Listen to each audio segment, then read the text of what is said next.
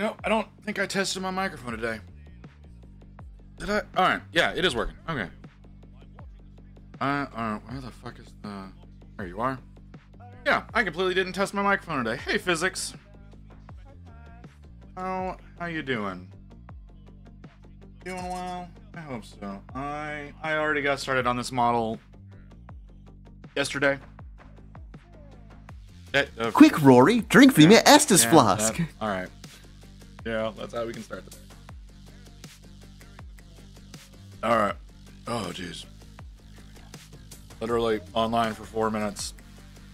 Screen up for less than 30 seconds. Yeah, we can do that. Oh, shit. I don't have my timer going. Let's get the timer going. Hey, Multiverse, didn't think that I would, see you back already. I guess I'm okay. Not entirely sure how I'm feeling, honestly. Like, I was in a funk last night after stream. I don't really know why.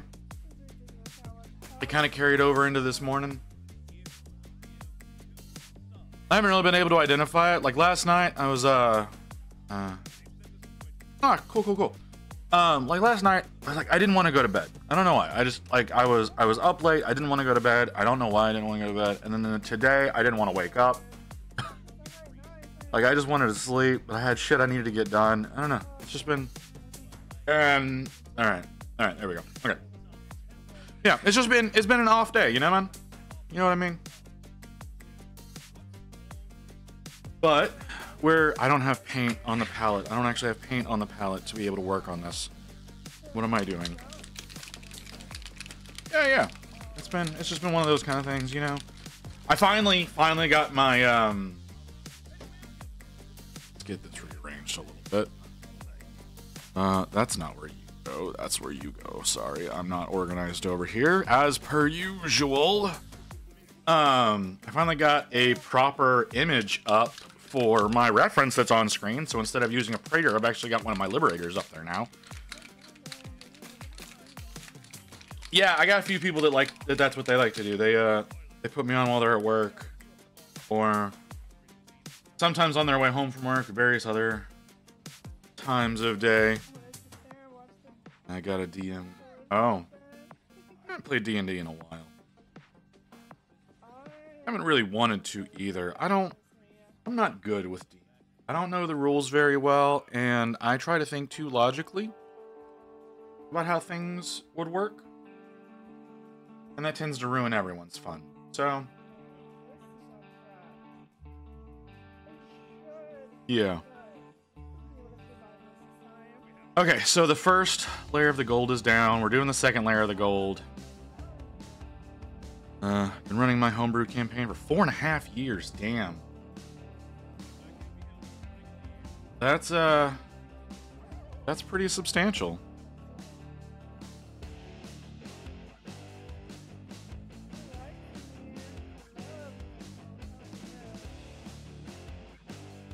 You know what? That's about how long my the last game I was in was going. I went for about 4.5, 5. No, it wasn't 5. Went for about 4.5 years.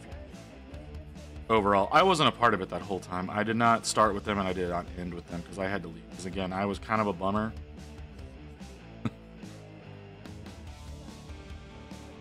Thanks, physics.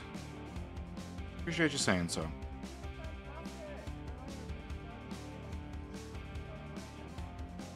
So I had to hop out of that game. And group 2 started at 3, currently at 7, almost 8. Damn. See, whenever I was a part of it, or rather, like I said, I did not start the game with them. But it was it was the same overall group. It was like a group of high school friends. And they invited me in because my wife was a part of the game. And then, yeah, I got overly frustrated with the way the DM was doing some things. It was like he would run dungeons like sequentially and like not give us an opportunity to rest. So like we're not even halfway through what he's got planned, and every magic user is out of spell slots. didn't much care for that. Got into a bit of an argument, and I was like, you know what? If this is how you're gonna run things, I'm just not gonna be a part of it. Like I said, I don't really know the rules that well. I didn't know the rules back then.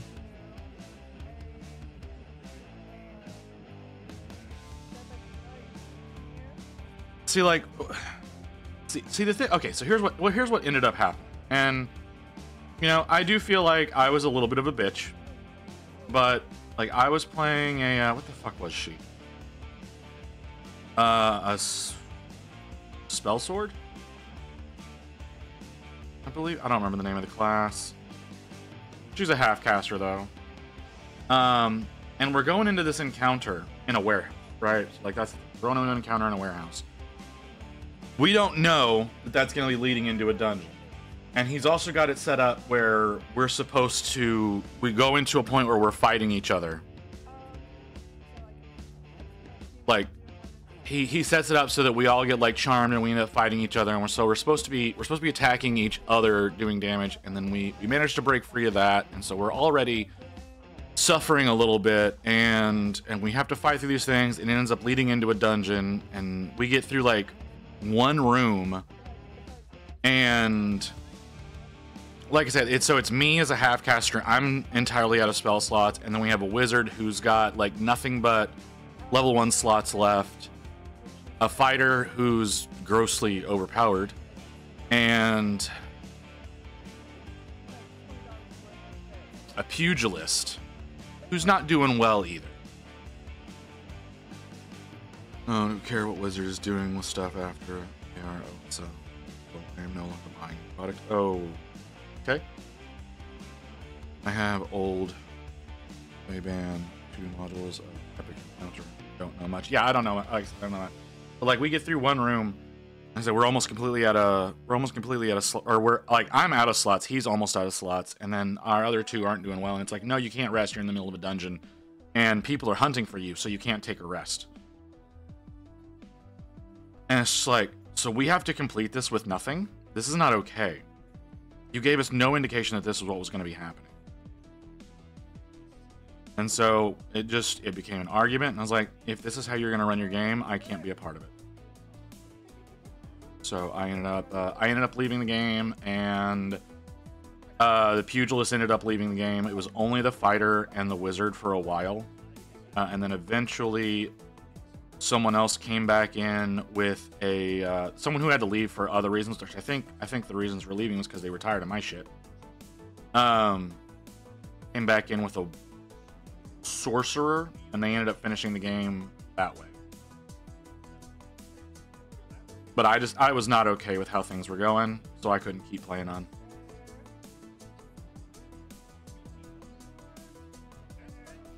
It happens.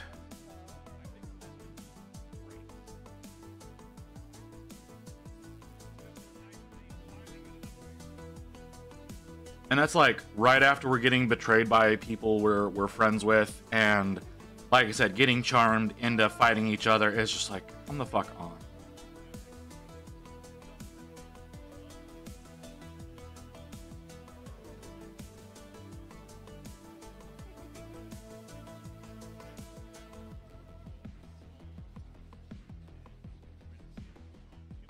We weren't at low level. That's the thing. We weren't at low level. But we had no indication of what was happening.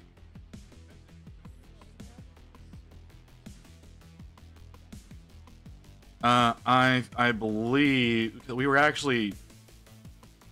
But see, like, the thing is like we were burning spells in this one fight because we had no idea what was coming afterwards. Like, there was literally no indication we were going into a dungeon.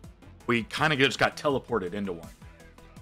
I believe we were level 14. They didn't have it brain. They didn't have it prepared.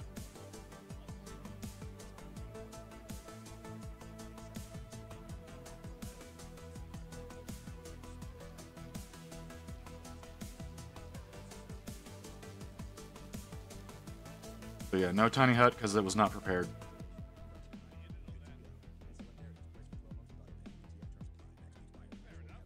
There were a lot of incidents throughout that campaign that inspired players to pick up and leave. Like that wasn't the only time that players were like, I'm not okay with what's going on. I'm gonna dip out.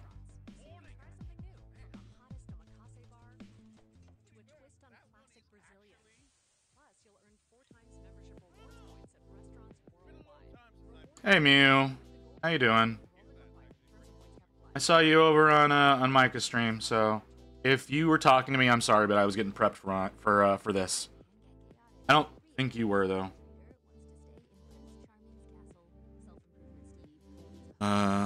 Tired? Tell me you slept last night.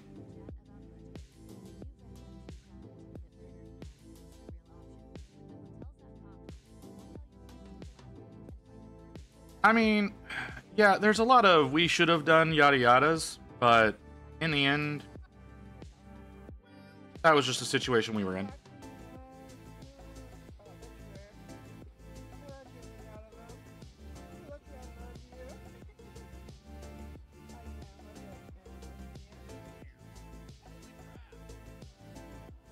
I did. Why are you so tired, Mew? Why are you so tired? Just woke up at 6 to donate plasma. Oh. And you, I'm guessing you have not taken a nap either. Anything over level 5 is prepared scrolls. Potions, at least for casters. See, and that's the thing, is like, the wizard was in an okay position because they had a wand basically of infinite casting.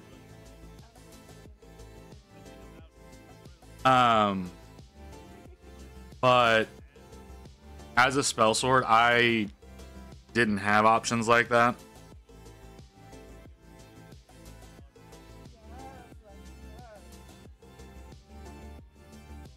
Alright. Well, don't overexert yourself, Mew.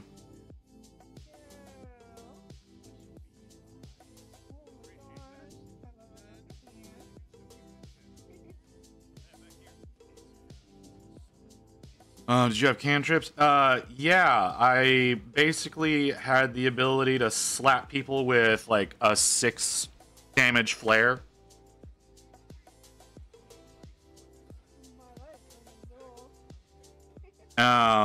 When our DM kind of had a vendetta against us in a lot of instances, and everything was super overpowered. Like, he would usually multiply their... Oh, is that what you're up to right now, Mew? Alright, well, good on you, I guess. Always wanted to play a pugilist, just grapple more people like a speed bag. That's kind of what our pugilist was doing, but they were just taking a lot of damage. Like I said, like I was trying to say, like, our DM would basically take a monster and, like, quintuple whatever its stats were. Like, as far as, like, HP and whatnot. So that it would take more than a round or two for us to take them down. And I kept trying to tell him, I was like, these are trash mobs. They're supposed to go down easily. They're just messing with me on. Oh, okay, well, you know, whatever.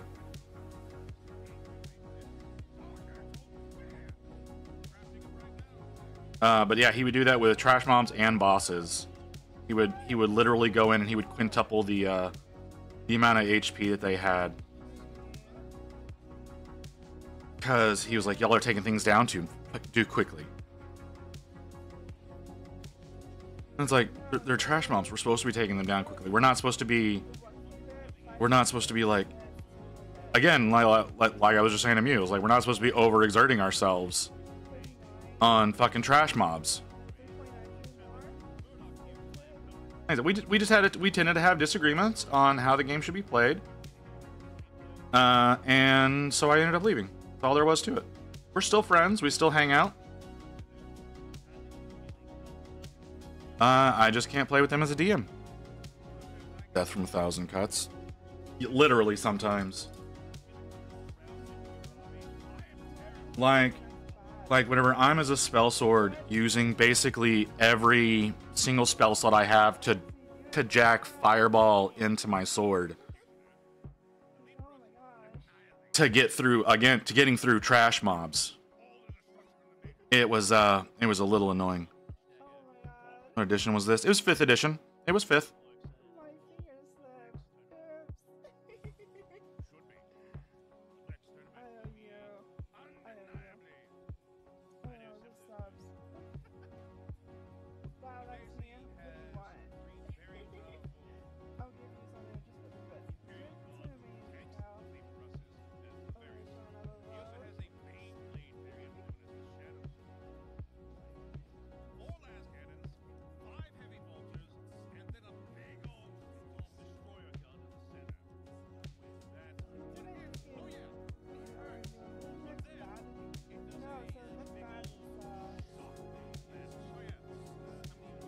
Which, I mean, it was really unfortunate because, like, I had a barbarian with the party originally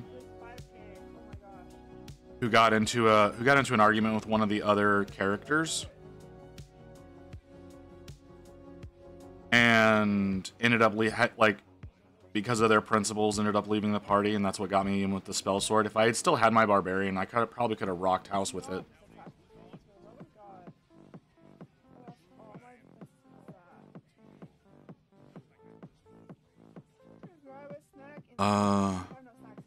Never heard of a pugilist or a spell sword. Are those subclasses? Those are both. No, they're both like their own special classes. Pugilist is basically a monk. It is basically just a homebrew monk. And the spell sword is basically just a mage fighter combo class.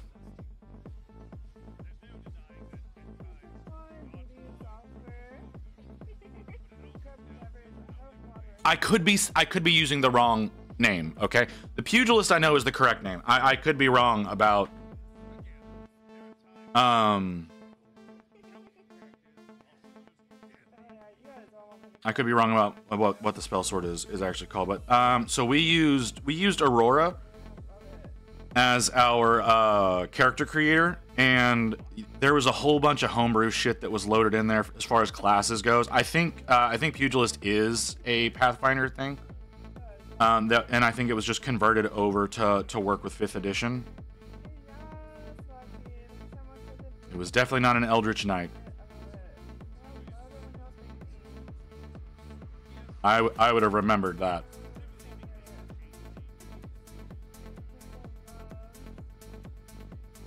I don't even know if you can get Aurora anymore, if I'm being honest. It is a great character creator, but they stopped supporting it for reasons.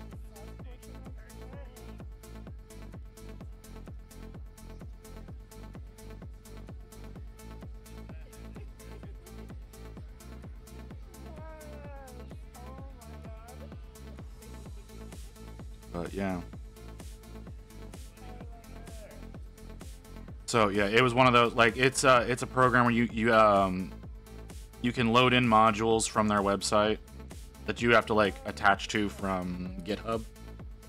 Like you attach URLs from like literally ones that are just attached to their website already, but they're loaded into GitHub that you can get different stuff.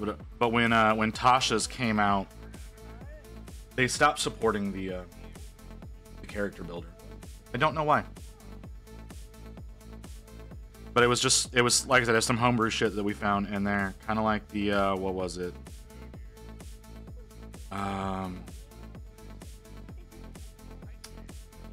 What was he called?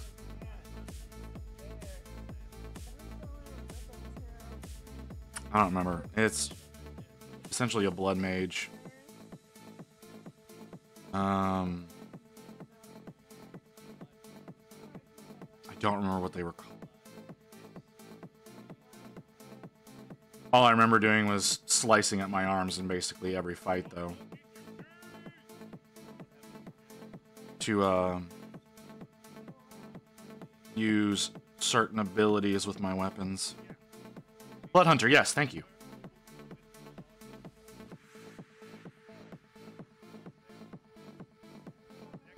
Yeah, that was my first character in that campaign. I switched a lot because of again, because the way that I wrote my characters, sometimes they would get into arguments with the other characters and would cause them to have philosophical differences and leave the party.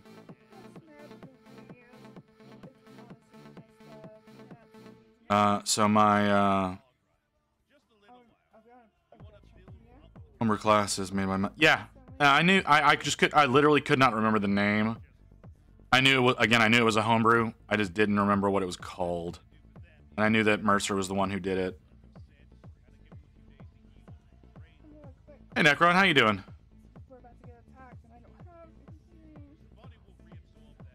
Wait, I heard a Badoop. Did I hear a Badoop? I feel like I heard a Badoop. Or was that just my phone telling me? That was my phone yelling at me about my own going live announcement. Oh my god, you piece of shit.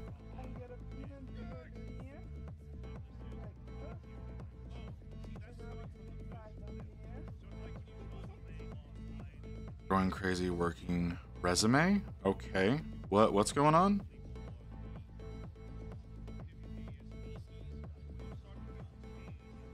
I think I ended up with its own book with Mercer stuff. I think it did. I think a lot of Mercer stuff ended up with their own. A lot of their own stuff.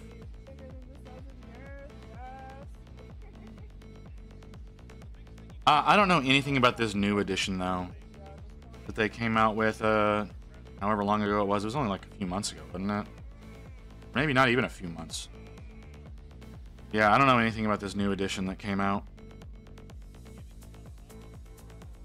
I don't like doing it. I don't think anyone likes doing resume. I know I always hated applying places and going in for interviews, mostly because I don't have a very impressive resume. But usually if I can get in for an interview, I can typically get the job. Hey CMP, how you doing? More people showing up early than I expected. Like, a lot more people showing up earlier than I expected. Because how long have I been going? I've only been going for like, not even half an hour. Holy crap. Welcome everybody. Appreciate y'all being here already.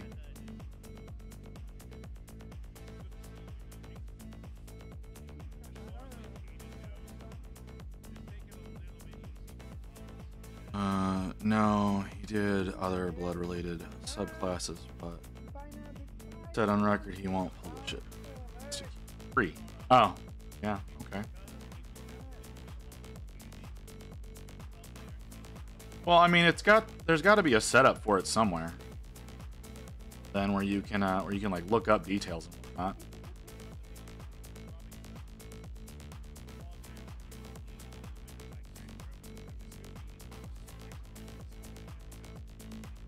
You know what I mean? Like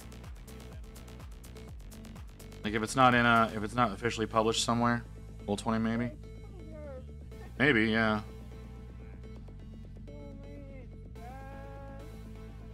There's probably like a Critical Role wiki somewhere where it's got like all that information somewhere.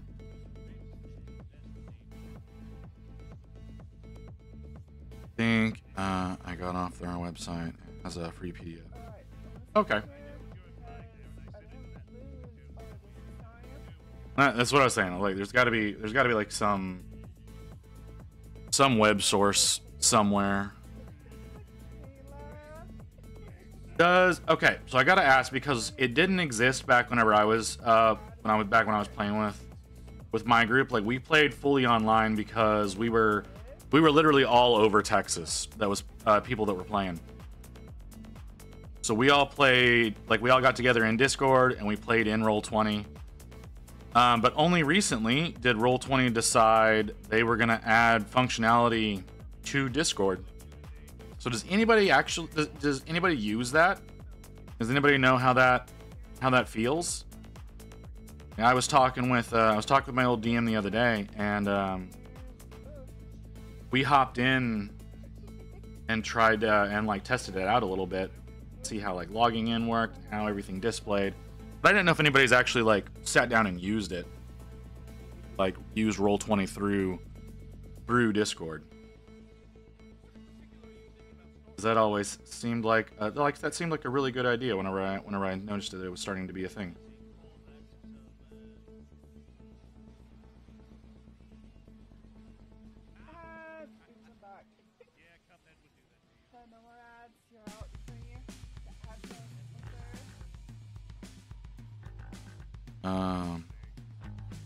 There's a Firefox extension. Okay. Like, I know, like, way back in the day, I was playing with one group. We were playing GURPS. And we played Roll20, but it was a module that worked with Google. I guess it evolved into Google Meet, but I don't remember what it was back then. It wasn't called Google Meet back then. It was like back whenever Circles was a thing. But we played using a module through that. That's how I originally learned and used Roll20. But yeah, like I said, they've got the extension attached to Discord proper now. And I was just wondering if somebody's used any of that. Unchanged during the pandemic. Yeah, a lot did change during the pandemic. But this was probably, gosh, like I said, this was back whenever Google's Circles was a thing. Like their shitty social network that they had, because that's what we played through. So this was probably back in like 2010. What I'm thinking of. The Discord thing is only, I think this year is whenever it got introduced. I don't know, I could be wrong. Try to play over Discord during the pandemic. It's not fun. I mean, you can do voice through Discord, no problem. But yeah, you have to have typically some other form of thing if you're like having to move around. Like I said, we use Roll20. We just did our voice chat through Discord. Didn't have a whole lot of issues there. We had one guy who would robot out pretty often because he has shit internet. But that's you know, that's not a fault of the system. That's just living in an area where you can't get good internet.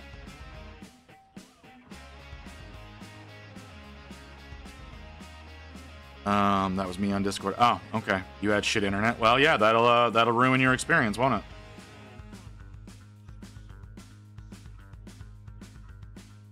And then, like, I would, like, whenever I had my last character, I would actually use a voice changer whenever we were playing.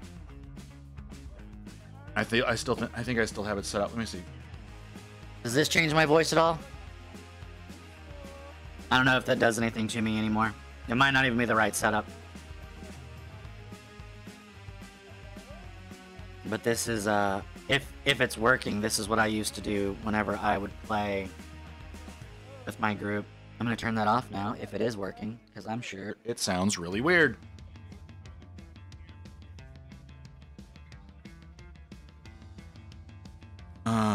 Lots of cross-talking. Yeah, that's kind of all it was.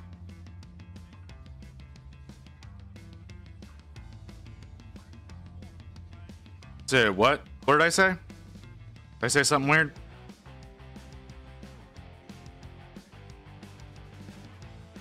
I don't pay attention when I talk. What did I say? I have an absolute garbage memory whenever it comes to anything that I'm talking about.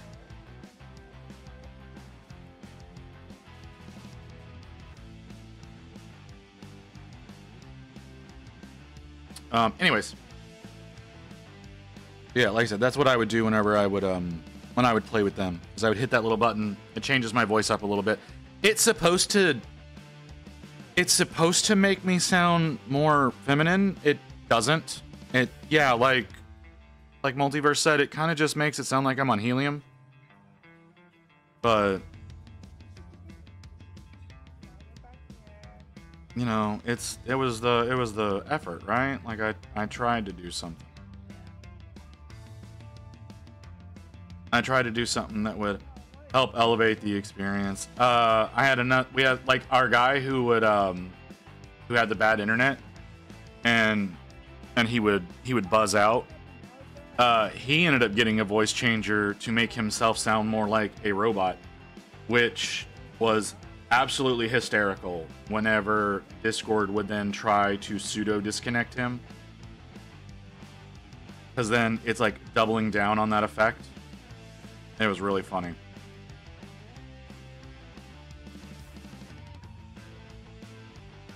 But so yeah. That was just, it's been a long time since I've played anything like that. I mean, I've written a few stories that could be adapted into D&D campaigns, but nothing. I've never DM'd. I'm not a very good player because I genuinely never learned the full rules. And I know that's not okay. You really should learn more than what I did. But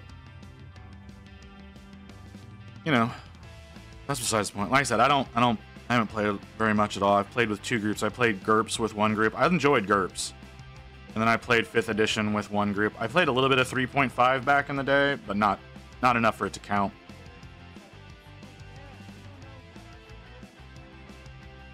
Yeah, you say that, but and there were a lot of times where I was like, where like people would like pull technicalities on rule sets, and I'm like, that's not the spirit of that rule. Like you're doing the politician thing where you're interpreting it a little too literally. That's not the spirit of that, and that also kind of bugged me.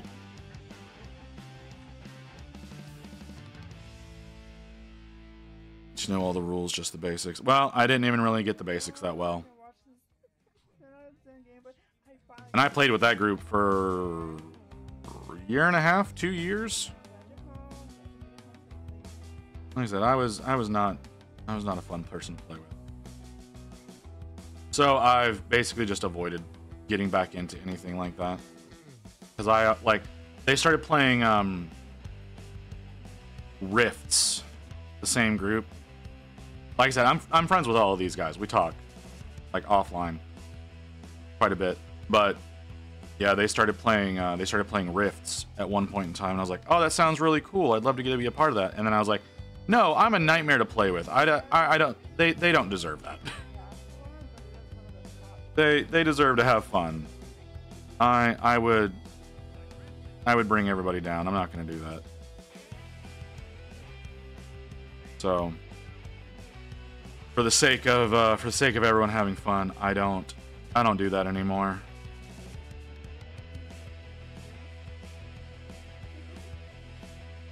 But who knows? Maybe I'll learn some stuff and I'll write a module or something or some shit for people to enjoy someday.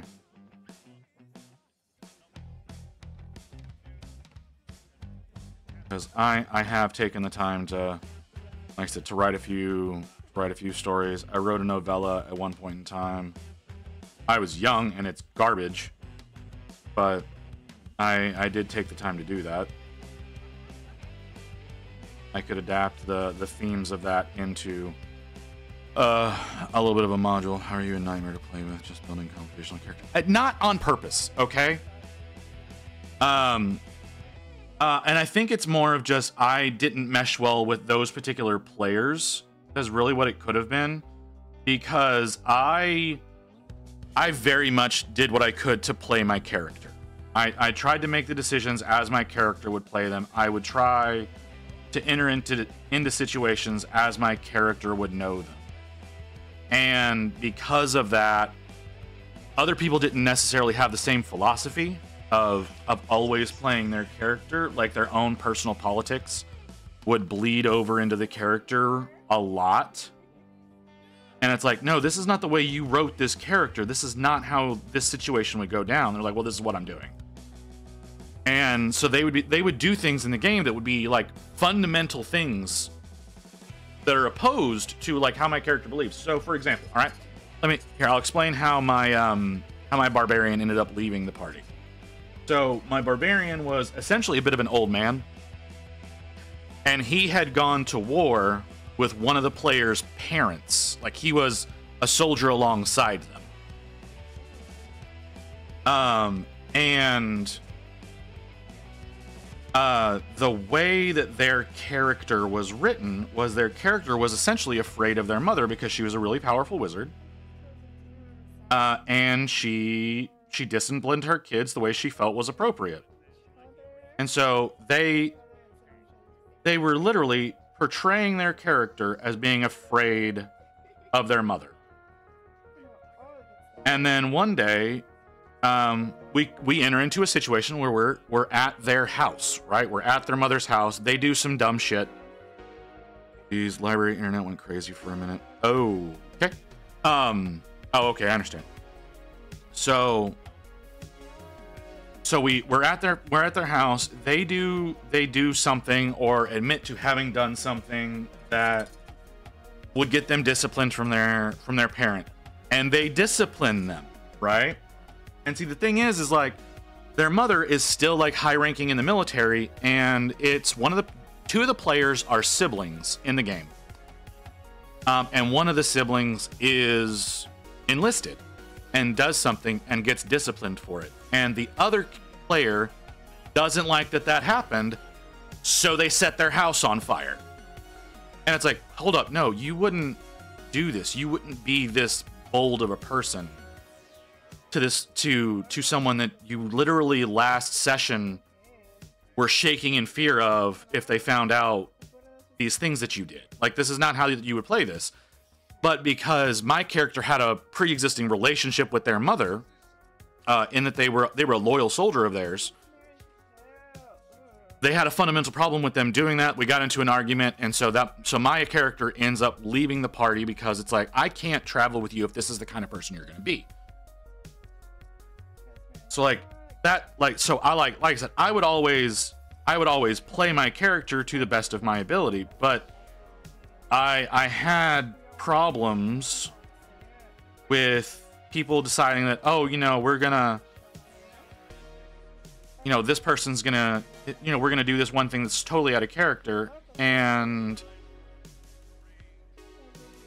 again is fundamentally opposed to something that my character believes in, and therefore my character ends up leaving. Or, my first character, my blood hunter, he starts noticing some weird things that's going on with one of the other players' characters, which was in character, mind you, okay? It's all in character. He's doing all these things and brings it up to the rest of the party. And everybody else is just like, whatever. That's not something that we need to worry about. And it's like, no, we have a Warforged that's eating people. They're literally going through and they're consuming corpses after battle. This is something that needs to be discussed. And so as the campaign progresses, like, what's going on with this character, it continues to progress, and everybody's ignoring it except for my character and one other character in the party. And it gets to a point where it's like, look, this needs to either be handled or I can't work with y'all anymore, and ends up leaving. Or times where, like I said, sometimes I would work on logic, and I'm like, no, that's not how this works, guys. And so someone decides, oh, I'm gonna put my bag of holding underwater of this river, and I'm gonna let water pour in. I'm gonna fill this up, and we're gonna use this as a weapon to go into this cave with. We're gonna flood out the goblins that are in there. And so they have this idea as like, how large was the party? At that time, it was 5 people. Both times it was 5 people. At that point. But yeah, like this particular, like I said, he's like, oh, I'm gonna fill up this bag of holding with water, and we're gonna use it to flood this cave. And I'm like, do you understand how much water that's gonna take? Oh yeah. And they're like, okay. They put it under the water, and they're like, all right, it's filled up, yada yada yada. And I'm like, so it's like 2 days later. And they're like, what? And I'm like, guys, like, and I go through and do the math, and I'm like, we would be sitting here for days for you to get the amount of water that you're suggesting would be. Like, I'm not asking for much. I'm just asking for time progression to make sense. And they're like, no, it filled instantly, yada, yada, yada. I'm like, I didn't ask for a lot there. But it was things like that. And I'm like, I just want to use a little bit of reality to go through some of these situations so that things are handled at least somewhat appropriately. Because, like, if you're going to put us on a time crunch on something, make us feel it.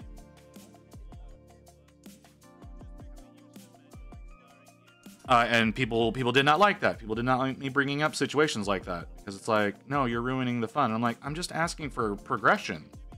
I'm just asking for time progression to make sense while we do this.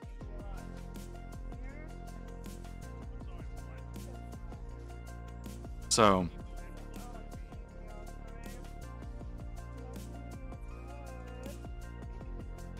you know, just stuff like that.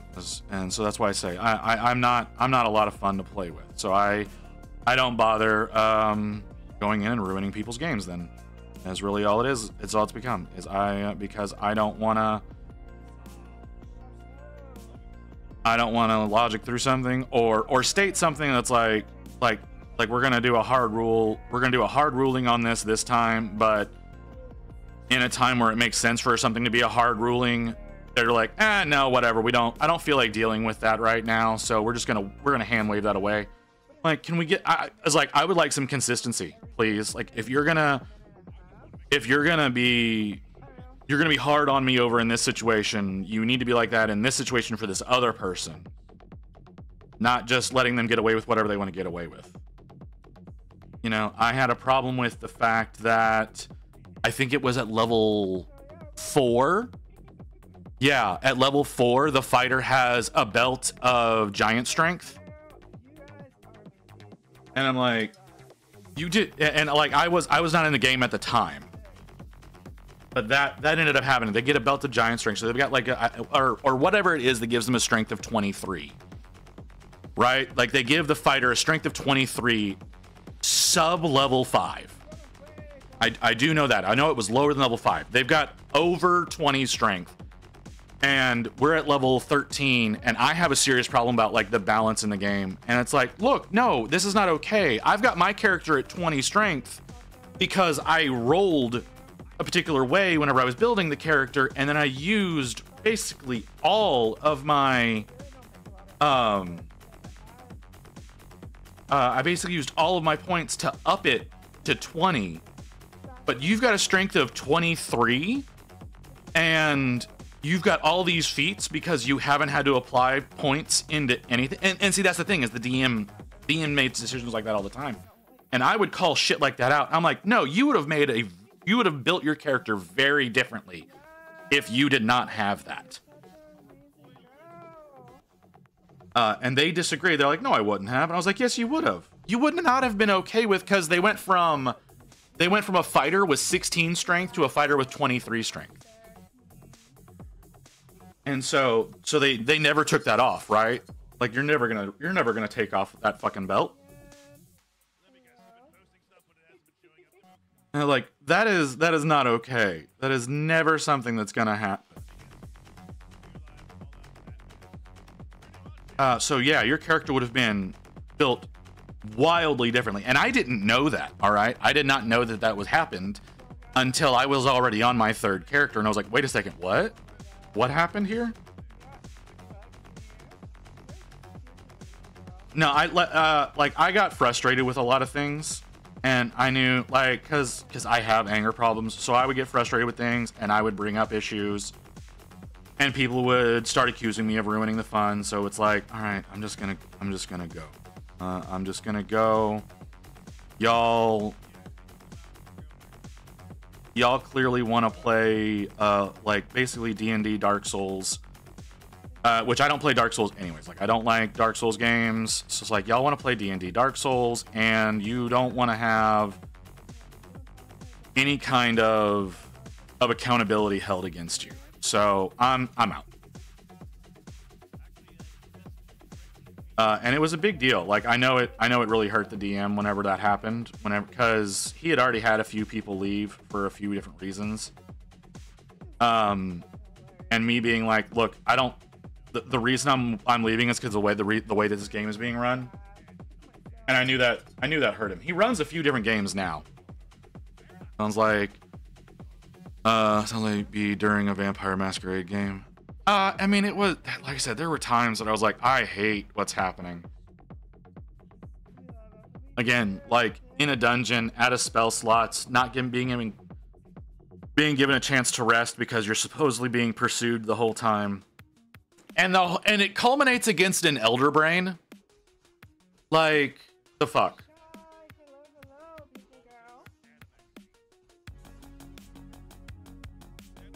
It was rough. I think I need to move on to the next color. How long are we? All right. I got 5 minutes left on my timer. Whenever it goes off, I'm gonna break because I need to use the restroom. So we got about 5 minutes before we got a break coming up. That does hurt as a DM player telling you they're leaving because of your DM style. I mean, I understand that, but like, his whole thing was he's like, I want to challenge you. And I'm like, you can challenge me without pissing me off.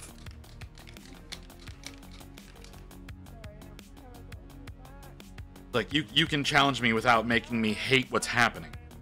Like that's not the same thing.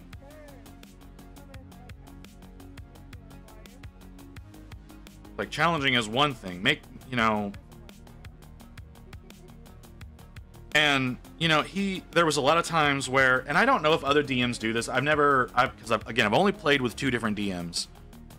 In earnest, like I played with one guy we were playing GURPS, didn't have a whole lot of talking about our old campaign. Yes, I'm talking about our old campaign, Rain.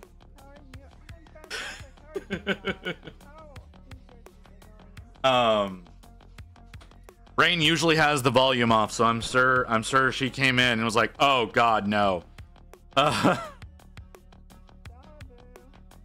But we were talking, like they started talking D&D at the top of the thing. I was in a meeting. But like I said, we were talking D&D at the top of the stream. So I started talking about my experiences and what was happening, and I'm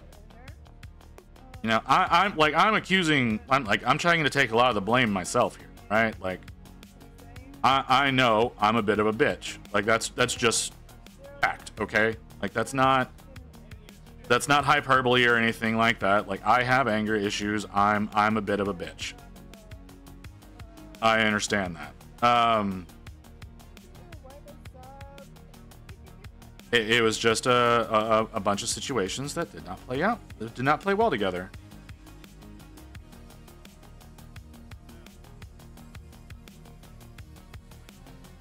To be fair, it wasn't just the DM. We didn't mesh well with the other players too. See, yeah, and I did explain that. I did explain that to them. I told them like stuff that was going on with other players. I told them about the Warforged that had a belt of whatever giant strength super early in the game.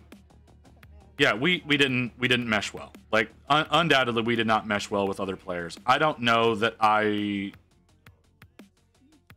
don't know that any of the people I'm friends with, like literally any of the people I'm friends with, I don't know how well I would mesh with them playing D&D. But then again, my old friends from back in the day that I kind of lost contact with because, adulthood. I know a lot of them played D&D, but I never got really a chance to play with them.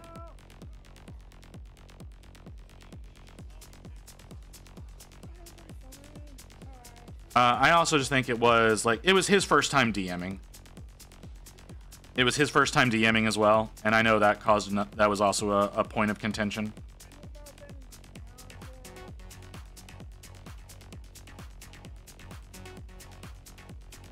Now, granted, at that time, whenever I left, he had been DMing for 3 years in the same campaign, so you would think that he would have learned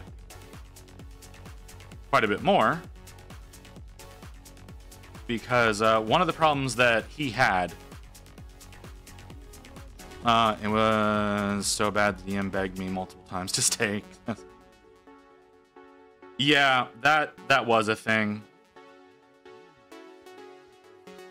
Like having to be rational, having to be the point of ration for all the players so they wouldn't do stupid things. Hey, Mew. You disappear for a while?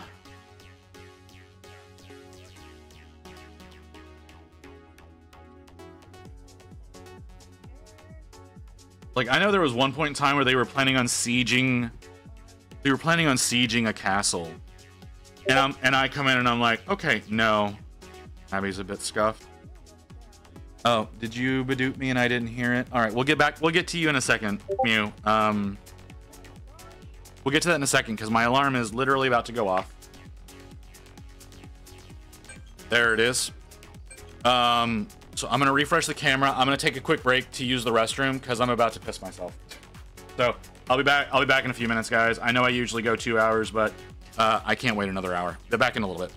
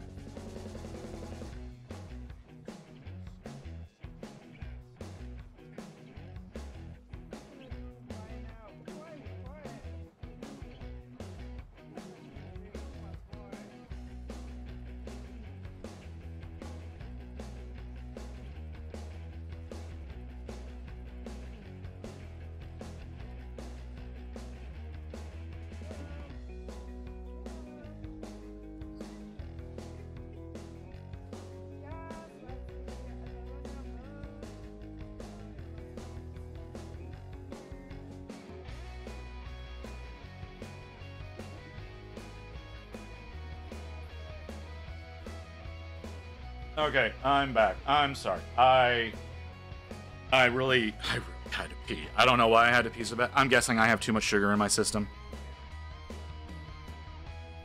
That's what I'm guessing is happening, but I don't know. I was gonna look at Mew's thing that she just posted. Okay, what do we? Jesus fucking Christ! Oh, I just open it up and it's just ass. It's fucking great, Mew. Okay, let's take a look at her. Hold on. You said a bit scuffed. What's scuffed? What's wrong with her? There's a little bit of clipping happening with her her belt, but you know, she's still a work in progress. She's not done.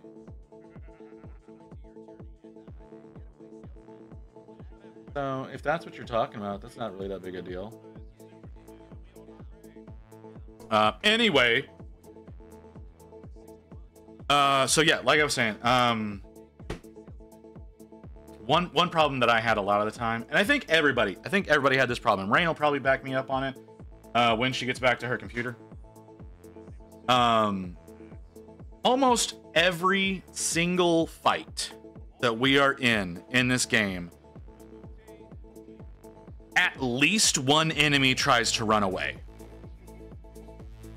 Every single fight, at least one enemy tries to run away. And that shit got old so fast.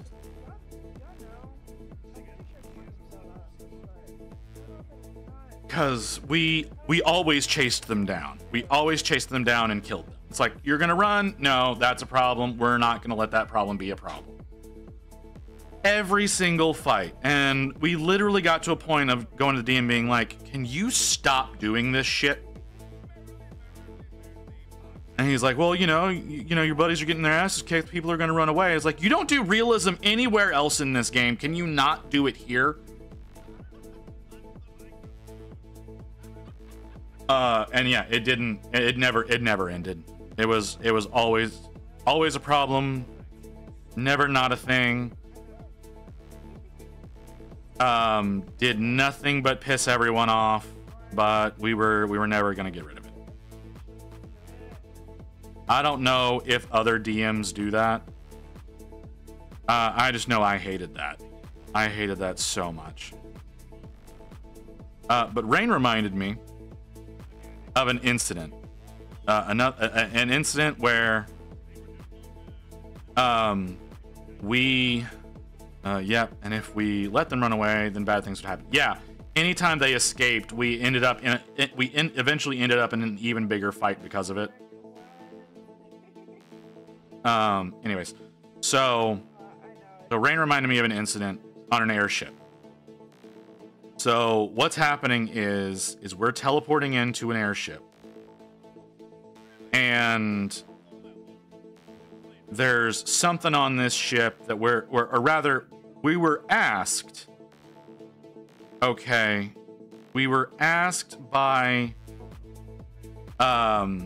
like the town police or whatever to keep an eye on the port and report when this comes in, keep an eye on the warehouse that they typically deliver to, yada yada yada. Don't forget about the Badoop. I looked at the Badoop. Were you gone? I looked at it. I commented on her fat ass that I immediately looked at when I opened it up. And then commented on the only thing that's scuff about it, I think, is like that her belt is clipping a little. I was okay. You can't blame me for that. I don't know if you're there or not. I don't have eyes on you like you seem to have on me.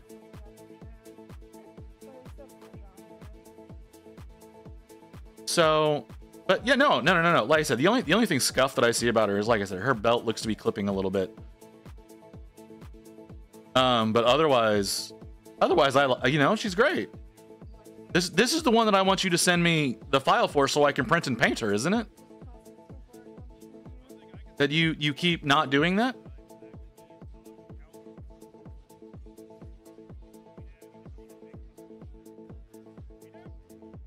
Like, I feel like that's the one. Yeah, see, so, microphone, can you please stop doing whatever you're doing? But yeah, it's not my fault you weren't here when I looked at it. Yeah, we just need a pose for her.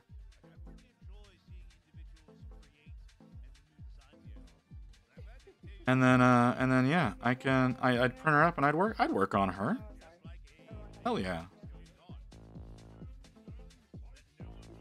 Anyways, so yeah, So our job is to wait for this ship to show up, and it's an airship. We think it's just a regular old sailing ship, but it's an airship. But all we're supposed to do is wait for it to show up, see which warehouse they go to drop off their cargo, and report that to the authorities. That's our job. Instead, what someone in our party decides we're supposed to be doing is we're supposed to go to these ships, investigate them while they're still on the sea, and you know, conquer them and destroy the cargo, and I don't fucking know what the plan was. And Rain and I fought against that. We fought against that hard, but we got overruled. All the other players were like, yeah, no, that's what we should do. Like, guys, that's not what we're being hired to do. That's 100% not what we're being hired to do. We're literally being hired to spy on some people who come into port and report where they drop their shit off. That's it. That's all we're supposed to do.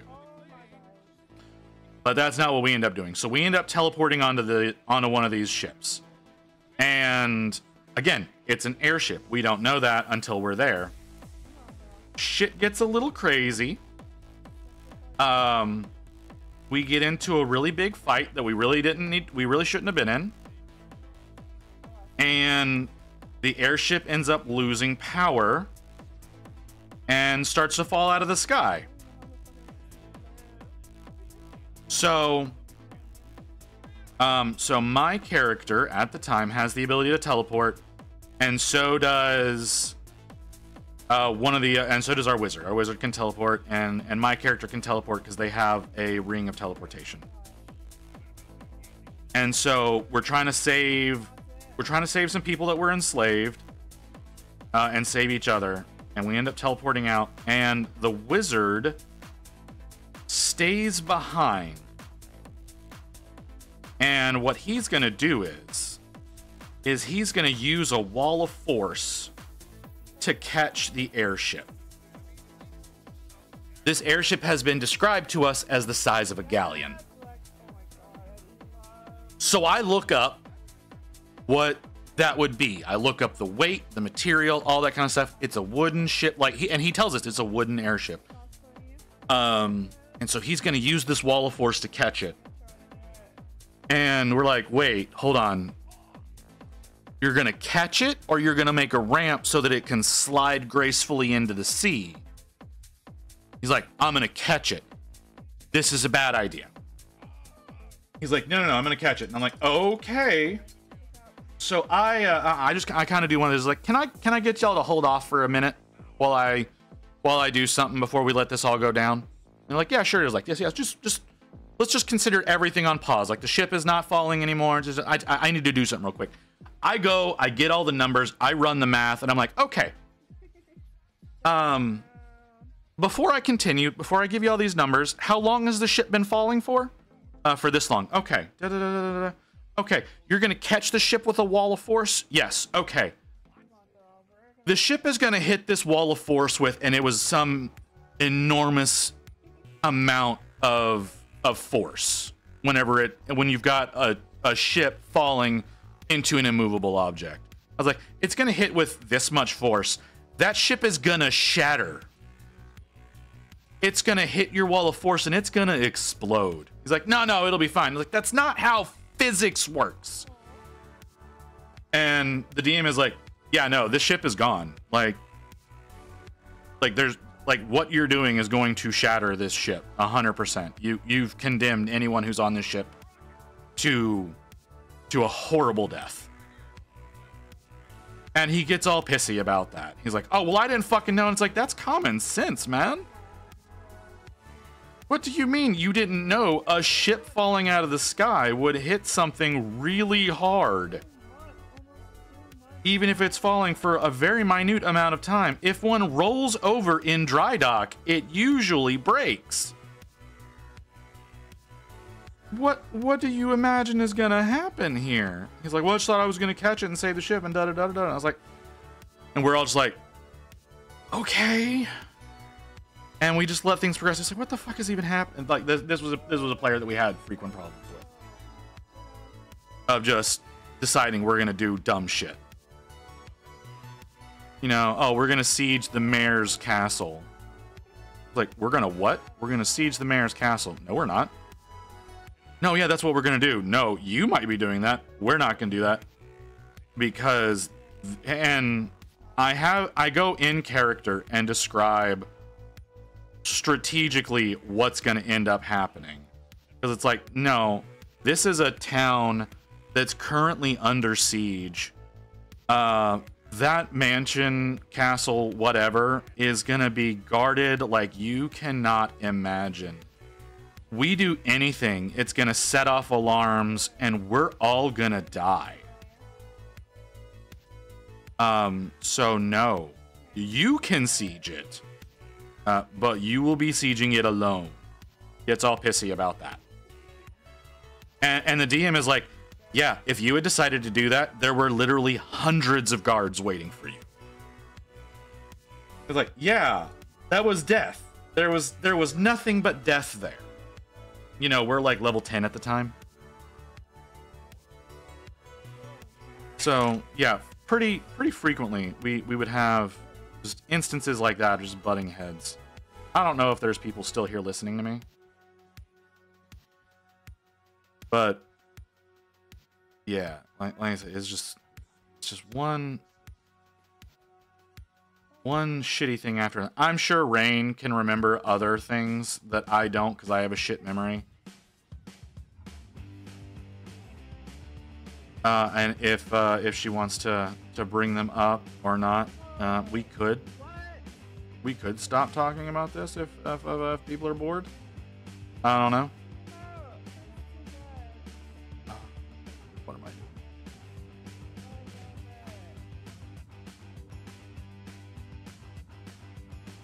Or if people have moved on, like it feels like.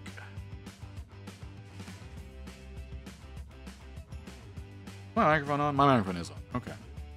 Sorry. I get paranoid about that sometimes. No, I'm sorry. Yeah. Okay. Probably not. We played so late, I couldn't pay attention most of the time. That's true. Rain, we did play pretty late, and Rain did lose focus quite a bit. And I can't blame her for that. There was a lot of times I lost focus, and I'm 100% a night person.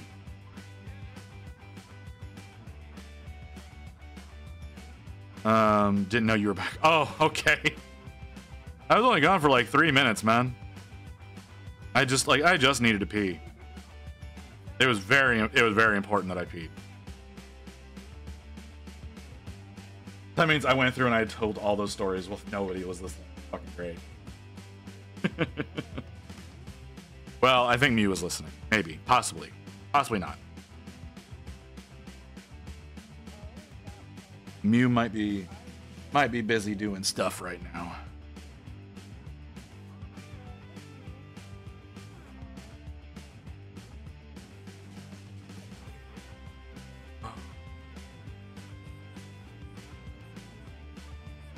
What about me? Yeah, that's what I thought. I was saying that you might be listening, but you might not be. Because you might be doing stuff, and you're doing stuff. It seems. I'm still here. Okay, well, I appreciate you, Necron. No, it's fine. I understand. Usually when people go to the restroom, sometimes they take a long break. Usually I take like 5 minutes, so it makes sense if people kind of dipped out for a little while. But like I said, I had to use the restroom. It was utter emergency.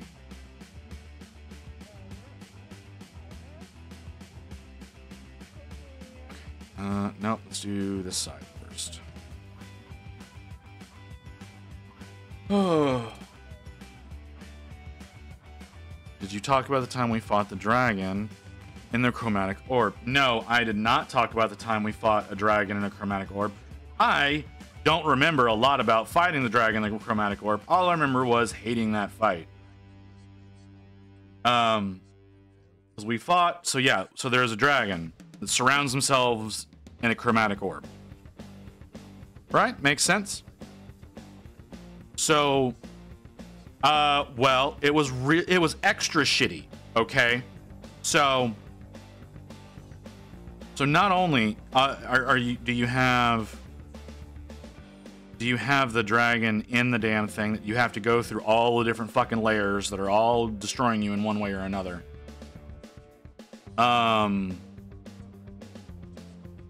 When you get inside, the dragon was invisible. And his intention was to then push you back through the fucking walls.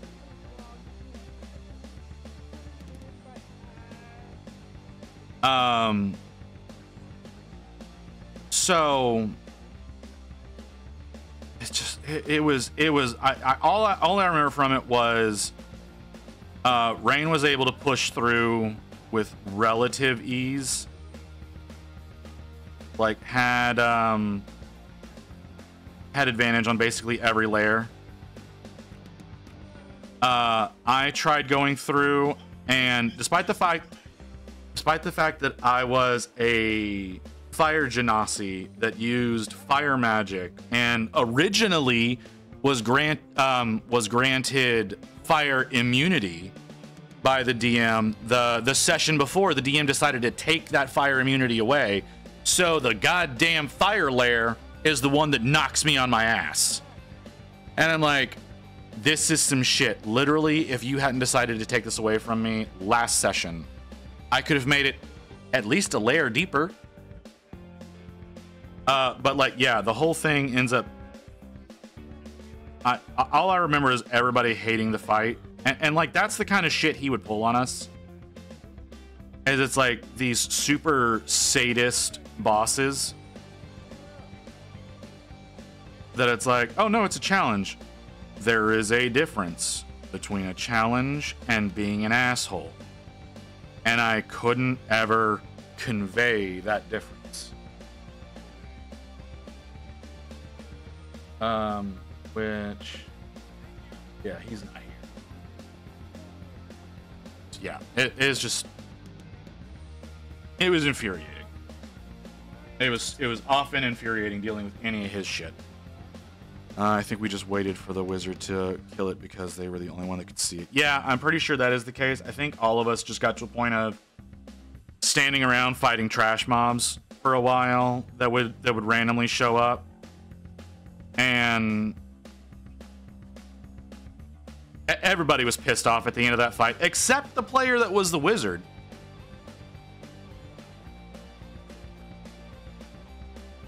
Yeah.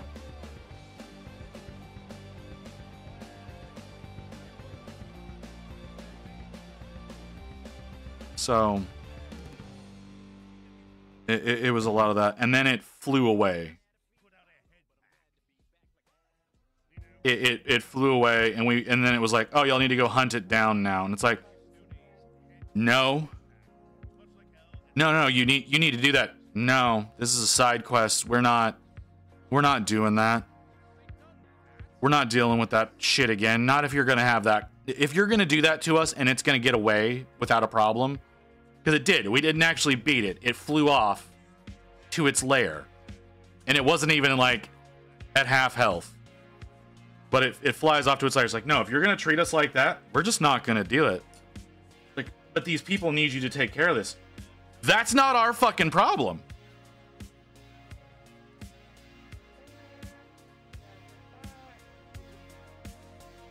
This is a bullshit boss. We're not doing this. And again, the wizard is there. No, we need to go after da-da-da-da. Everyone else in the party is like, no, we're not doing that. That time we had to fight naked too. No, the time we had to fight naked was with the deer.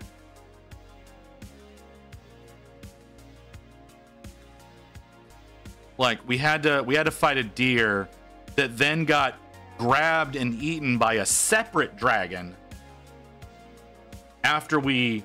Because like what we were supposed to do in that fight was we were supposed to tackle it to the ground, and we had to fight naked without our weapons. And we had to get this forest god. We had to pin it for at least, I think, a whole round of combat. And that was the conditions behind us winning. And when it was over, like we're talking with the people who were supposed to be, you know, giving us our reward for doing that. And a dragon comes in and grabs it and takes it away because it's going to devour the deer. And like the deer has been weakened because of us and blah, blah, blah, blah, blah, blah. And we're like, yeah, that wasn't the deal. And they're like, what? It's like, that wasn't the deal. Like the deal was for us to do this. We did this. Give us our reward. We don't. It's like, but we need you to go and do this. That's not our problem.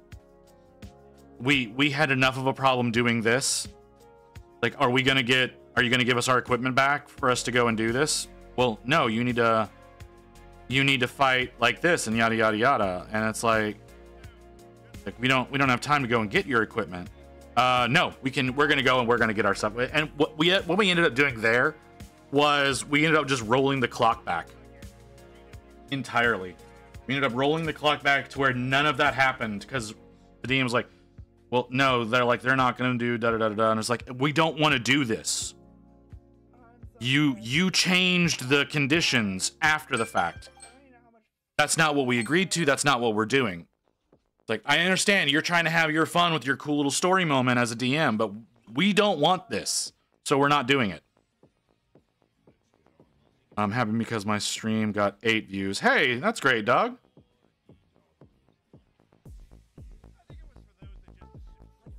What were you doing?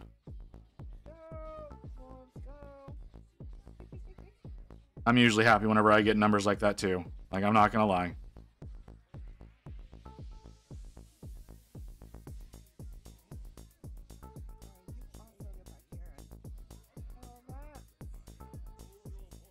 That's great. Yeah, what were you up to, man?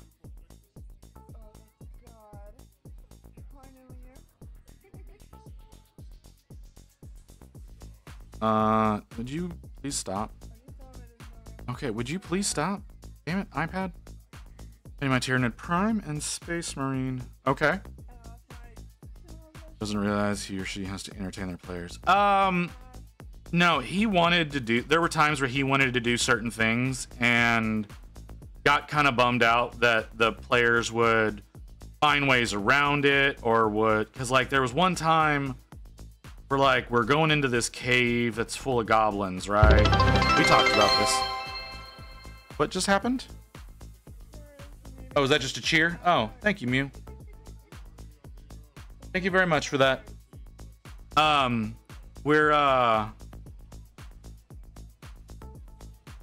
We're going into this cave full of goblins, and in the lower level of it, as soon as you come around a corner, there's a ballista set up to fire at you from within the darkness that you're not going to be able to see. But because goblin fuckery, they were going to be able to see you come out from behind it, and you were basically going to get stapled to the wall.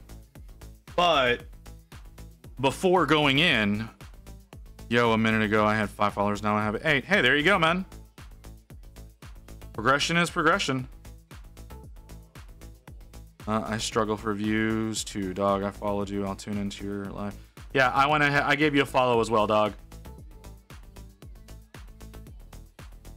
I gave you a follow, and then my app decided to go fucking stupid on me. Because apparently it doesn't want me to follow people on the iPad.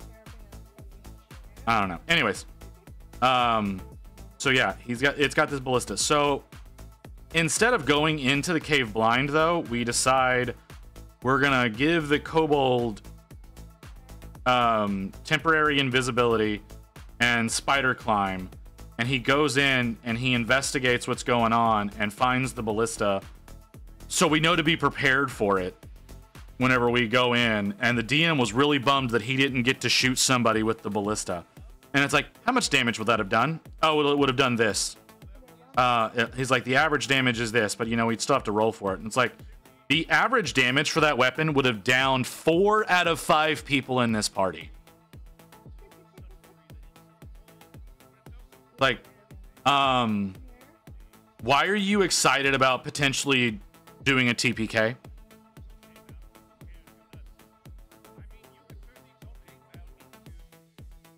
Like, because the only person who's going to survive that shot is the fighter, and then he's still got an entire cave of goblins he has to deal with.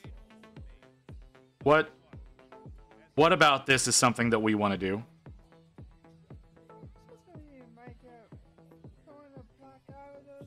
Like I said, he's a bit of a sadist.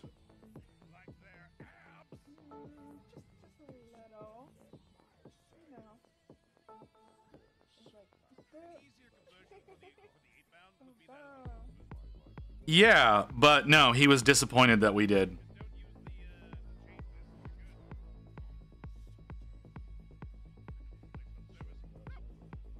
And it's just like, why are you like this? Why is this a decision that you're making? Or the time I found rats and put them in the danger chairs. Oh, that was funny. A Primaris infiltrator? Did I paint a Primaris? I don't know what those are. I don't remember painting an infiltrator, but that might just be me not knowing what the name of it is.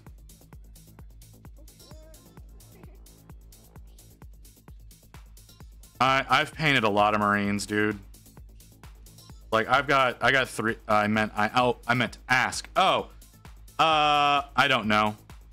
I'd have to look up and see what that is before I can say one way or the other. So come back here. Let me see. I'm not sure. I'm genuinely not sure. I may have. These skinny Space Marines. Yeah, there's a lot of skinny Space Marines, man. Hang on. Oh. Primaris infiltrator. Primaris infiltrators. Go on here. Yes, I have painted those. I don't remember which army of those I painted them for, because I have 3 different chapters that I've painted for now. But yes, I have painted infiltrators. I like the Phobos Marines. The Phobos armor is my favorite version of the armor. DM to want to do cool stuff too, so I get him being disappointed about it, but also should congratulate you for getting around it. Yeah, like I will never get over my players using a ring of ram to smash through a stone door. That was really cool puzzle I made. Oh yeah, so like Rain brought up a good one. So we went through this labyrinth that's leading us into essentially the void, like this dark realm between realms, where it's just nothing but eldritch abominations, and we can't see even with dark vision. But we're in this labyrinth, and we get to this room that it's basically 12 chairs in a circle. And if you sit in the wrong chair, bad things will happen to you. Things will attack you, like the chair itself will attack you and do a significant amount of damage, or like you'll get hit with like cryo magic or whatever. But like every chair does something different, and we discover it pretty quickly because I believe my character, who was resistant to frost damage, sat down in a chair that did frost damage if you sat in it. And we're like, oh, okay. And so all the chairs do something different. So you have to sit in the correct chair to then get teleported to the gateway that you need to go into. Well, Rain was like, hey, are there any like rats or mice or anything? Or no. It was in the previous room. The previous room, he talked about there being rats scurrying around the room. So Rain goes into the previous room, catches as many rats as she can, and starts chucking them into the chairs and setting off the spells to see which one is the one we need to get through. And he's like, that was a really interesting way of approaching that. So yeah, a bunch of rats got murdered. I think one of them got disintegrated. And eventually it's like, okay, so it's like, it's not that chair, it's not that chair, it's not that chair. We didn't use one to rule out to figure out which chair it was that we needed. But we ruled out several. I think we ruled out 5 or 6 of them because Rain decided to throw rats into the danger chairs.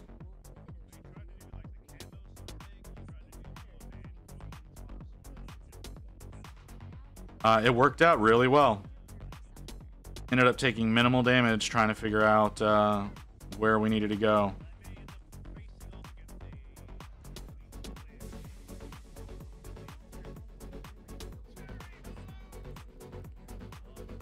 Did Rain miss one? I mean, there was, like, every time she tossed one, it was always, like, always something happened. I think there was one chair that was a dud, that, like, nothing happened. But the rat managed to run off after that.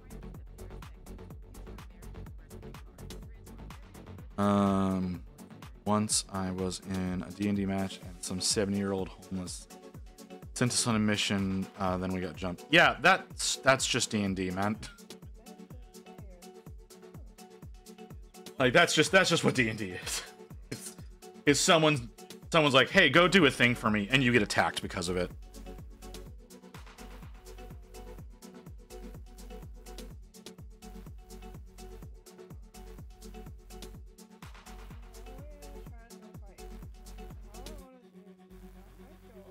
I'm gonna replay that and kill it. Well, I mean, yeah, that's an option. That's always an option. I don't know how if that's necessarily gonna play out the way you want it to, because, you know, sometimes homeless people turn out to be gods.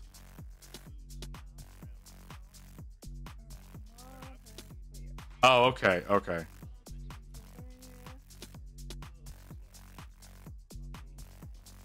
Like I said, man, that's kind of what the game is. Like, it's like, hey, go do this job for me, please, and then getting attacked. Like, that's kind of the whole game.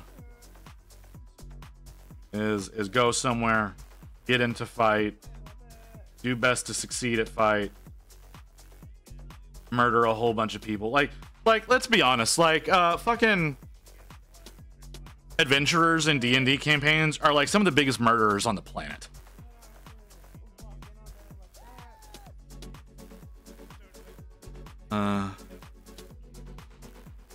Yeah, that did happen.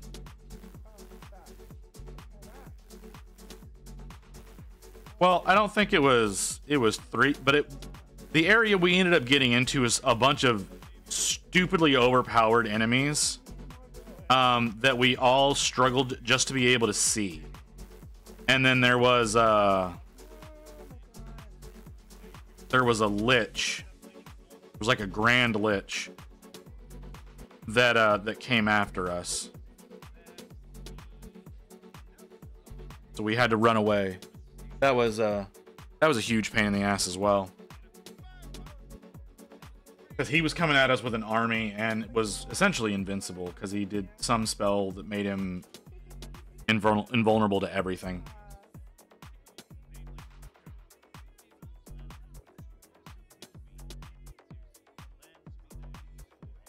And then in order to get out of that area, 2 of our players had to eat a curse that lowered one of their main stats by I think by 2 points in order for us to be able to leave. Which I thought was extra stupid. Yeah, well, so the only way, so like we had to use a gateway to get to this area. And in order to use the gateway to leave, you had to let your character get cursed. And like I said, it dropped 2 of your stats by 2 points.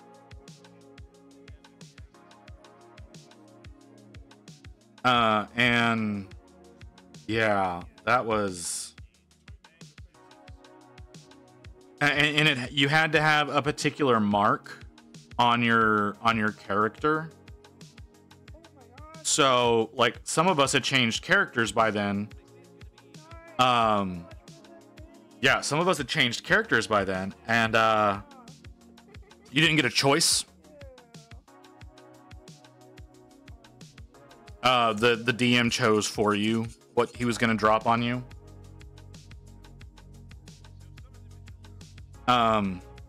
So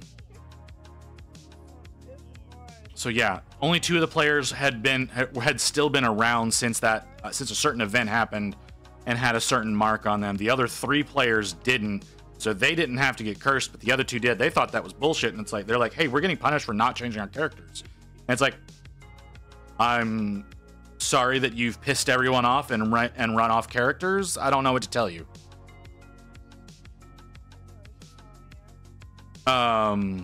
So the fighter was one of them. I think so. He lost wisdom, which he was already low in, and constitution.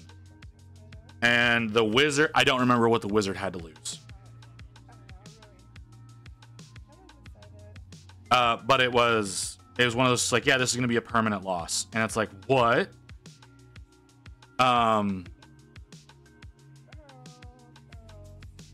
Yeah, right, yeah. He essentially rolled a dice to see what it was gonna end up being. It was really just like, it wouldn't have mattered if the fighter had lost strength, because again, he had the belt of whatever giant. But yeah, and well, so the idea is we actually had to get essentially divine intervention to remove it. But when the divine intervention came, he made it seem like something bad was happening to them because it was like causing them pain. I'm sorry, Baron Croc, what have you failed at? Yeah, no greater restoration. Yeah, nothing. Like, there's no spells that could remove it. But there was something that we ended up doing. Like I said, it was like, so we go to this hot spring in the middle of fucking nowhere, and this little shitty dragon that keeps trying to steal our shit, like brings us to this spring that ends up healing them, but like it starts causing them great pain as it's pulling the curse out of them. And so the fighter actually jumps out of the water before the curse can be removed. And so the wizard gets all of the wizard at being on it. How do you fail at being? We will get to you in a second. So the wizard gets their stats returned, but the fighter doesn't. I just wanted to finish that. Baron Croc. How did you fail? How do you fail at being unemployed? Can you explain to me what the hell's going on? I thought you had your shit figured out. Like, I thought you were working, but like not working, quote unquote, I believe is how you described it.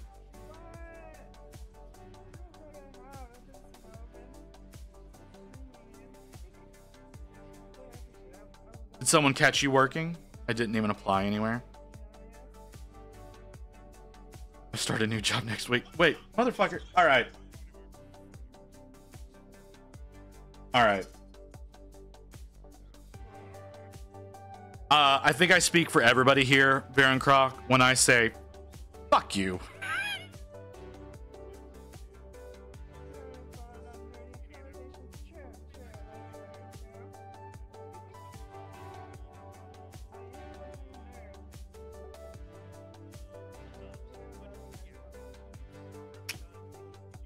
All right. Sir, I don't think I spoke harshly enough for everyone. I think you deserve much worse words than what I used. But how did you manage this, Baron Croc? How'd you pull this shit off? You just got, your connections are just that good? What was that, Badoop? That was Monument, don't care. Someone accidentally rolled Divine Intervention. Oh, quite gobsmacked all day. Yeah, I imagine so.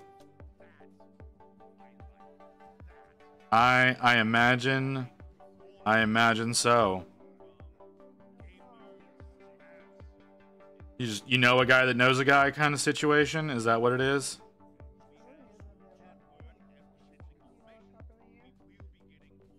Like I said, I remember you saying that you were doing work for somebody, but it was like off the books, so you were still getting your insurance. I'm gonna be in VR chat. Ping me if you need anything. Do you just want me to shout at you? Like, Yeah, team. This unemployed guy. Some help. Yeah. Gotta drive home. Catch you later. All right. All right, multiverse. Just DM me. Ooh, salacious. Anyways.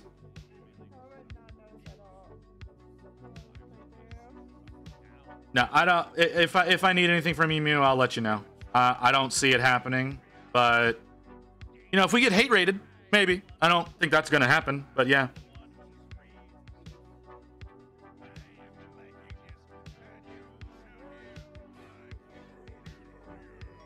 So either you're typing up an essay, Baron Croc, or you're just not telling us that. Yep, you were typing up an essay. Okay.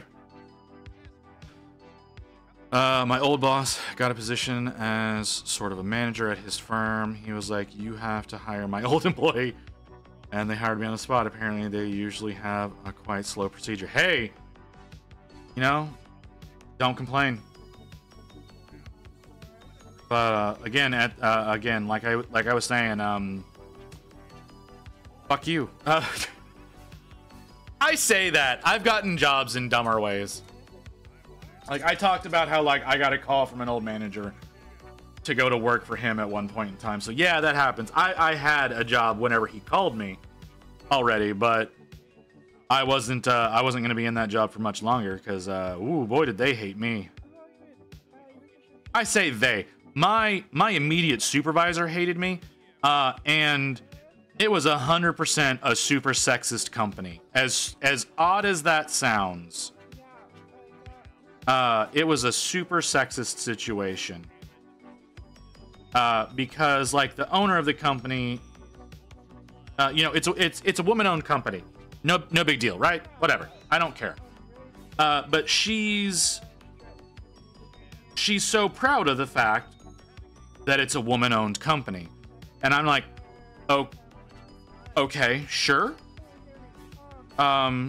Yeah, you know, sure, yeah, okay, that's worth being excited about, I guess. I don't know much about owning businesses, so you know, yeah. And she, in the interview, she's going on about how many all of these awards they get that are only attainable if you're a woman-owned company. I'm like, all right, getting a little uncomfortable here as a man. Don't know that I'm gonna be getting this job.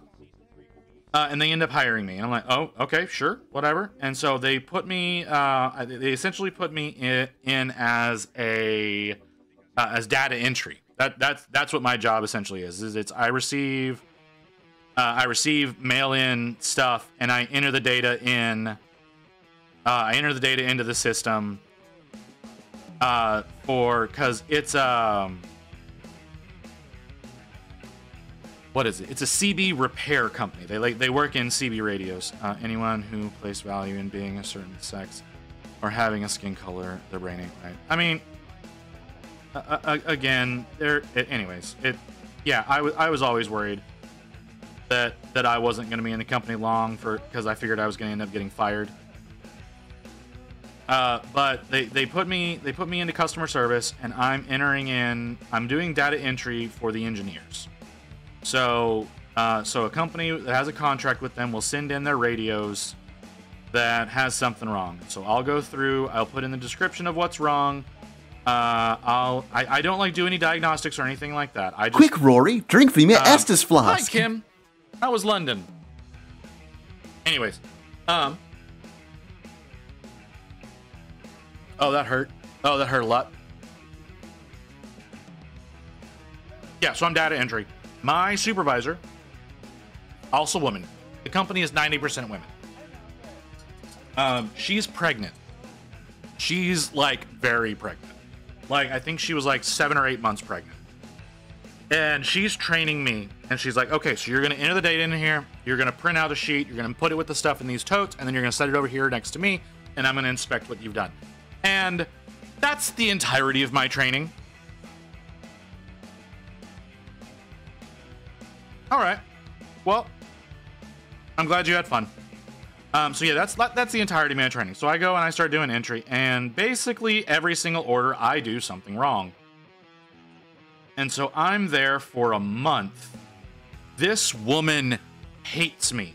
The engineers love me.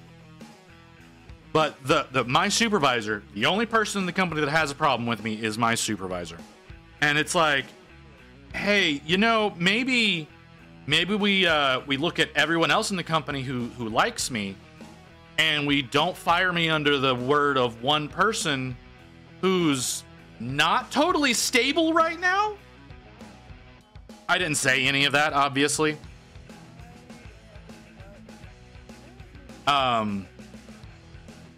But they bring me, like, I get called into HR's office. There's someone sitting in there already. Their head is down, and I'm like, oh, okay, so I'm fired. And they're like, well, I'm like, yeah, that's fine. I know what it's like when I get called into HR's office and there's already someone sitting here and they're looking at their feet. Like, so I'm fired, right? Well, yeah. And I was like, yeah, okay. Is it because so and so hates me? It's like, well, and I'm like, no, that's fine. I'll get my shit and I'll go. And they don't like have anyone escort me out. Like, I go back to the engineers and I'm like, hey guys, I just got fired. I'll see y'all probably never. And the person who's in charge of engineering gets up and he's like, wait, what did you just say? He's like, I just got fired. So I'm leaving. I'll probably never see y'all again. And he leaves the office, goes down to the owner's office, and you can hear him yelling at her in her office about firing me. They don't offer to keep me. Like, it's like decision's been made. I'm gone. I call up my boss, who's called me like 2 days before offering me a job, and be like, hey, is that offer still open? Like, oh yeah, I didn't expect you to get back to me this quickly. Oh yeah, sure, I'll totally take that job. And I had a job the next week. So it's basically the same thing that Baron Croc's going through. Yeah, it was. That part did feel good. It was nice that lead engineer goes and starts bitching out the owner, because it's like I said, like I didn't interact with, or I didn't have to interact with a lot of people, but everyone in customer service liked me. All of the sales team liked me. All of the engineers liked me. Hell, the people in fucking fulfillment liked me. It was just my supervisor, and I'm like, you know, she might hate me because she's going through a real rough time right now and probably doesn't like anybody. And, you know, customer service is an entirely entirely female team, except me. So, as the outlier, obviously I need to be done away with. It's like, oh, he's not good enough at his job. It's like, dude, I've been here for 3 weeks. I've been here for 3 weeks, and you have not done any proper training.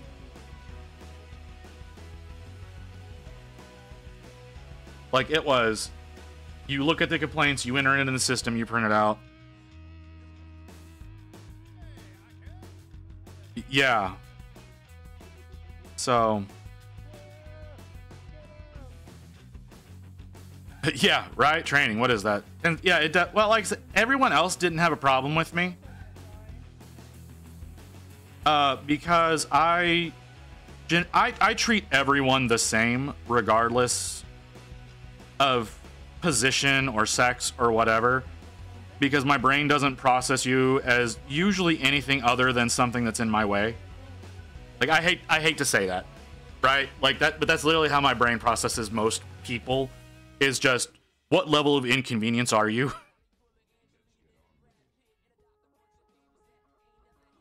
And maybe it was the same situation. Maybe I was just a colossal inconvenience. But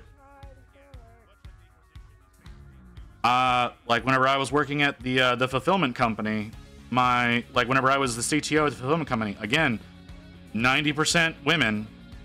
I was one of like 7 men that worked in the company, and there was, I think, 300 employees, and legit, it's less than 10 men that worked there. I never had any issues with most of the people there, just the COO, who was a 70-year-old man. I'll be getting training at my new job, a lot of training, engineering training. Well, hey, good for you. You know, good for you that you're going to be getting proper training. Training is not something that happens a lot in the US. I feel, I don't know if anybody else agrees with me that's in the States, but I feel like training is just not something that's done in the US, except for like literal on the job shit. Like you're helping, like you're doing your function, or you're helping customers or whatever. That's the only kind of training I think that you get in the US. From here, you're expected to just know everything from school. Yeah, well, it depends on the school. In a field like Reigns, they don't really expect you to just know everything, because they don't teach that in school.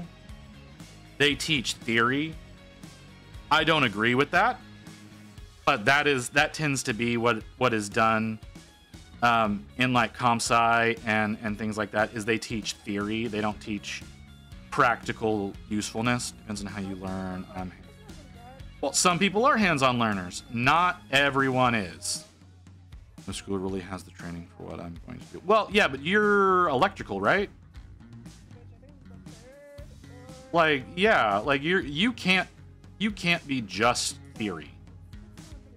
That can get somebody killed. You know, kind of like pharmaceuticals. You can't just teach theory. 400. Yeah, exactly. That's what I mean. Like, yeah. A lack of training means death. Like my education is in cinematography, and yes, I got a lot of theory, but I also got some practical knowledge as well. I've never used my degree. Yeah, well, Varencroc does commercial grade electrical, I believe. Correct me if I'm wrong, Varencroc. I feel like that I'm remembering that correctly, though. I could be wrong.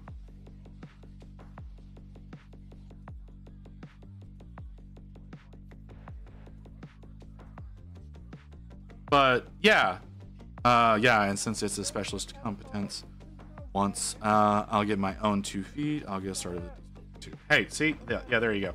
So yeah, extra danger job, obviously.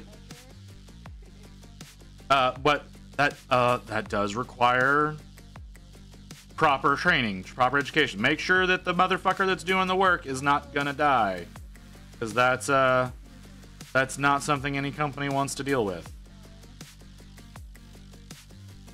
So yeah, the only job that I ever got like proper training in was whenever I was working as a tire technician. There was a lot of training that went into that, but there were also a lot of people that like got their head blown off working on tires. So I did electrical installation. Perhaps I'll go to the US in the future with my job. I mean, you can. I don't know like how things work in your country. I know how things work in the States, and we're kind of dicks. About to stream. All right, dog. You're welcome to go to do your thing, man. If people want to go and hang out with you, I understand. I might pop in and give you a lurk, but I'll be tabbed over on my own stream manager. I'm gonna let you know that straight away. But ow. I'm going to be back. Okay. Well, I'm probably going to be here for a few more hours, so. Oh, that's another thing, dog. I know you were asking some tips about streaming.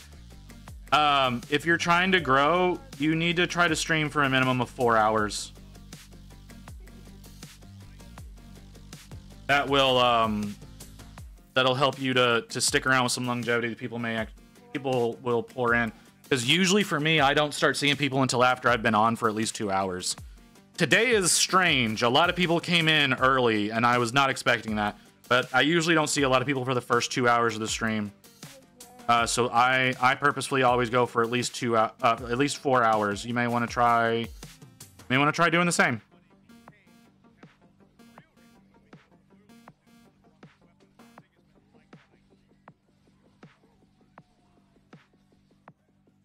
But if you really want advice about what to do in streaming to try to grow your audience, you should watch Pirate Software.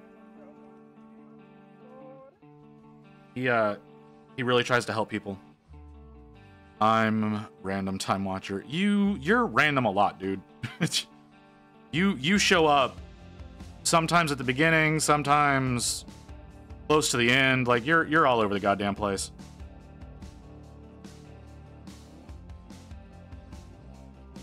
Like I said, I usually don't see people until the at least the usually it's the 2.5 hour mark that I start seeing people come in. Today, people started coming in right away. I did not expect that.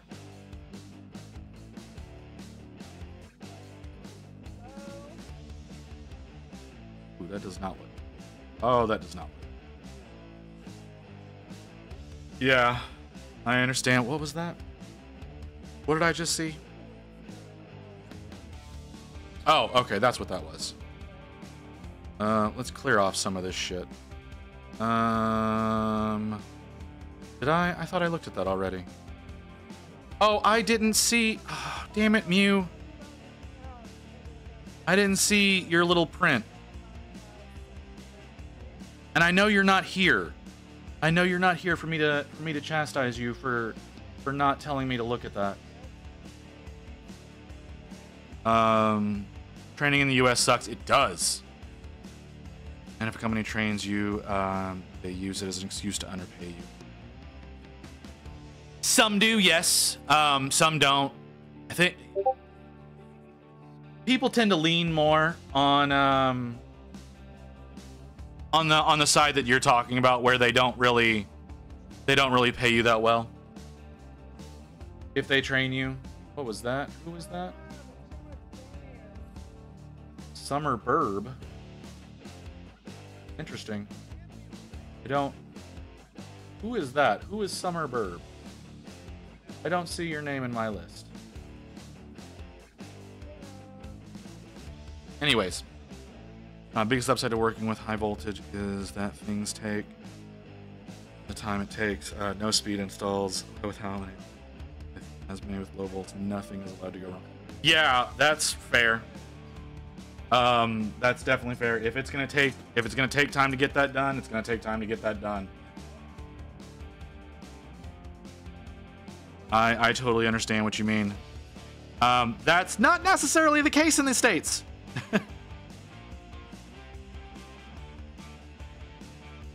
I still feel like there's a lot of rush jobs that are done. So that so companies don't have to do credits or anything like that. If someone trained me and doesn't want to pay me when I'm done, then that's just bad investment when I get poached from the competition. Yeah, see, we have a thing in the United States called a non-compete contract, which sometimes prevents you from being able to do that without getting sued, or without them forcing you to work for them. Then they get upset when you leave the company. They'll pay what you're worth. Yeah.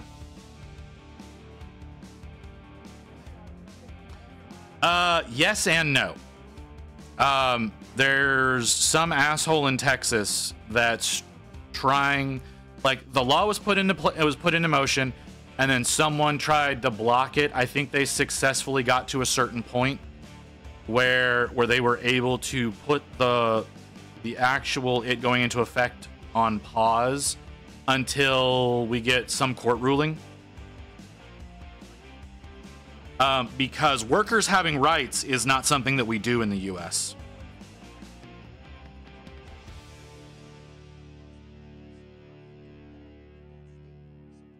Like, well, yeah, exactly. Right to work. It's not a given. So, because that's what Texas is. Texas is a right to work state. They can, which essentially means they can fire you at any time for any reason and not give you a reason, and you just have to accept it.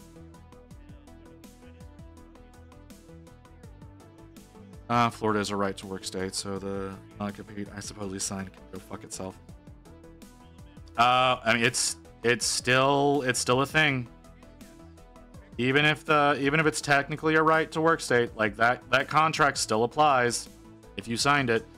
Like I was under non-compete from my old company, whenever I worked at the warehouse, I was under non-compete from them. Or I think I still have another year before I'm allowed to go work for another fulfillment company. Even if, and that's with me just being in fucking IT. And it's like, what trade secrets do you have as a fulfillment company? None whatsoever. I think, like, the biggest thing about me was at the time I was one of the leading experts in the software that we used.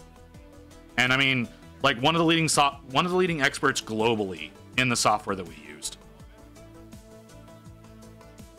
And I wouldn't be like, I wasn't allowed to go work for any other companies because of that. And that's just because I took the time to learn the software. Like, even our fucking onboarding specialist didn't take the time to learn the software, and she was supposed to teach it to people. Granted, she was really bad at her job. Like, she was really bad at her job. I think the only reason that she got to keep her job is I think she was having sex with the COO. And I think that was just so that she could keep her job.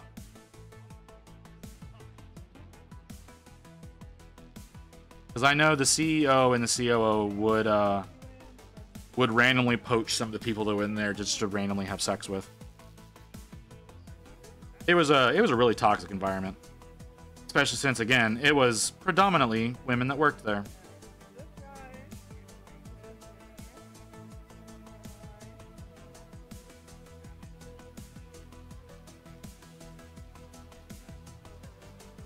I think even one woman ended up getting deported because she tried to report sexual harassment, and so he called her papers into question, and the government ended up deporting her. Really awful shit.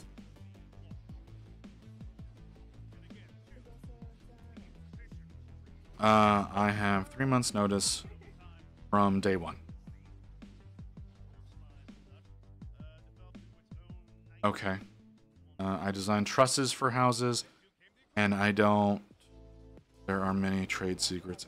Yeah, there's not really trade secrets in that. I wouldn't think. They just don't want. They don't want competition getting workers that they train.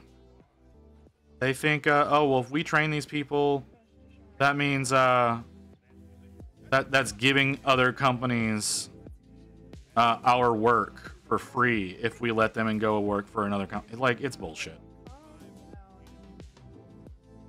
It, like, the way that they dance around that shit is utter bullshit. But yes, it's. I believe we're waiting on I believe we're waiting on a Supreme Court ruling to determine whether or not that law is going to end up going into effect. Sorry, I heard you say Necrons, but didn't hear you say anything after that. I don't think I said Necrons.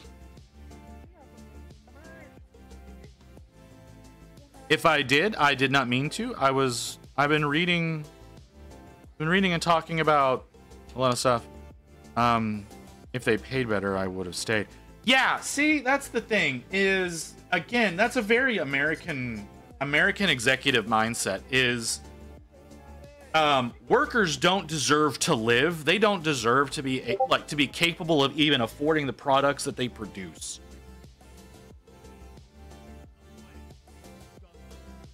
It's a very American mindset.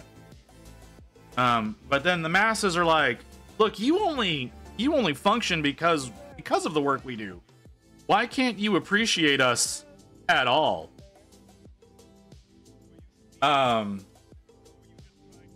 You know, and it's just purely greed. You know, they need to feel like they are above you. So you don't deserve as much as they think, as you think you do. Yeah, essentially that's what it kind of comes down to.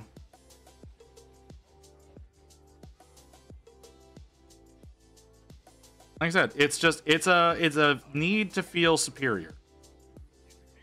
If they don't feel superior to you, then they are clearly not doing their job right. That is legitimately how some people think.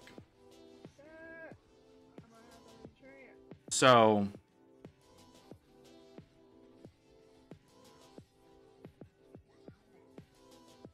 like you know, I read a story about a man who's 100 millionaire trying to become a billionaire, and he's talking to these people who are going to be making less than $20 an hour, talking about how they're going to help him become a billionaire, and that's what should make them take pride in their jobs. And it's like, or you can just distribute that wealth a little bit because you have enough to live, and so do your children, even though you're not having any. And then everybody can live a slightly more comfortable life, and it makes them, you know, want to work better for you because you make their lives better. Like why the thought of, if I make these people's lives better, they will be willing to work harder for me, just doesn't process to them.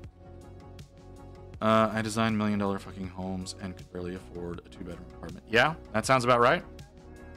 Only have high turnaround on their company. No, you're wrong. They actually don't. They actually don't, because most Americans feel trapped in whatever job that they're capable of getting, because getting a job is so incredibly difficult. Because I don't know what it is. If you're listening, I know you told me the number the other day, but I think it was something like 30% of all job offers that are all job listings on the market are fake. Just to make it look like the economy is doing better than it is. And for people to test out whether or not their systems are working or not. Well, you also don't need to be a billionaire. Like, that's the thing. That's an unnecessary lifestyle.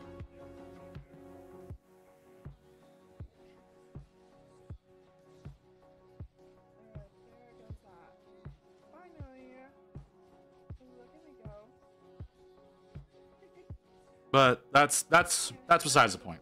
And no, you could actually be, it would take a little bit longer, but yeah, you can absolutely become a billionaire by being good to your employees, by making people want to work for you.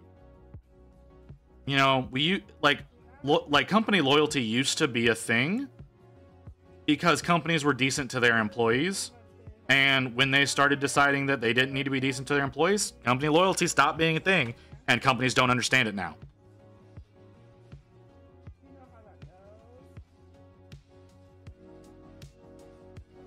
Yeah. No, we've perpetuated a sense of you need to feel superior to other people. Like, you know, that's one of the things, like one of the immigration problems that we have here in the US is, like, we're trying, like, there are so many politicians that are trying to make immigration essentially impossible. And they keep quoting the job market for that. But it's like, all the jobs that those people are taking are the jobs that citizens don't take. That citizens refuse to take because they find them demeaning or something like that to some degree. And it's like, so let's stop doing that.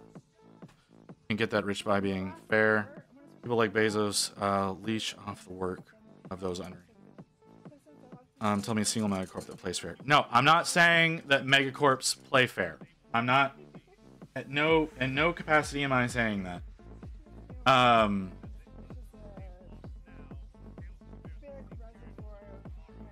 But you can have and you know what, you're right. You're like, I spoke a little too soon when I was saying that you can become a billionaire. No, you're right. You can't become a billionaire by doing that. However, you can still live a very comfortable life with a very successful company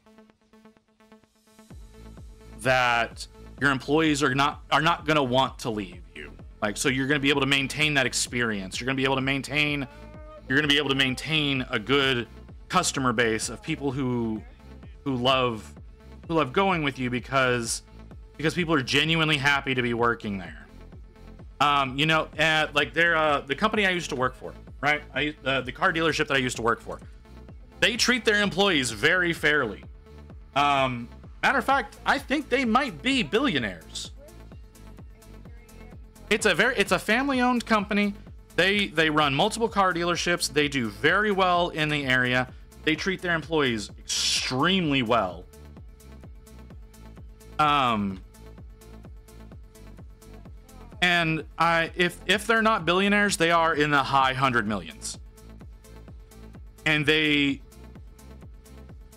very much do, like, they take care of the employees. They're a very service first company. And it's that mindset that definitely makes things a little bit different there, right? It's not so much a case that they feel like they need to oppress everybody and badger them into working there. People want to work for them because they treat them well. And because they treat them well, they make a lot of money off of that because you maintain a really good workforce. Oh yeah, you can live really well doing it the right way. It's just some people. Yeah, no, people are just greedy. I agree with that. I agree with that 100%. People are fucking greedy.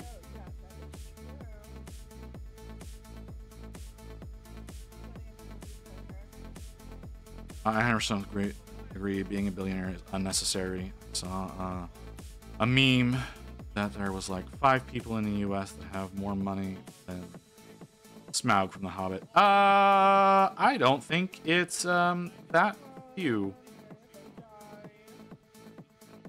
I think there's a lot more of them than you realize. There's a lot of people with a lot of money that don't do the Bezos and Musk thing and put themselves in the public light. Like do everything from behind the scenes and people don't really know who they are. There's actually quite a few of those that don't want you to know their name or do what they can so that if you do know who they are, that they stay out of the news because they're that stupidly wealthy.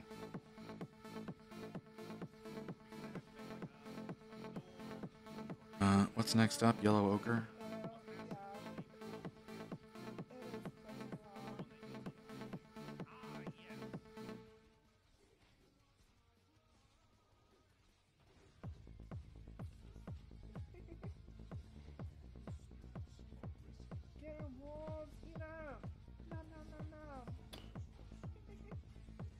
So, yeah, no, but yeah, these people who need this ungodly amount of money it's purely they want to feel like they're more important than other people. That's all that is. You know, Musk is convinced that he's going to be the person who saves humanity from themselves. And that's why he runs his businesses the way that he does, even though he doesn't realize everyone's growing to hate him.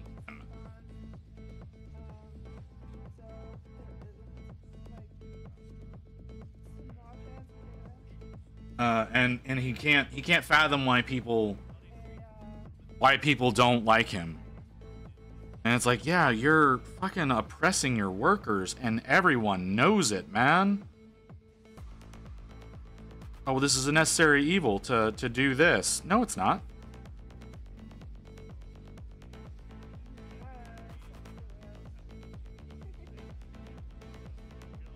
Problem is wealth distribution / rotation. Wealth doesn't flow downwards, it flows upwards. Yes, and we can blame Ronald Reagan for that. He changed the world. And I do mean the world. It's not just the US that suffers from that. Whenever he removed the US's gold standard and implemented trickle-down economics, and that started getting ate up by other countries. Like Ronald Reagan destroyed the world's ability for the common people to live comfortably in the future.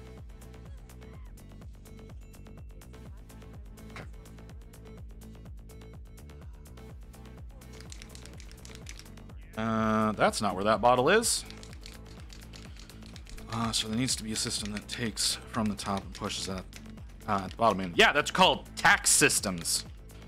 But countries like to implement more and more breaks for companies because they seem to think that means those companies will invest more into their people when they don't. And basically everyone in Europe has figured that shit out. But nobody in the Western Hemisphere can seem to realize that.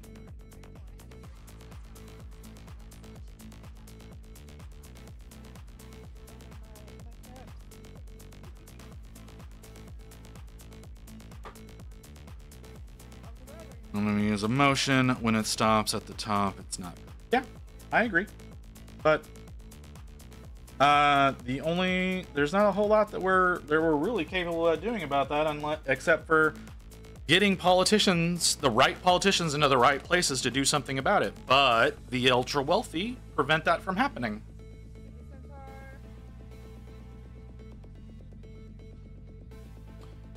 Strong unions, same tendencies, but they are managed a bit better thanks to the unions. Yeah, we used to have strong unions, but again, politicians are doing, at least in the U.S., are doing everything that they can to get rid of unions, because unions are bad for workers, and it's like, no, unions are categorically good for workers.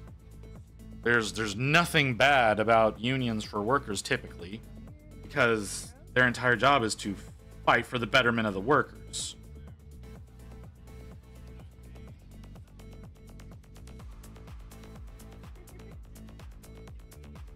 Right. I'm having to mix up a paint right now because it's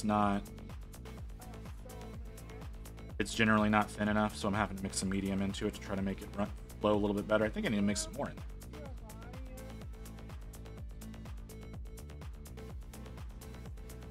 Yeah, like I said, we used to have strong unions, but there's too many politicians who are like, oh no, unions are bad. Like, you have to pay union dues, and you know, all that money is getting taken out of your pocket. And it's like, yeah, but how much do they increase our wages over what those dues are? Like, that's kind of the other side of that coin, is they get us fair compensation.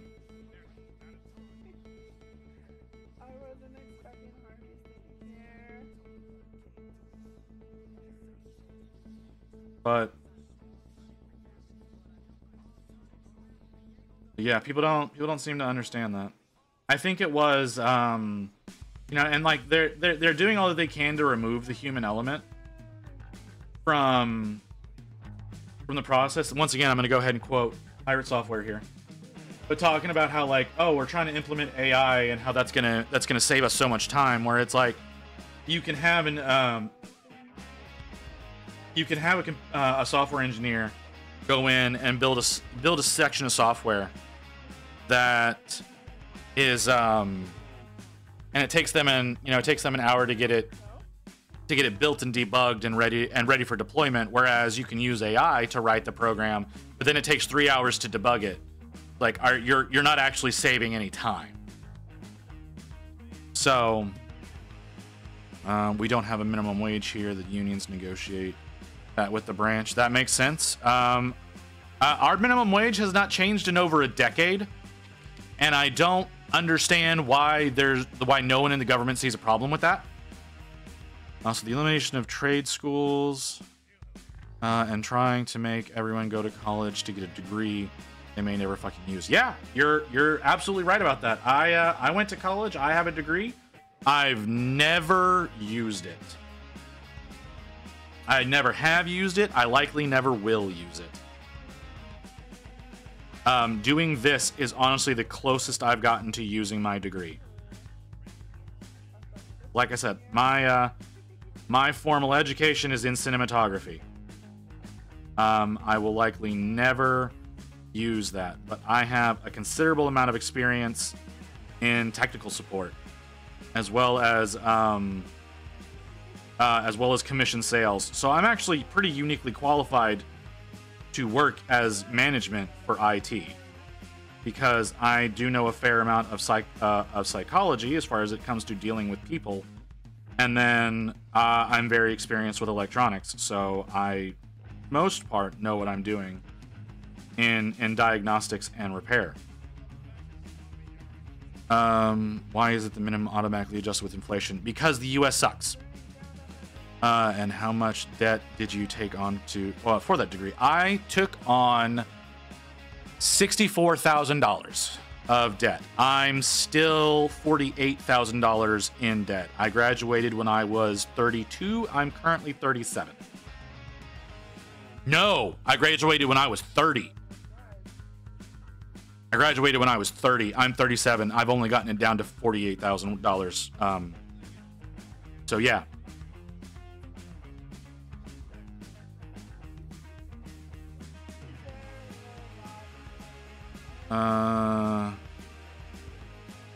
Most jobs do not need 5 years of academia. Yeah, no, they don't. Most jobs don't. 95% of jobs do not require any sort of academia. They just need appropriate training. I am 1.5 in debt from when I went to uni for 2 years. Yeah, I might be misquoting you. Hold on. I can get you the exact number pretty quick. Go here and here. And I'm not just okay. All right, I got to make sure that I'm not showing off any names or anything. Why aren't you loading? There we go. Da-da-da. I lied to you. I'm not $48,000 in debt.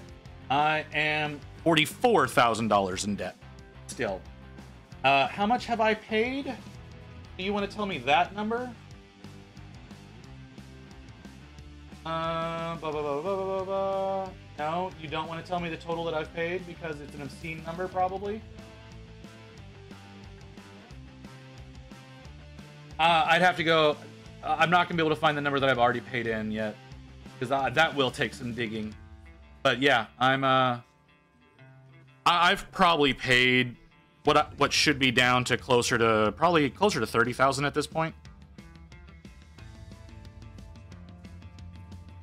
I could pay off my student debt right now if I wanted to, but it shrinks in value every year, and those money are better spent on shares. I understand.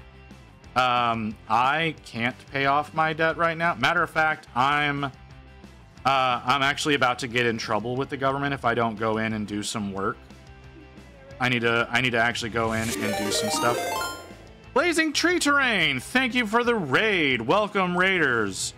I'm sorry that you came in on the particular day you did, because we are talking about some of just the most depressing bullshit. But I am still working on my non-metallic Stormcast. We reached our 200 follower goal yesterday. Yeah, yesterday, day before yesterday. We reached it yesterday. We reached our 200 follower goal. We now have the state of the U.S. Yeah, no, it's terrible. We are working on a 500 follower goal now. I'm looking for. I guess I haven't talked about this yet. I'm looking for 500 by the end of the year. I'm wanting to get us to 500 by the end of the year. So hopefully we can pull that off. Hopefully chatting about it helps. Congrats on the goal. Yeah, thanks, Elfie. No, we're kind of talking about, yeah, like Varian Crockett said there, we're kind of talking about the state of the U.S. right now, and how awful the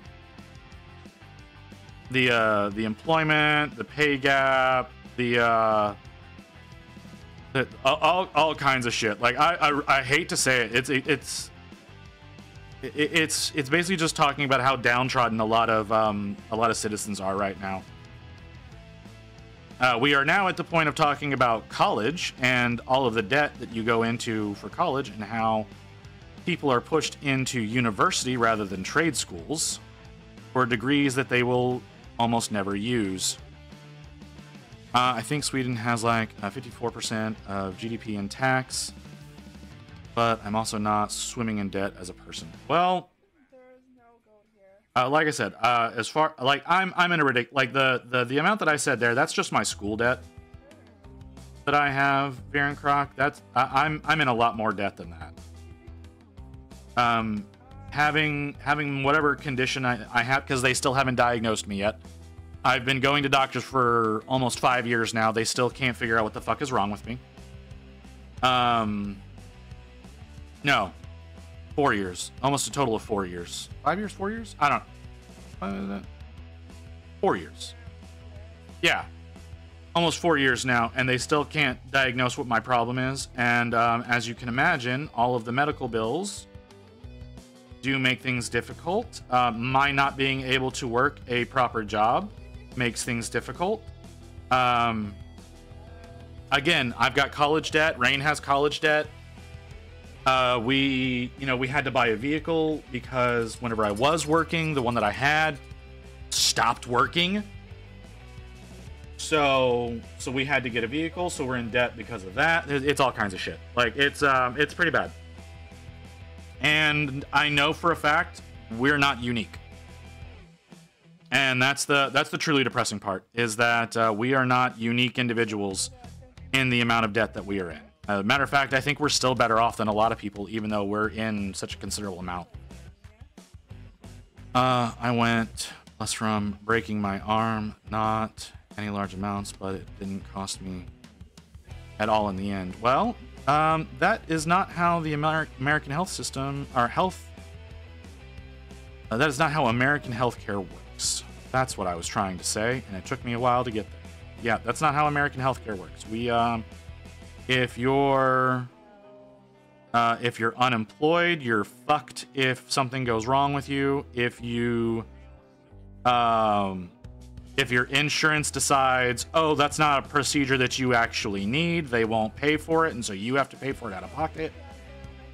Even if sometimes it's a life-saving thing. If you need, again, life-saving medication, that can cost you thousands of dollars if you don't have insurance. And so it's kind of saying, yeah, well, do you really need to live?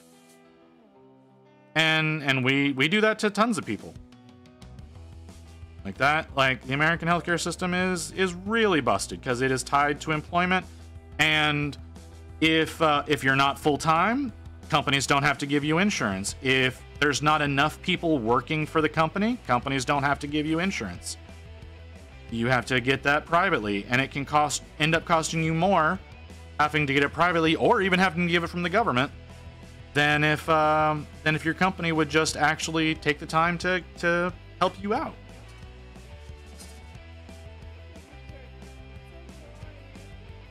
Yeah. Well, to some people, yes, but then your family has to worry about all those costs that are incurred, which is usually thousands upon thousands of dollars that have to get dealt with because the death industry is so predatory. I hate saying the death industry and that, like, legitimately being a thing.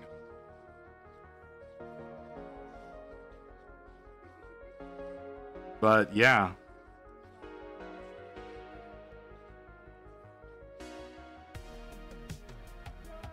The family? What? Yeah, the family has to pay for it. You die, your family. If you don't have life insurance that covers the cost, and it has to cover all the costs, your family has to pay for it.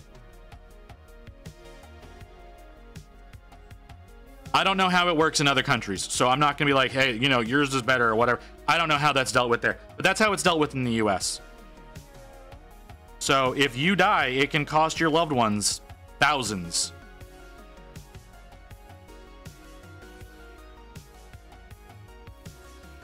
Yeah, that's why Disney fought so hard against the wrongful death of someone that was like, hey, I'm allergic to yada yada. Make sure that's not in my food, and they ignored her.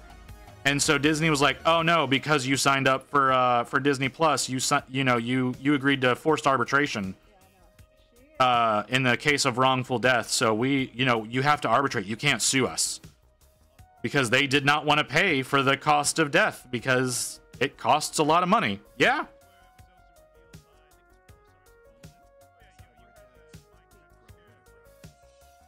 I don't know. I don't know if Rain has life insurance on me. So she should. But I don't know if she does.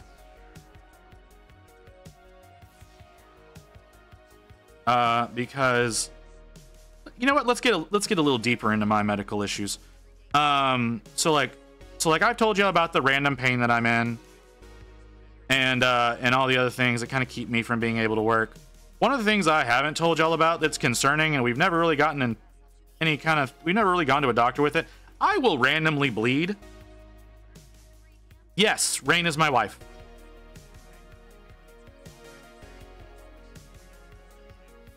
How can that cost money? Because it does. You know, you got to pay for the burial plot. You got to pay for the embalming procedure. You got to pay for the coffin. You got to pay for the transport of the body. Like you got to pay for all these things.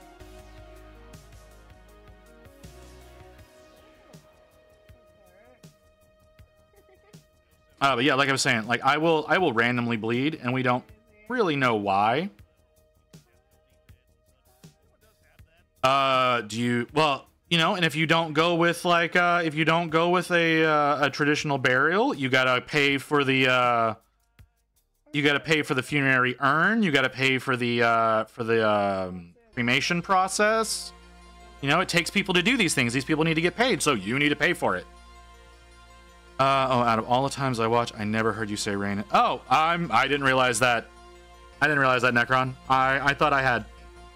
Just burn it and spread it in some nice place. Again, you got to pay for the transport of the body. You got to pay for the services of burning the body. You got to pay for the container for the body. You got to pay for the place that you're gonna spread the ashes. And I'm serious about that. You do sometimes have to pay for the place to spread the ashes or bury the ashes. In the case of another friend of mine, not that long ago, they had his father cremated and he got a burial, and they had to pay for that the plot, the you know, the little 1 by 1 square foot of space to bury him in.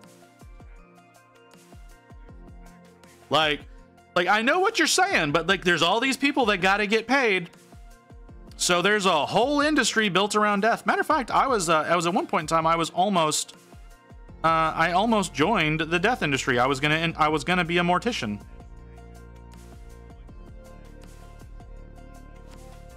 It was heavily encouraged by my father that I go and become a mortician. I almost did.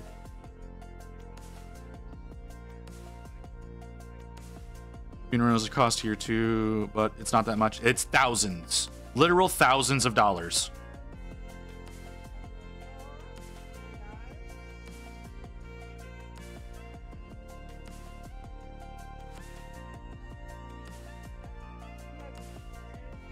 If it is something you have to pay it.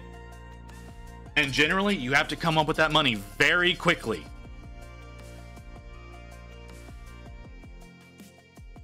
Yeah. I think it's like it's on average, I think it's something like $25,000 for someone to die here. You go into debt. You go into collections. It ruins your credit score. Because, you know, credit scores are so important now. Not that, you know, I had one. I was 18 and for some reason my credit score, despite me never doing anything with credit, my credit score was awful. It's still awful. So, yeah. It can prevent you from being able to buy a house in the future. It could prevent you from being able to get an apartment. It can prevent you from getting a job. If you have too much debt, it can actually prevent you from getting in certain places will not give you a job because they'll do a background check on you. You're like, oh, you're in too much debt. You're only doing this so that you can make money. So we don't want you, because that's not what everybody does jobs for.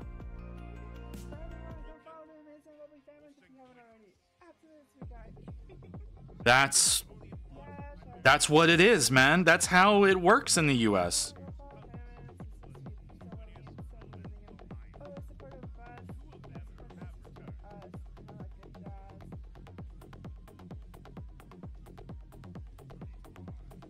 And this is why this is legitimately why I don't understand why people vote for some of the people they do. This is the standpoint of conservatives in the US is implementing more stuff like this. Like, there's so many people that vote for people that genuinely do not have their best interest in mind. But we don't need to be getting too political. So I will back off of that. But yeah. There's not payments and other things. It says it becomes a there is a responsible party. I'm trying to think of, because you can have instances like that, and it does become someone's responsibility. There is like a whole next of kin bullshit. But someone does end up having to foot that bill.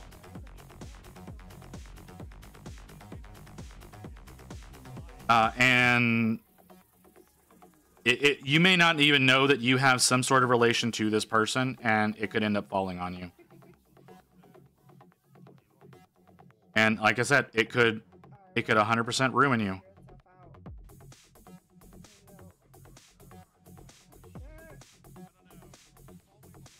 I understand your confusion, Virencroc, but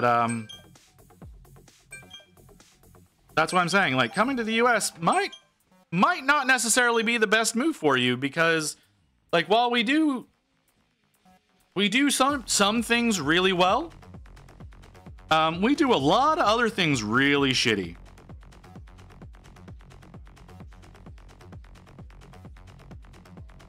Feels like mafia bull. It kind of is.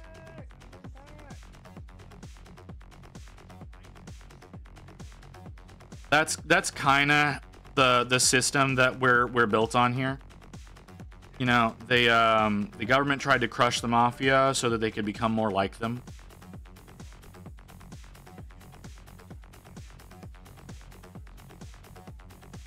But yeah, it again, if something has to be paid for, someone's got to foot the bill.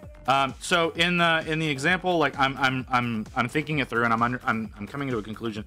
In the particular instance you're talking about, like if somebody dies and they have no next of kin, generally what's going to happen with them is they're going to go to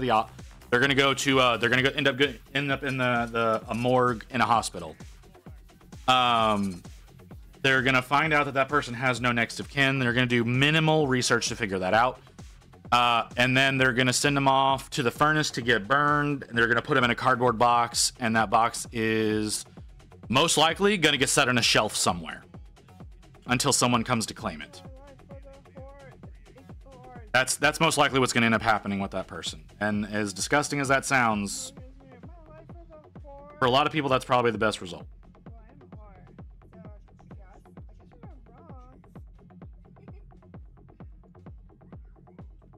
Here, the only one to levy credit against would be the state, which its own. I mean, there would be a setup like that. They would try to figure out who that person is, and if they had any money and no next of kin, they would use all of that towards paying whatever services need to be levied. Like I said, it would most likely end up being as simple as a hospital determines what the cause of death was, whether or not it needs to be investigated. Because with no next of kin and finding a body, obviously, like, you need to make sure that it's not a murder or anything like that. And then they'll get sent to a crematory and put into a cardboard box.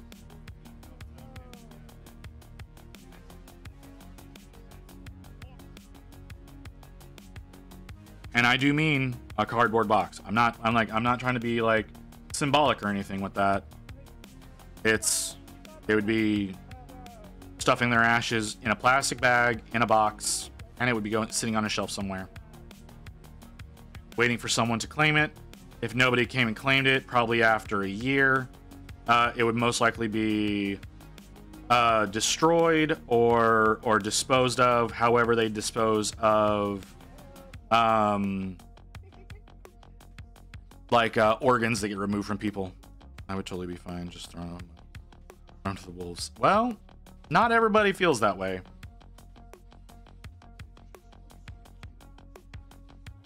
Some people want their religious practices observed or whatever, which sucks for you if that doesn't end up happening, but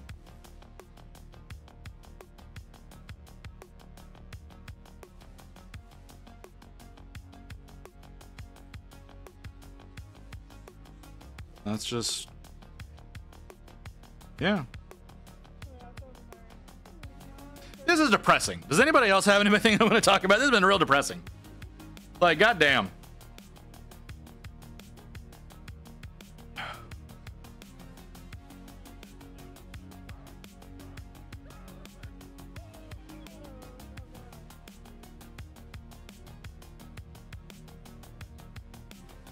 But I'm glad you were able to get work with no effort, Beer and Croc. Were you able to get your is it time to move to Europe? So Rain and I actually did debate immigrating. We never knew where we considered a few different places. What we ended up landing on was we were going to try to immigrate to New Zealand. So yeah, that was one thought that we had. They have a really good medical system there. Their freedoms are relatively the same to what we see in the US as far as like laws go. But they actually, you know, give a fuck about their citizenry. And we don't qualify. We don't qualify to immigrate because, and really the problem is me. I am not valuable enough as a person to be able to immigrate over to New Zealand. If Rain didn't have to take me along, Rain could do it. Rain would have been able to immigrate over there no problem because she's a computer scientist by trade and by education. So if she didn't have to worry about lugging me along, she could immigrate on her own. But I am not considered a valuable enough person with my skill set to be able to immigrate. Didn't know they had such restrictions. All countries have those kinds of restrictions to some degree. Every country has restrictions of some nature. Like the US is real bad about their restrictions. But yeah, most countries have some level of restriction. I could immigrate to the EU as a refugee. Well, you would think that people could do that to the US as well. But we actually do everything we can to prevent people from immigrating, even as refugees. We're actually quite hostile towards refugees here.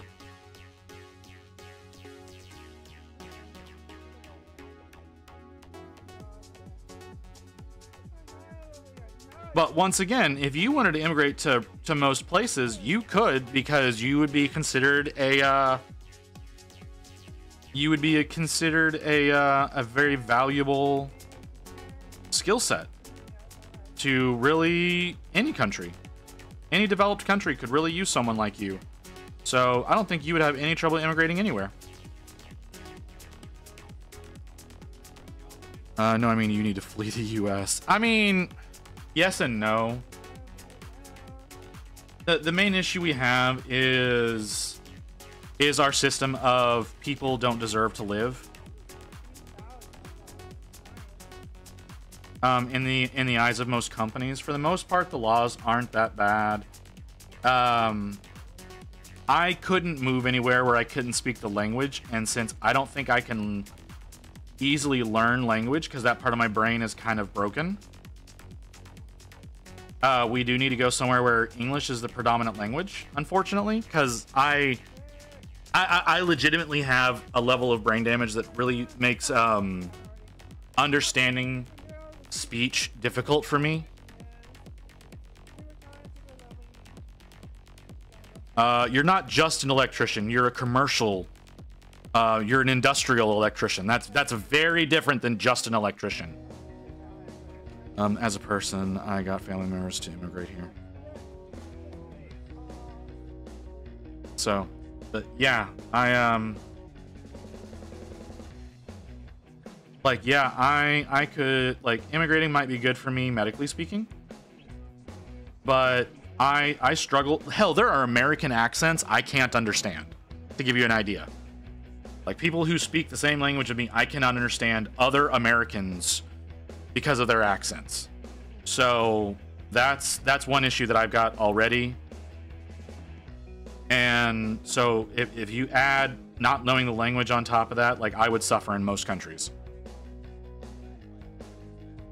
Move to Sweden then? Is Swedish not a thing? Quick, Rory, drink me my Estus flask. Hi, Kim. Speaking of an accent that I can't understand sometimes.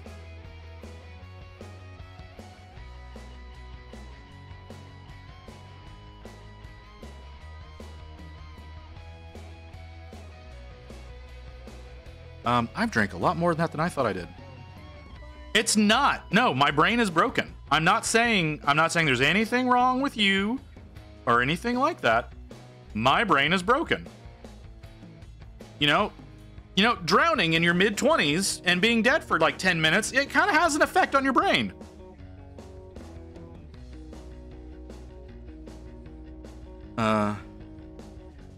I have 2 good friends from India who have lived here for 10 years. They still don't speak Swedish. They basically only use English all day. Well, I mean, English is kind of a first language there.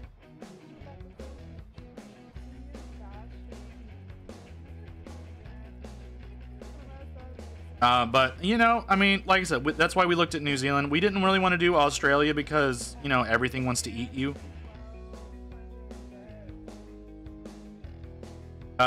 We considered Ireland and the UK, but considering how difficult it is to get any kind of medical treatment in the UK, we decided against that. I tell you, you're talking about immigration. Yeah, we did talk about yeah, that's definitely a discussion that was had. We've talked about it several times because one of the reasons, like, we really do hate the political climate here. I don't want to get into all of the bullshit, but we do hate the way the political system works here, and how much power is given to people who want nothing but to oppress the citizens and people who don't understand that that's what their objectives are. I got half of my family to live in the U.S. I mean, in a lot of instances, moving to the U.S. is better for people, for a lot of people. I'm not gonna deny that one bit. For a lot of people in a lot of countries, moving to the U.S. is definitely going to be a better life. But yeah, you've got that money is power thing, and the thing is the people that are then in power want to make it so that they're the only ones with money.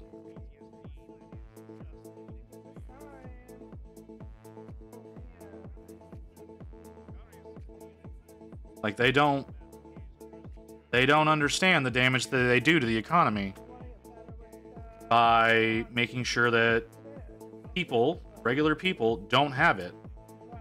Like, the Walton family's starting to find out. They raise all their prices because they're like, oh, people are going to pay it no matter what, and then people stop paying for things. People stop buying from them, and they have to reduce their prices back down because they're like, oh shit, this is ruining our business. Like, yeah, if people can't afford your shit, they don't buy from you. My other half of Filipino, real Filipinos. Okay. I mean, I know things aren't great in the Philippines, so I can see leaving the Philippines to come live in America. I definitely understand that. And that's what I mean. Like, for a lot of people, it makes sense to leave where they are to come to America, because it legitimately will be a much better life for them. So in that particular instance, I totally understand. The multiplication. Yes, very much does multiplication.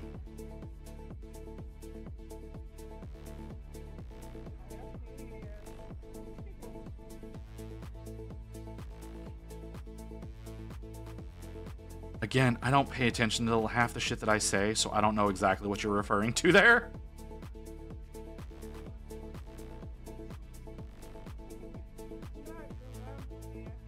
Like, I don't mean to be dismissive. Like, if that's how it sounds, I'm not meaning to be dismissive. I'm hearing it in my head now and going, oh shit, I could be sounding incredibly rude right now. That is 100% not the intention. But I do see how it could be taken that way. And I apologize if that's how I sound. I don't mean to.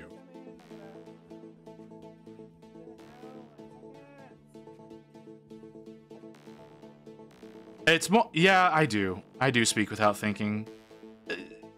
No, I don't speak without thinking. My mouth just gets ahead of my brain.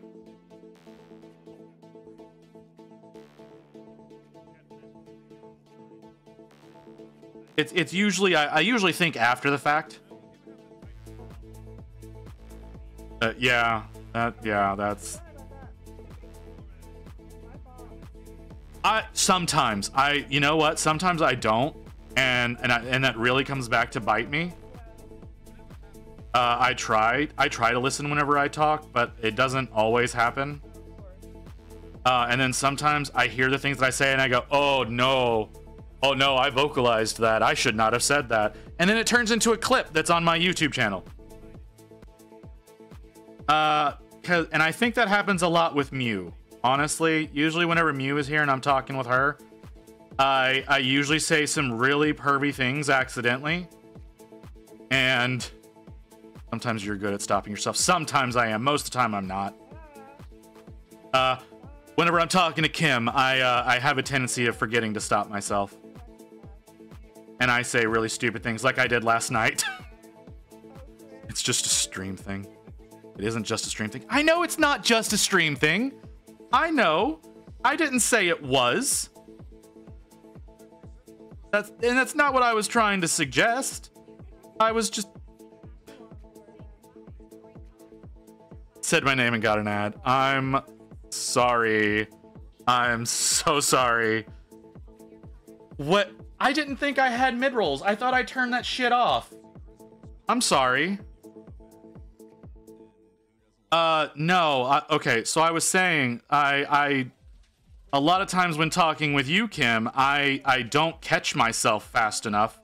Like last night when I was totally creepy on you and didn't mean to. You know, when you hit me with the, why are you like this?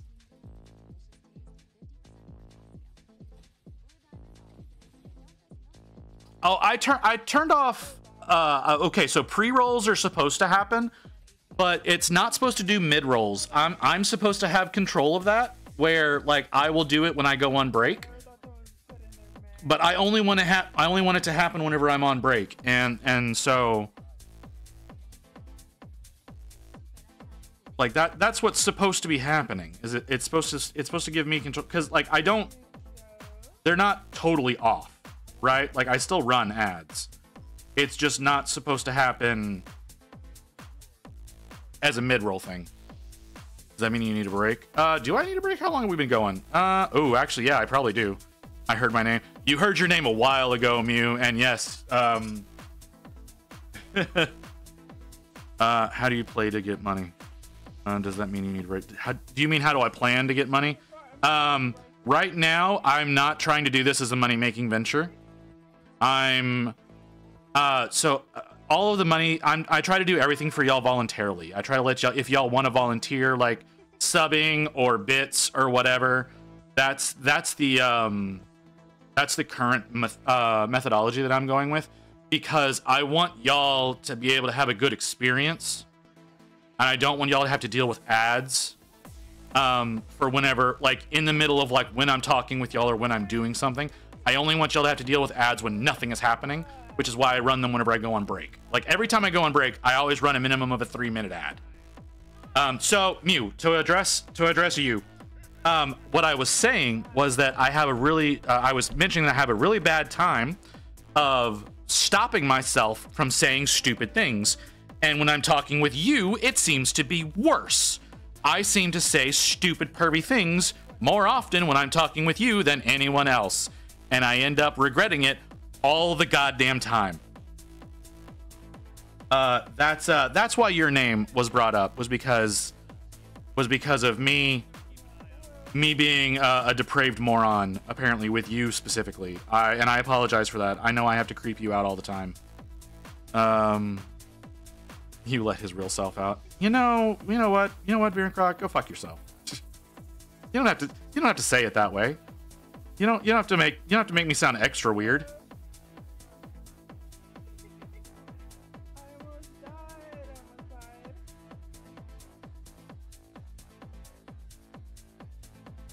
Now, it's like I probably subconsciously think that Mew is going to take less of offense to it I don't know if I'm right about that. Yeah, it's pretty late for you, isn't it? Well, it's not that late, but you do have to work. You have to start working soon. So yes, I understand. It's been wild. It's been great talking with you, Baron Croc. So you have a good night, man. Is it? Oh, right. You're Eastern Europe. Sorry, I was thinking UK. That's my bad. I'm sorry. Yeah, you have a good one, man. Sleep well. Enjoy the new job. Mid, I don't fucking know.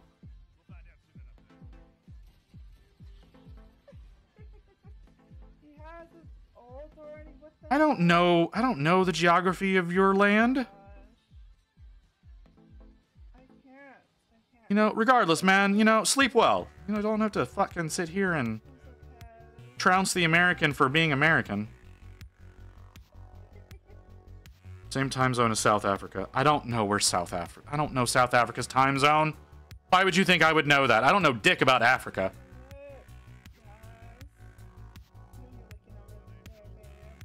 Later, man. You have a good one. I'll see you whenever you get time to be around, because I know you don't often have time to come hang out with me.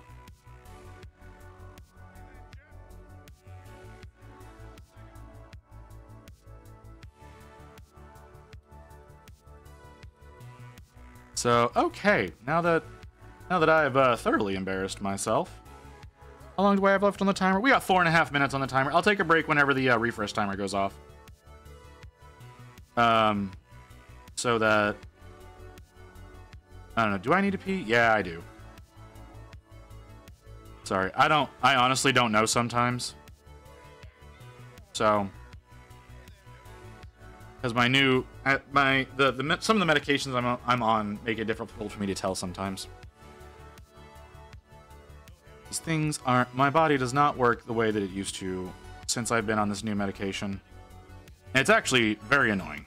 Like, it's exceptionally annoying.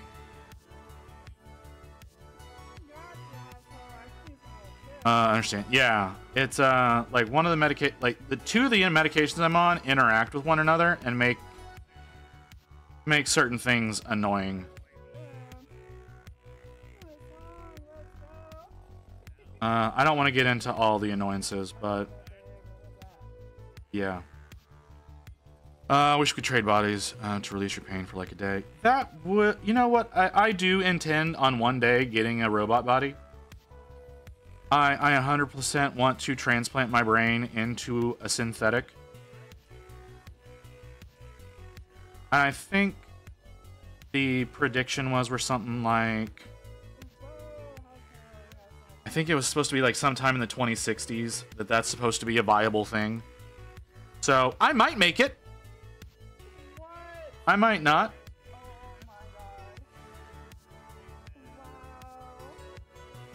I mean, I might end up with...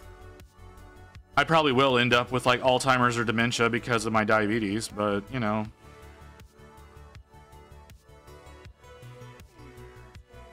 I hope you do. What about the wife? She does not want to live past 60.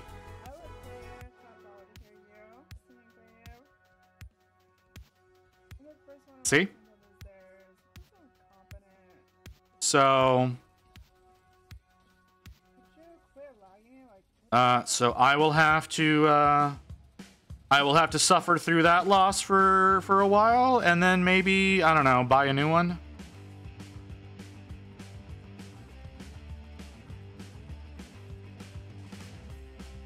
You know, we'll probably have reasserted some horrible oppression things by then, and you know, it'll be commonplace for white people to own people again. So, you know, maybe it'll work out that. Just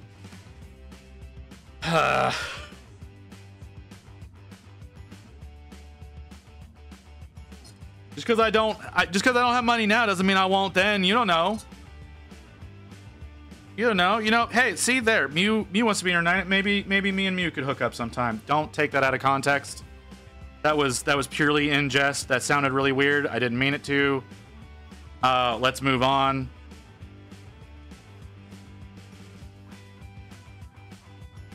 If y'all clip that, I'm gonna delete the shit out of it. Yep, I saw. Yep, nope, I'm not good. Nope, we're not keeping that.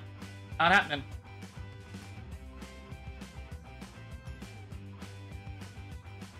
Where is it? Hang on. No, we're not doing this. Shit. God damn it.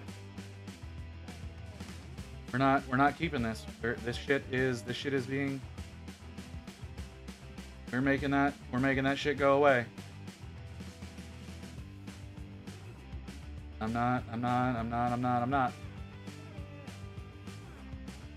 I don't understand.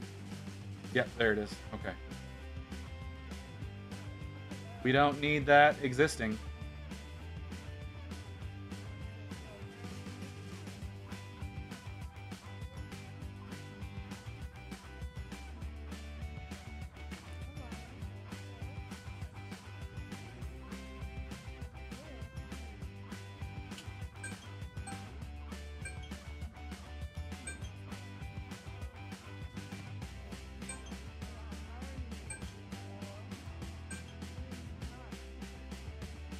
If y'all will excuse me, I'm gonna go get yelled at real quick. So that was the refresh timer. I'm gonna go on break real quick to get chewed out. I'll see y'all back here in a little bit.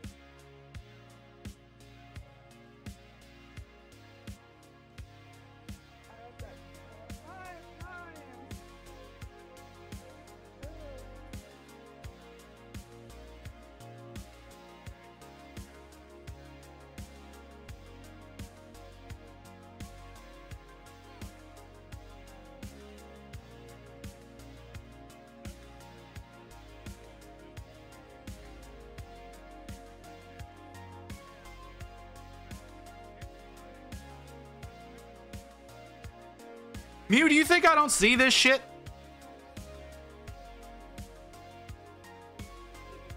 You think I don't see that shit? I see what you did. That doesn't need to exist. That is not a thing. There's not a thing that needs to be around. Don't give me that face.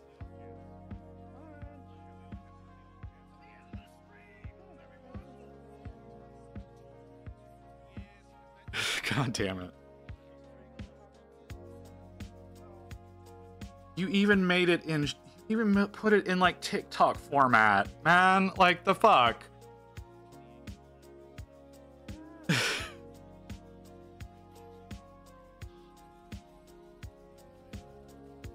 I swear to God.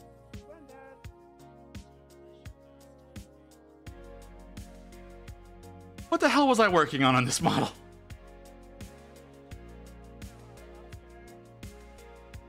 Like, this is what I mean. This is what I mean. Like I go. Yeah, you didn't see the first one because I deleted it.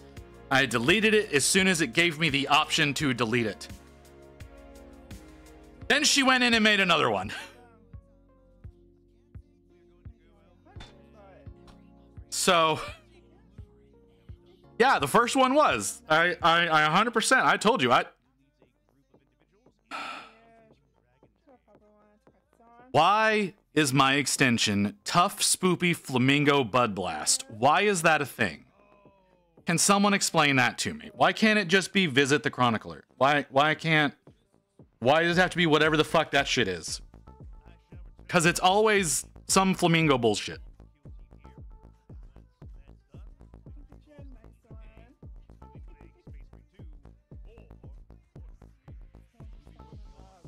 Yeah, I know it did, because I haven't deleted it yet. Because I figured I'd let Mew have her fun. Since I'm a, like I said, I'm a fucking moron when it comes to, keep talking dirty. Mew.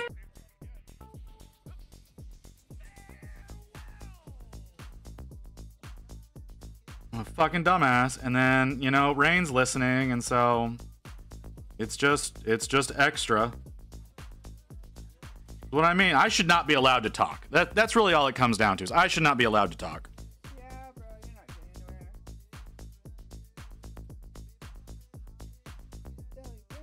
I don't know. I'm guessing y'all all hang around to watch me make a fool of myself. Yeah, yeah.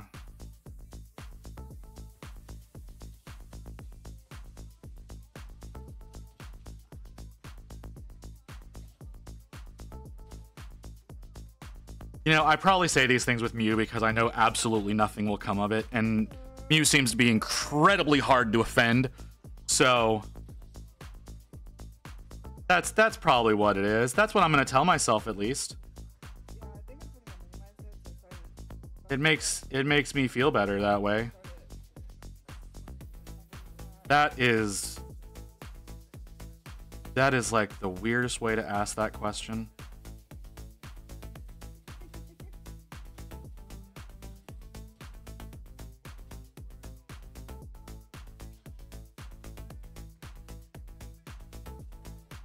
He's asking age, sex, location.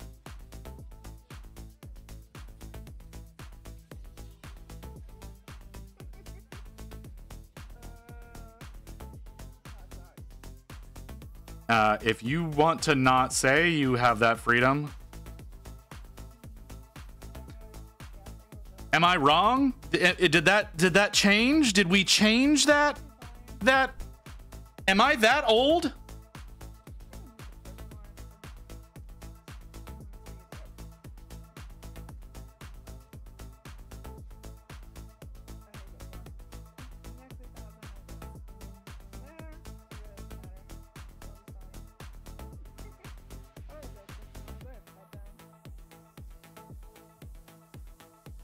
Oh, okay. Like, I remember when I was like 17 getting asked that in a chat room and thought it was weird. Yep, I'm apparently that old.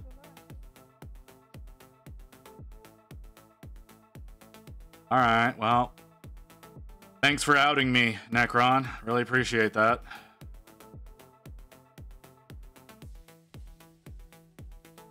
And I guess you simultaneously outed yourself, but...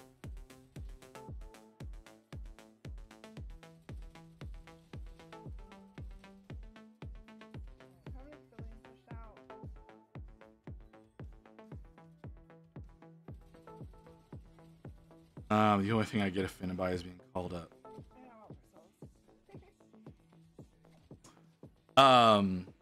Mew. You only gave me 3 stars, so there's only...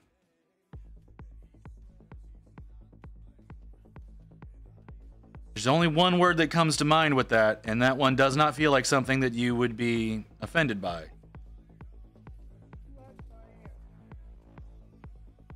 But I can think of some terms that you would be offended by, or possibly offended by, I don't know, that I would not be anywhere close to brave enough to say to you. I feel like it should be 4 stars. I feel like it should be 4 or 5.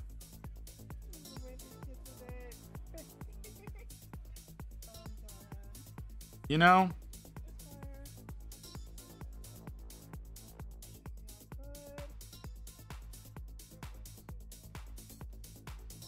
Mew, if you would be so kind to DM that to me, so that I make sure to never say it.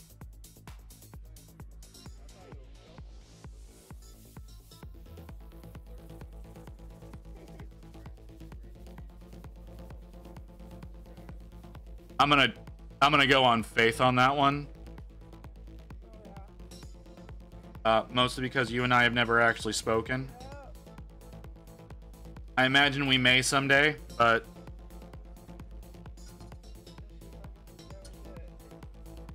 Oh, dear. Oh, damn it. I need to wash this brush.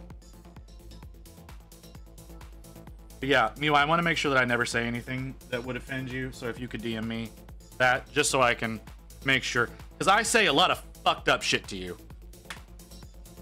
You've heard me talk in Macrons. I have?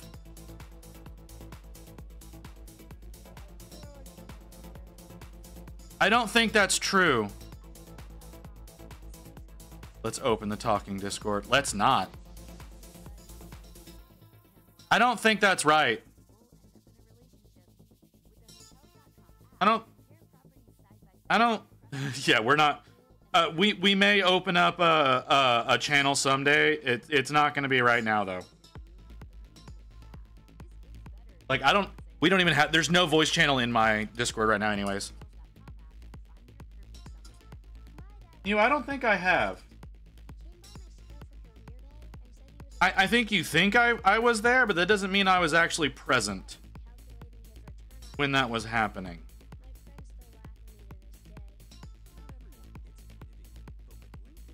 I don't... Can someone explain to me why AutoMod grabbed that?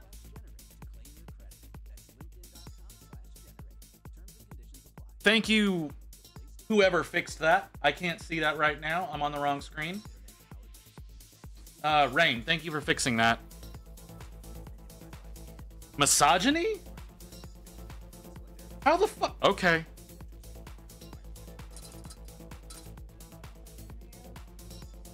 All right, daily crossword. I'm so lost. Oh, what are you lost about? What it didn't like sound like a girl, but it had no problem. It had no problem with sound like a dude.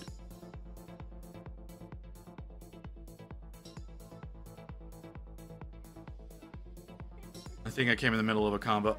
You came in the middle of a lot of weird. Today has been... Yeah, no, it says misogyny. I see that. But, like, the fuck?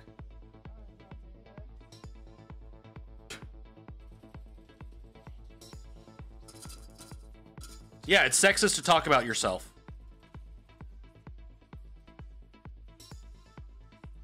Apparently.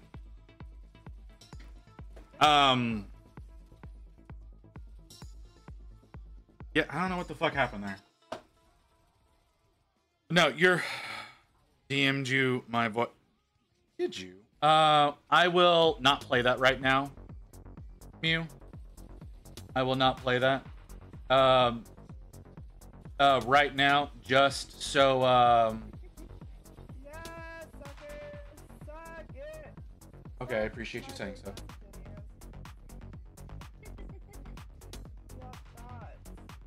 But Shani is allowed to say I sound like a man. She said I sound like a dude. It's different. And that's not misogyny, that's... How would you define? I don't fucking know, man. Like I said, it's fucked up. I don't know why I did that. Yeah, Mew, I'll take a listen to that after stream. I don't want to hit that up right now though. Just as a courtesy to you, because I Beefy Kobe. Love the name. Love the name Beefy Kobe. But yeah, good evening, man. Welcome, welcome, welcome. Let's try to get... What the fuck was I working? I keep getting so distracted by shit that I don't know what I'm doing. Almost the same thing. It is almost the same thing. I don't know why. I don't know why it attacked one but not the other. It also, like, it doesn't take context into account. I'm overweight and the name's Kobe. I'm overweight and I'm not going to give you my real name, but, you know. You're about to go back to my original username. Why would you go back to your original? What are we doing tonight? Well, you came in after I successfully embarrassed myself in front of my moderator. I'm sure there's a link somewhere. And then I went in embarrassing myself in front of my moderator. I embarrassed myself in front of my wife. So there's that extra layer to that, with the same sentence, with the exact same sentence. No, it's not because you're a mod. It's because I'm an idiot. It is because I am successfully. What she yelling for? Why are you hitting me with that? Why are you hitting me with that? Why is my microphone keep doing this? My soundboard is being stupid right now. So yeah, because I can't talk to women correctly, I managed to embarrass myself consistently. I always embarrass my wife, part of the deal. No, I don't think I embarrassed my wife. I embarrassed myself. You still didn't answer my question. Which question was that? I forgot which question you asked. This is what I mean. I keep embarrassing myself. I'm a fucking moron. I should not be allowed dinner. I am not going to be bold enough to answer that question. No, the reason why I said that is because of the auto mod. Oh, yeah, you're right. Maybe that's why I didn't think about that. I forgot we were talking about that. Yeah, you're right. Maybe because you're a mod is why I didn't tag you. I didn't consider that aspect. Stormcast looking saucy, by the way. Non-metallic metal, right? Yes. So Kobe, my man, if you've not seen them before, I will go ahead and reveal. Everybody, let's go through our wonderful Visit shows off his shit again. Here's her. She's one of my Stormcasts.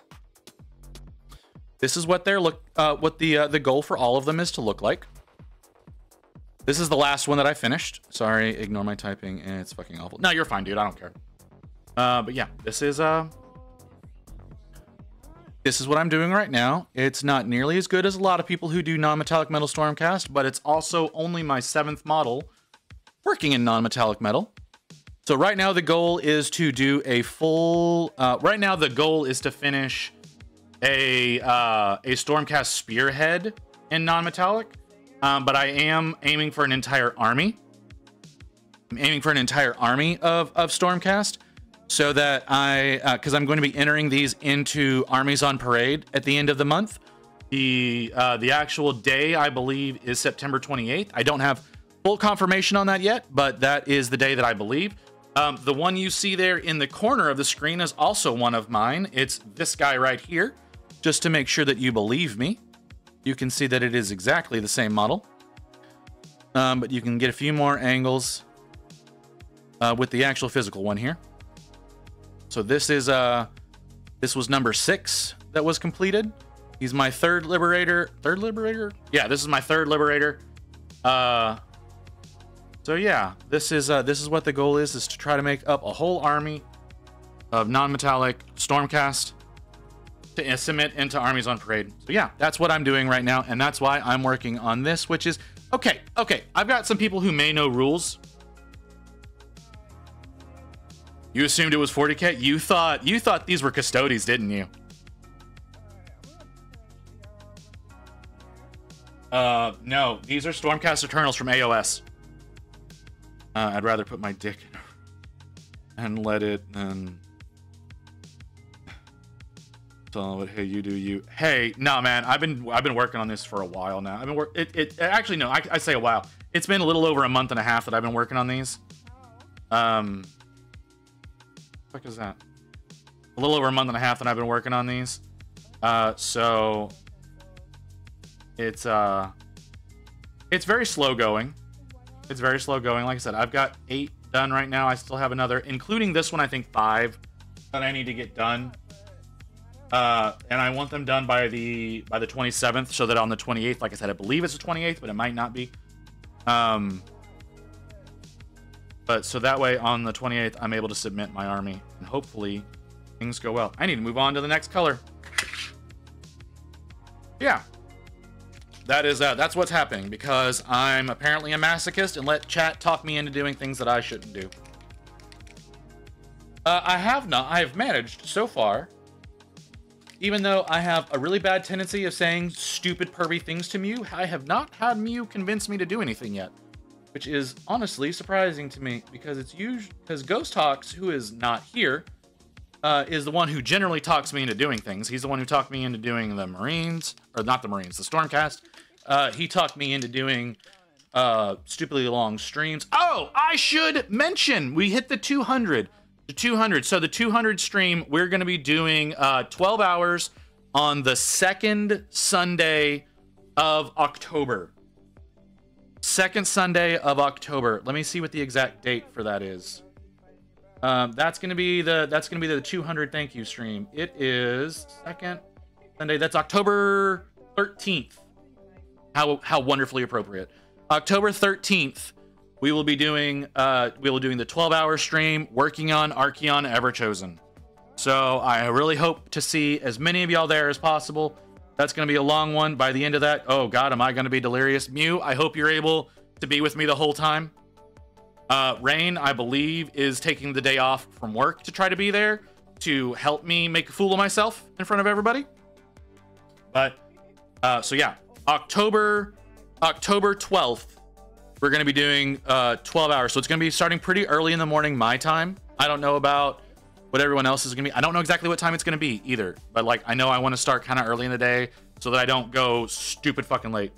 I thought the 13th. Did I not say the 13th? I thought I said the 13th. I said the second Sunday, which is October 13th. Did I not say October 13th? Someone tell me I said October 13th.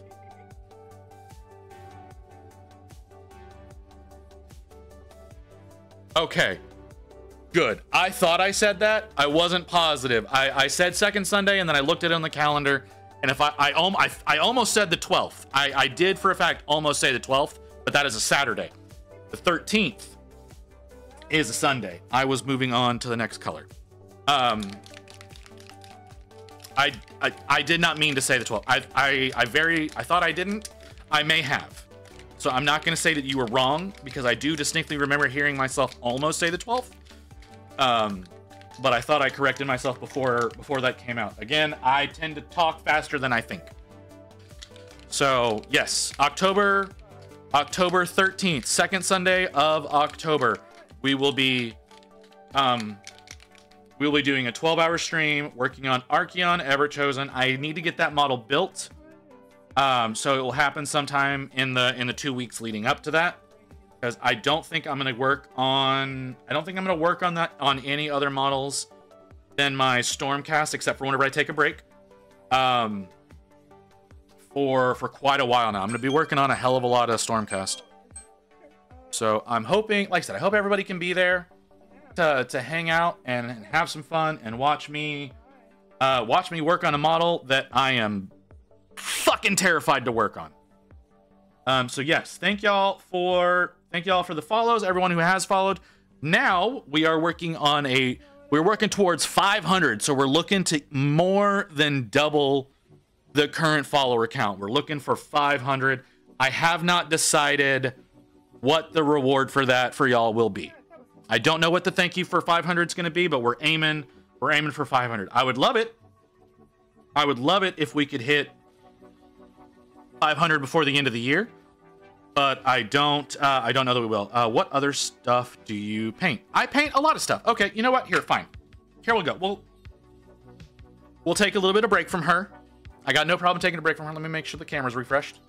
We'll take a little bit of a break from her. If you're on PC, if you look down in the about section below the stream, you will see some of the stuff that I've already worked on and finished. I think I've got 5 models down there. There's also links to my Instagram, but just to do a quick little thing, some stuff that I've got here available to me right now. This is a competition piece that I entered in last month. I did a kit bash contest, and this was my entry. So I do orcs. I paint basically everything. Like I'll admit that I paint just about everything. So, but this is my my corn possessed orc. Had a lot of fun with him. So that's one thing.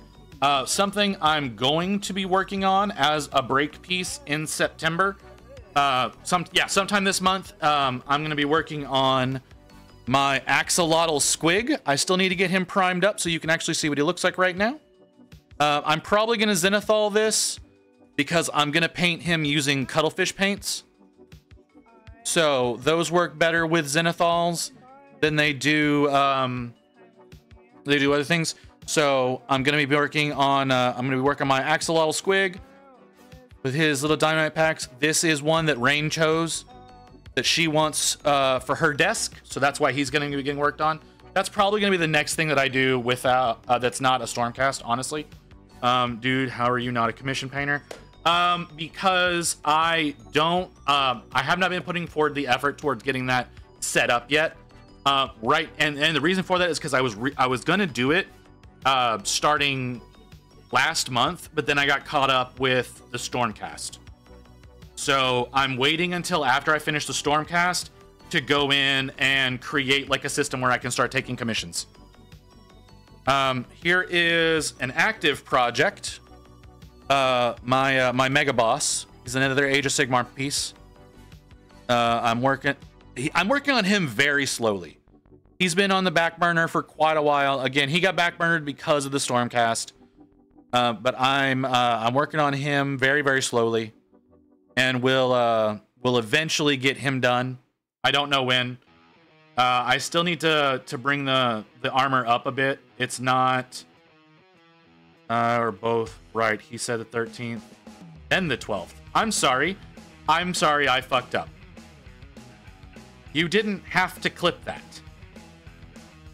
Well, painting parade should be private. It is. This is this one. I started this around the same time that I started my Stormcast, so that's why. But yeah, this is let's get him a little bit higher so you can see him a little bit better in focus. So yeah, that's my Mega Boss. He's very, very much not finished, but you can see that. And then oh, we got Melody was over here. Here's Melody. Here was the culmination of my skin tone project that I did in June. June was working on skin tones, and this is the culmination of that project. Was working on Melody here. She was so much fun to work on, honestly. She was so much fun to work on. I'm not going to show all of her because she does have a sculpted vagina through her shorts, so like I'm not going to angle her that way. But yeah, this was the end of June that she got done. She was a lot of fun. So, love seeing Sigmar stuff. Really good shit. I painted Blood Angels and Night Lords myself. So, well, into the Vampire. Yeah, I understand. I don't have any of my Space Marines available to me right now. They're all in a box. They're all in a box somewhere. I know not where. And I don't have my Neuro Tyrant available, so I don't have a whole lot of stuff that's like in reach right now.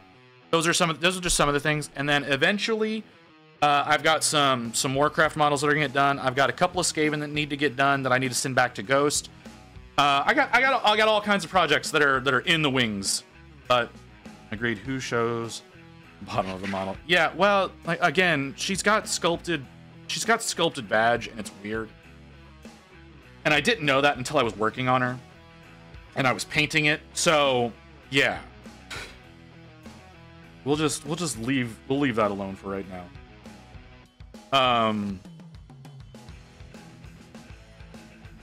Put an orange wash on it. I'm not going to be putting an orange wash on it. I don't like using washes if I'm able to avoid it. I do occasionally mix up a wash to use specifically in my Stormcast to do the emblem here on their shoulder. I create a blue wash for that, but that's about the only thing that I use washes on. I'm actually going to be highlighting him up into a brighter yellow. He's very orange right now. I'm going to be highlighting him up into like a golden yellow at some point. I don't know when that's going to happen. Let's get back in focus here. Sorry, I'm using a DSLR, so I have to manage my focus myself. So yeah. Yeah, that is what's happening. That's what, like I said, some of my other models. If you want to check out more of my stuff, you can check out my Instagram. Pro painter stream. What do you mean pro painter? I'm not a pro painter. I have genuinely never been paid to paint. 100% never been paid to paint. Never sold a piece. Never been commissioned to paint something for somebody. Don't even know how to charge for that stuff.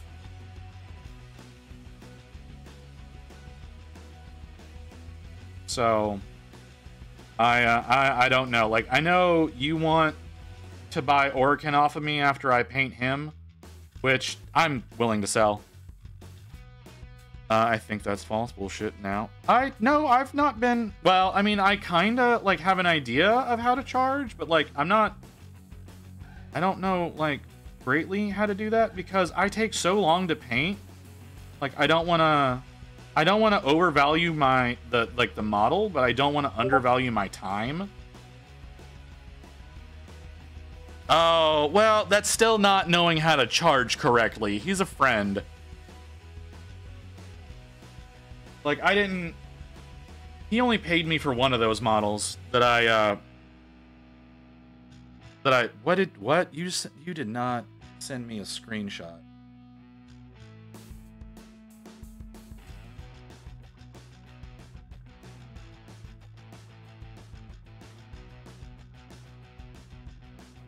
Rain, you didn't have to send me that.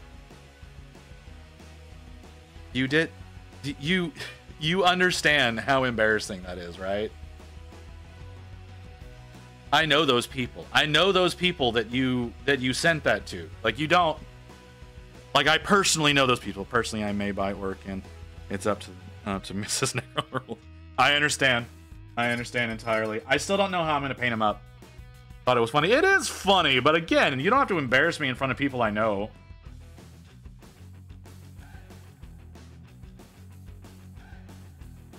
Like, embarrassing me in front of chat, that's one thing. I do that by myself.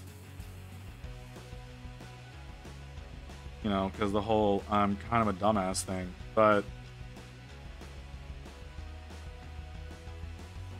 anyways, now that that's out of the way. Now, again, Necron, I don't know that when I will be working on Orkin or how I want to paint him up. So, like, I was thinking about doing Orkin in his Ascended form from the Infinite and the Divine, but I've realized they don't exactly do a great job of describing what he looks like when that happens. So, I don't really know where to go with that. Lead Mountain Widow, fun fucking name. Thank you for the raid. Welcome, welcome, chatters. We're working on some Stormcast non-metallic right now. What were you working on? What were you working on, Widow? Can we give Widow a shout out? Anyone? There we go. Thank you.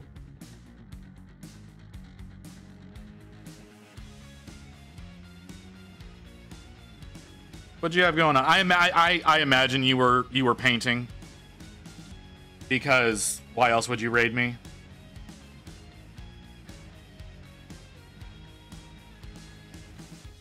But yeah, thank you for the raid. Welcome, chatters. I am Visit the Chronicler.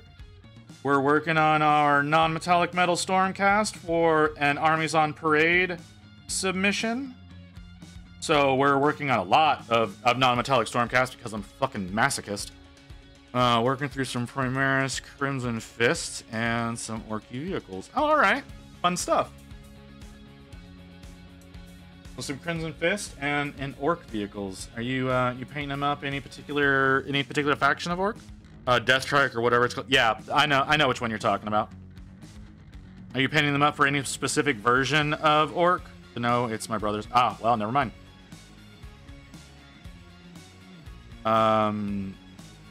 Do what you like. There isn't a guarantee I'll buy your Orc. No, I'm not saying that there is.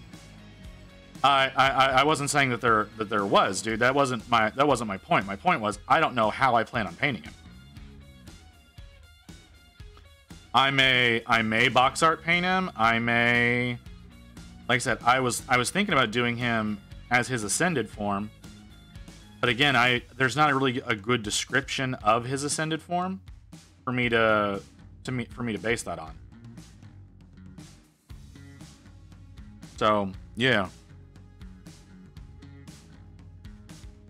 He's engaged me to paint up Gaz School. Okay. I painted up a really bad Gaz School a little while back. And all his mates. New models, original 3D, original 3rd edition scheme. Okay. 3rd edition scheme. I don't remember what those are. That was a long time ago, and I wasn't around for that. I've only been painting for like 4 years, so I don't know what 3rd edition default was. But that's okay. Glad you're, are you at least having fun working on them?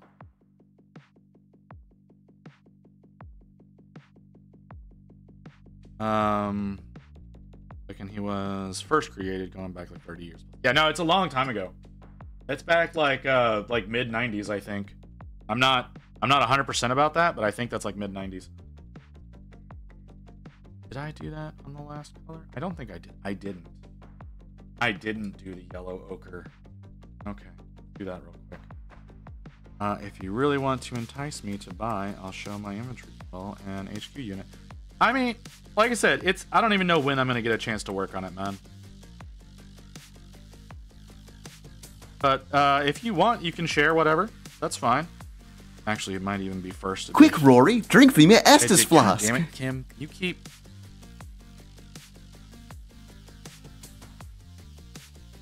Okay, the monster's dead. Monster's dead. It's 6 p.m.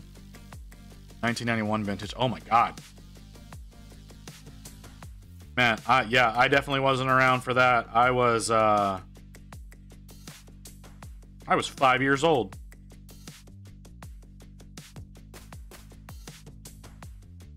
So yeah, there's no way.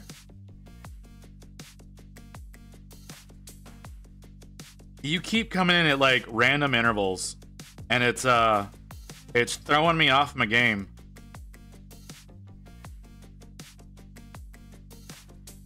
I'm used to you hitting me like constantly, like you were, like you were yesterday, where you hit me like almost seemingly on the fucking dot, even though you were still streaming at the time, and you somehow still managed to pay attention to me. I don't know how you do that shit, because I was on a train and now I'm home. Oh, okay. Well, I'm glad you made it. I'm glad you got home safely. There was an article in White Dwarf when Andy Chambers first built WoW.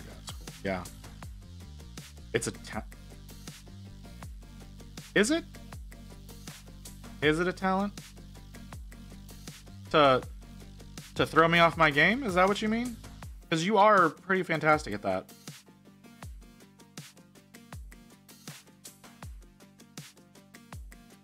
I was originally going to just do gas, but I pressed into matching the... Oh my god. What? See, I know exactly what you mean. I know exactly what you mean, Widow. Like, I was originally only planning on doing, like, one non-metallic metal stormcast, and I somehow got bullied into doing a whole goddamn army.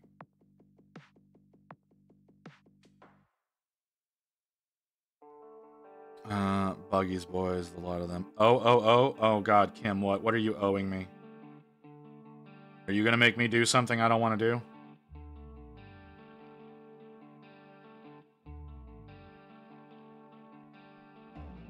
Are you busy tomorrow? I don't think I am. I'm a Bladex guy myself. Okay, well, you know. Buggies, boy. Oh, okay, I know what you're talking about. If playing with me is something you don't want to do. God damn it, Kim. Kim, oh my god, why are you trying to lay on the guilt? I don't think I'm busy tomorrow. I think we can probably set something up. You know what I need to do? I need to call my fucking doctor. I need to call my doctor because I have a doctor's appointment sometime this month and I don't know when it is. I need to call my pain doctor to find out when that appointment is. God, when is my GP? My GP at least on a day that I'm not gonna get caught with the fucking...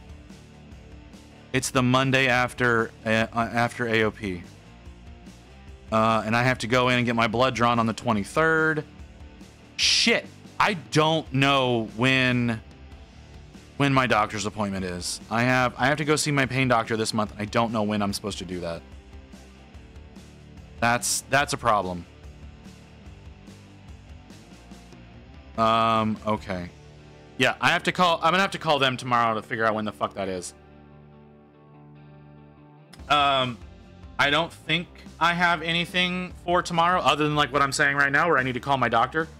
But we don't, you know, I can be in game with you while I'm doing that. So yeah, we can probably set up something for tomorrow.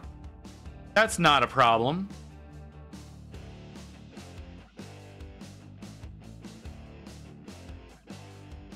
I love how originally, Kim, it was, you know, I don't know if I'm going to want to play games with you, and then now it's at every opportunity.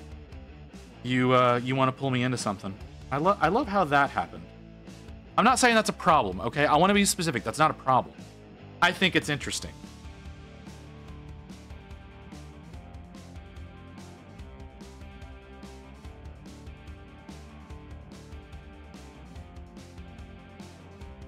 That's not what I said. I never said it. No, you said you weren't sure if you would mesh with me, and we needed to play together before you could make a decision.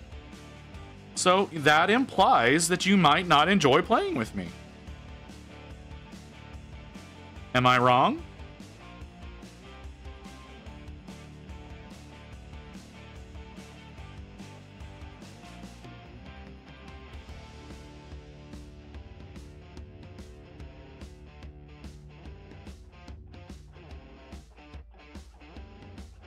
Which, you know, we need to set up at some point in time, like, actually streaming together. But that's... But, yeah, I think we've acknowledged that's not a till next month thing. Oh, I didn't realize you were going to hit the Discord button. I'm not sure if you're wargaming or planning a date. It sounds like both, doesn't it?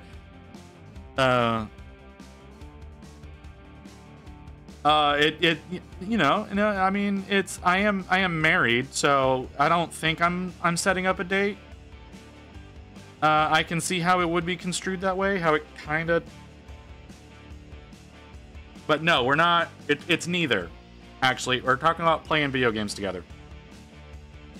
I said we need to play off stream first, because I'm an extremely anxious person. I'm not going to be more. I guess that's fair. I guess that's fair. You have seemed to warm up to me a bit more since we've started playing together too.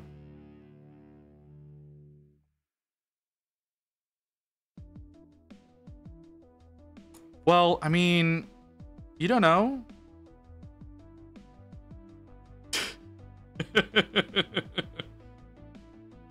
I don't. That's not like that's a barrier, but that's not like I think the main barrier is you're in another country. And again, I am already married. Those are kind of some of the biggest barriers there.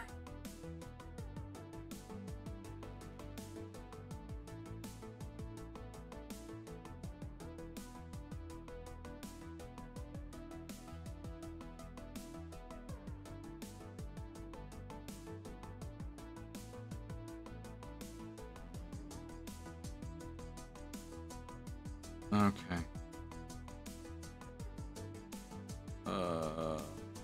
Shit.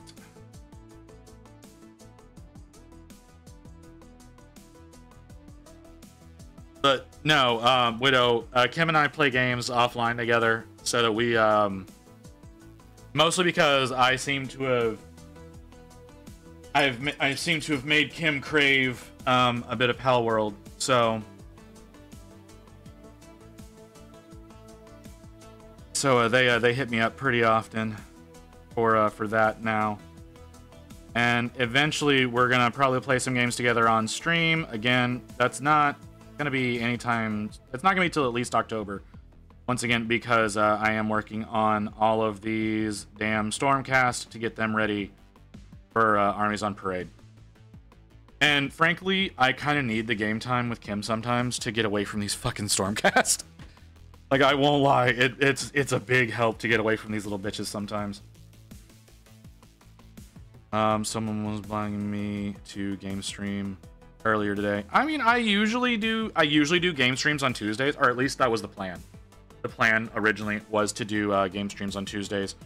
But then I got you know, neck deep into this. I'm almost tempted. Almost temp. Well, why not do it? You know, I've done a couple of game streams of what was it? I did Supermarket Simulator. One day I did Speed Freaks once. Really enjoyed Speed Freaks. I was really glad that Mew suggested that one. Because yeah, that one was Mew's fault. Mew was like, "Hey, you should play Speed Freaks," and I agree. That was a really good decision. That was a lot of fun. I used to be a professional gamer a few years back. Might end up feeling like actual work. Oh, well, sorry. Yeah, there's a clip of you. There's a fucking clip of you, Necron. I don't know if you've seen it, but it's definitely. It's up on the YouTube now. I've got a YouTube short made out of that one. So, yeah. Motherfucker. Come at me like you did. Hold on, let me see how that particular short is done. I saw one earlier today that was doing really well. You know, relatively. Okay. Then again, I was barely work when I was actually work, so great, I'll have a look. Yeah, hold on, let me see. Mantra, blah, blah, blah. Let's see. It has shit. It's doing god awful. It has 3 views. It has 3 views, no comments, no likes, no dislikes. It's doing abysmally. The one that I posted right before it, though, the fire alarm jump scare, that one's doing really good. That's 547 views with 13 likes, and I think 1 dislike. What's this other one? The microwaving models, god damn it. The microwaving models one is another higher one, but it's only at 20. So yeah, over on the YouTube channel, that's where all my archives are. That's where I load up I load all the clips over there as YouTube shorts. Why am I on Lima Licious?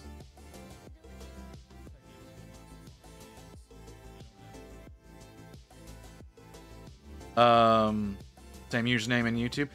If you look again, I should have a link in. There should be a link in my socials that leads to my YouTube down below. I don't know if you're mobile or PC. If you're PC, it's in the. There's a little social bar that should have my YouTube channel linked. It should be the same. Is it? Is it the same? I think it's the same. Yeah, it's the same name. It just doesn't have the underscores. I don't have a command to post it, unfortunately. I only have a command to for Discord. Oh, and Rain found it and posted it. So there you go. I do too much. Old hammer, 2 microwave models. See, okay, that's not what that was. I thought I saw. Rain, can you post the microwaving one for me, please? I can't explain it appropriately. Rain, Mew, whoever the fuck is there, either one of y'all, if you could post up the clip for microwaving models. So, Widow, so one of the things you need to understand about me is I'm dyslexic. And sometimes when I'm reading chat, I read it entirely wrong. So I thought I saw someone say they were microwaving models. And that is not what they said. And if we can get that clip up, you will understand. There you or you can post the actual Twitch clip. That's fine too. It is posted on YouTube, but if you've got the Twitch version, there's the Twitch version. So if you wanna see that, that's me. That's me not being able to read. Like I don't. There's not a better way of saying it. It's me not being able to read, unfortunately. So I say a lot of dumb shit. All right, I wanna specify that I say a lot of stupid things. There was a lot of dumb shit that was said during the 10-hour stream when we did the thank you for hitting 100. Yeah, right. So now you understand what my stream is like. Other dumb shit. Why are you doing this to me? Freezing Amphimorphous beef Kipo? What the fuck are these? What the fuck are these URLs? Why can't it be my fucking name? And like an ID number?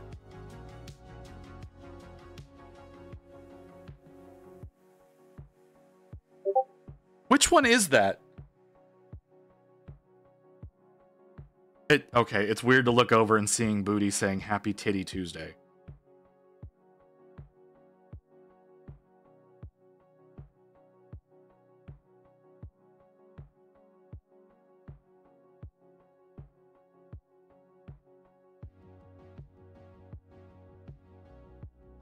Like that elf too. That, what was I working on? Oh, that was the Valera. Valera?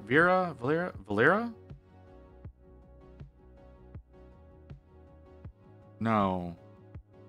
I don't remember the bitch's name. But yeah, that was a difficult project.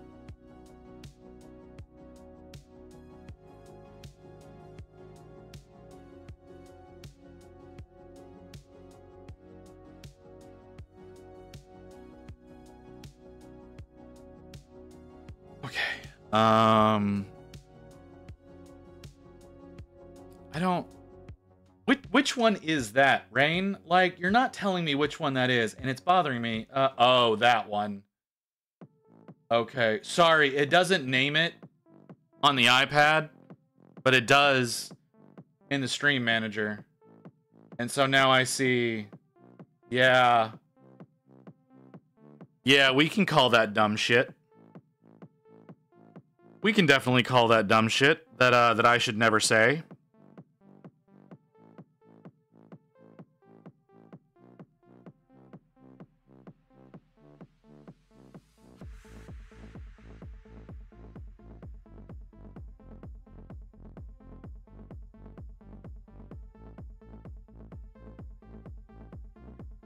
So yes, there you go, Widow. There's you. A fair amount of information on the colossal dumbass that is me.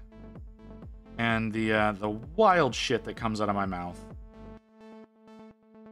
Because I am incapable of thinking before speaking at most times. I sometimes manage to catch myself when I'm being an utter creep. Most of the time I don't. But I do manage it sometimes. How many sorghums do you need to do? I need to do 5? 1, 4, 5. Yeah, I need to do 5. They're all very complicated ones, but I plan to do more. I'm planning to do I want to get all of the Scaventide ones done, and I'm nowhere close to that. This is my 5th Liberator. So for the spearhead that I'm doing, that's fair. For the spearhead that I'm doing, I need 5 Liberators. Hats Paints, thank you for the follow. We're working ever closer to that 500. That's very, very much going to take forever to get to. Brain. My brain stopped. Yeah, so for the spearhead, I need 5 Liberators, 3 Prosecutors, and the Lord Viritant and the Lord Vigilant. So I've got built and painted, or rather, they're all built, but painted I have 4 Liberators and the Lord Viritant painted.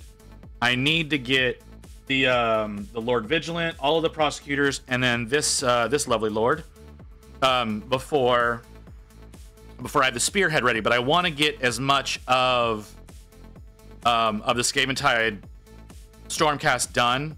And again, everything I've listed to you is everything out of Scaventide that I've got done. So there's a whole lot left. But to give you an idea, here is my... I don't think I showed her off yet for the raid. Here is my my Lord Viritant that I finished painting last week. So that is that's what we're aiming for as far as quality of work, because she is definitely one of my better ones. And then you can see down in the corner, the Liberator that's down there in the corner, that's also one of mine.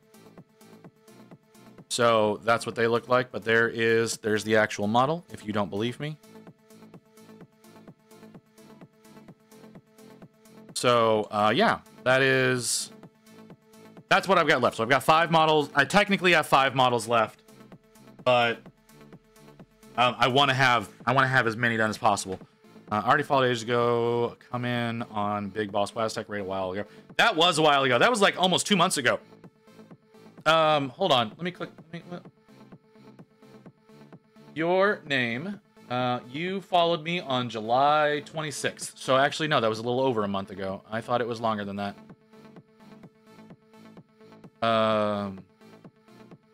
That's tasty. Like the fire effect. The fire effect worked out really well. I think people overcomplicate fire because so here, let me bring her back up. So if you look at the fire, I did a very simplistic job of it. I just, I painted it white, then I painted it yellow, then I dry brushed it orange, then I dry brushed it red, then I dry brushed it black. Like, that's it. That's all that is yellow, orange, red, black, and doing it all in dry brushing. So it's not hard. So it's all Pro Acryl, okay? So it's Pro Acryl golden yellow, right?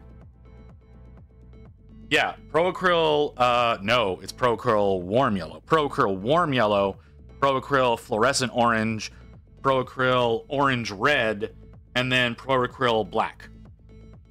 Coal black. Pro Acryl coal black.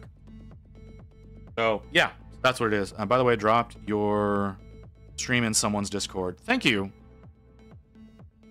Well, for homophobia.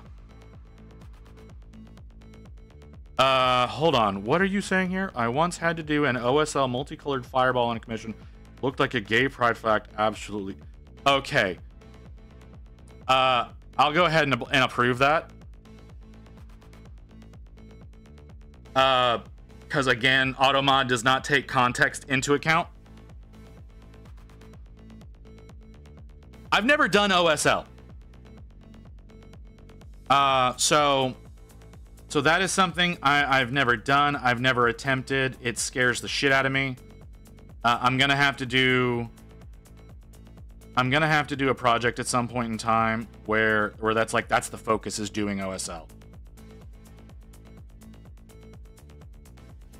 Currently doing it. I'm not. No, I'm not. This is not what OSL is. This is just reflection points on gold armor. This is not OSL. Same color combination as the LGBTQ banners, but glowy. No, I get you.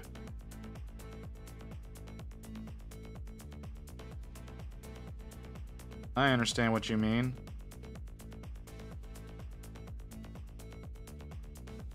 Your reflections points is OSL. It's really not, though. Like, I understand why you say that. I do, but it's really not.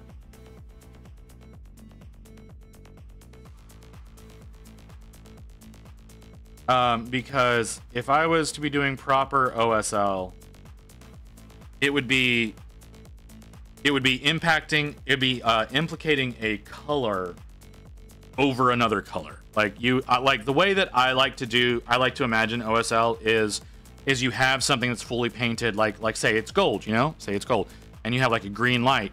You can tell it's gold, but you can also see the green. So what I'm doing really is just enforcing that it's gold.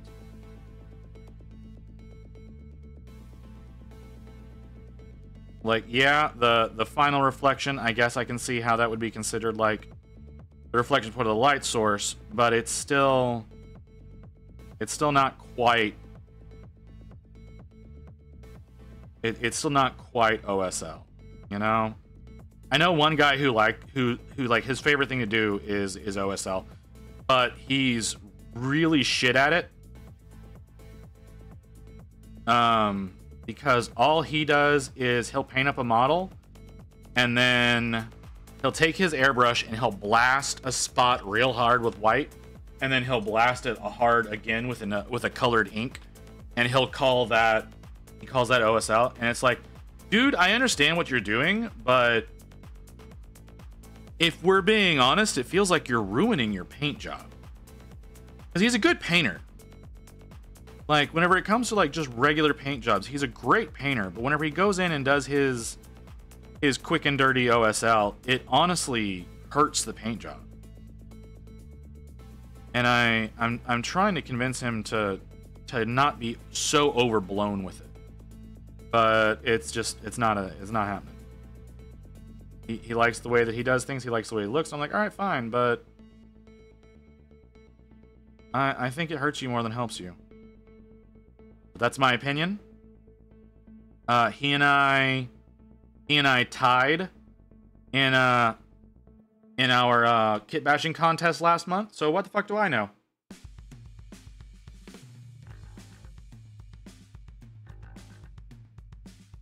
And he tied me where I was like, I submitted that orc that I showed earlier. He submitted terrain. So yeah.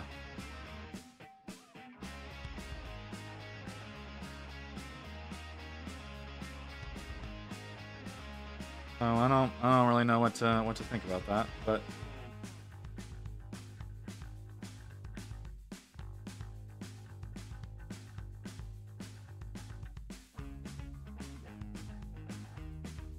so yeah, that's all I got. That's all I got to say about that. Is so yeah, I haven't tried any genuine OSL. Like I said, I understand what you're saying, Necron, but I mean like genuinely trying OSL specifically, like lighting up a torch and trying to make that torch look like it's casting light, or lighting up a plasma pistol or rifle and trying to have that glow appear somewhere else on the model. I've never gone through and done anything like that. Terrain as a kit bash is sort of a thing. Yeah, except it wasn't. And the thing that pissed me off about it was you're supposed to paint something that month, right? It's not supposed to be any old work that you've finished at another time. And the guy opened up submissions for the contest on August 2nd, right? It was August 2nd at 9:30 in the morning. And at 9:34, and I might be wrong about the exact timing, but it was within 5 minutes. Within 5 minutes of the contest opening, he's like, "Oh yeah, you want kit bashed paint job? Here's this," and submits it. And it's like, dude, there's no goddamn way that you're submitting that quickly after the contest entries have been opened. And there was a lot of models, honestly, that I was upset that they allowed entry on because they weren't kit bashed at all.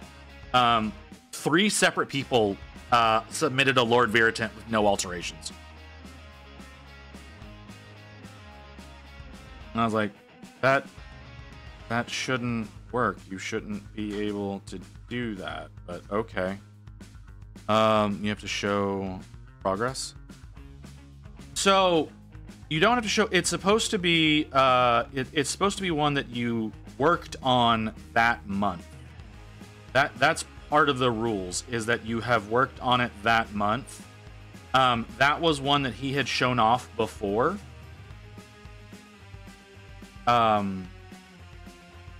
But because the theme, okay, so the theme was technically everything is Necromunda, and then in parentheses do a kit bashed model. And so he saw Necromunda and submitted some Necromunda style terrain that he printed up a few months ago as a commission. So, but part of the entry is supposed to be that it is work you have done the month of the contest. So typically you don't have anyone who submits within the first week,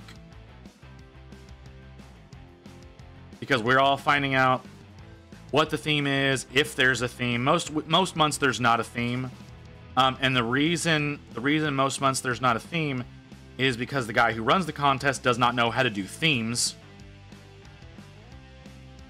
because he decided that it needed to be kit bashed models after being a year, literally after being a year since he's done a theme. He was like, okay, this month's theme is going to be kit bashed models. It's like, you've never had a theme that was a color. Like, it's always been about, like, it's a painting competition, but the theme has always been about the model, not the actual paint jobs. And I was like, hey, could we bring back themes? But if we do so, something simple like, hey, do a color, do yellow or blue, or, just like pick a color and say that, that needs to be predominantly featured in your paint job. And I think he would have gotten plenty of entries, because whenever he does theme months, he gets a lot less entries than he usually does. He only got 8 entries this month, and again, it's like, not everybody kit bashes. I almost didn't enter, because it's like, I don't have a model that I can kit bash, and we happen to come up with a Beast Snaga Orc that I've got on hand. Alright, I will take a look at that in a minute, Mew. I happen to have some Beast Snaga models that I wasn't working on, and I happen to have a Demon Axe, so it's like, all right, I'll do a Demon Orc. That's not something that happens a whole lot, so I did that. But yeah, originally I wasn't planning on entering at all. So yeah, he only got 8 entries. He usually gets 15 to 20 entries, but he only got 8, and it's like, yeah, it's a shit theme. Like, even the guy who won last month, like, whenever he submitted his model, he was like, this month's theme is shit. You shouldn't have done this. And I was like, well, I was like, I'm the one who asked to have a theme brought back, so I need to do my best to enter, but come the fuck on, man. Don't pick shit themes. Do simple. Our local Games Workshop does the same thing. Usually the theme is just cavalry or monster. I won once. See, that's fine. Like, one month that particularly stands out to me was the theme was heroes and or villains, and I looked at that and went, that's an open theme.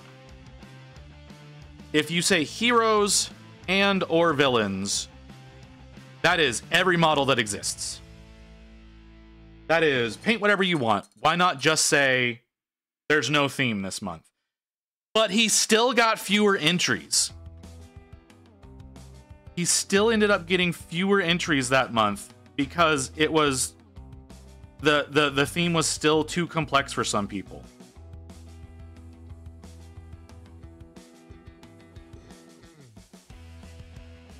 Yeah, I saw it. I saw it, Mew. I will. I'm gonna look at that here in a second. Whenever I want to get a little bit more. I want to get a little bit more of the armor blocked in. But yes, I'm going to look at that because I did see that you posted, and I always love looking at your work.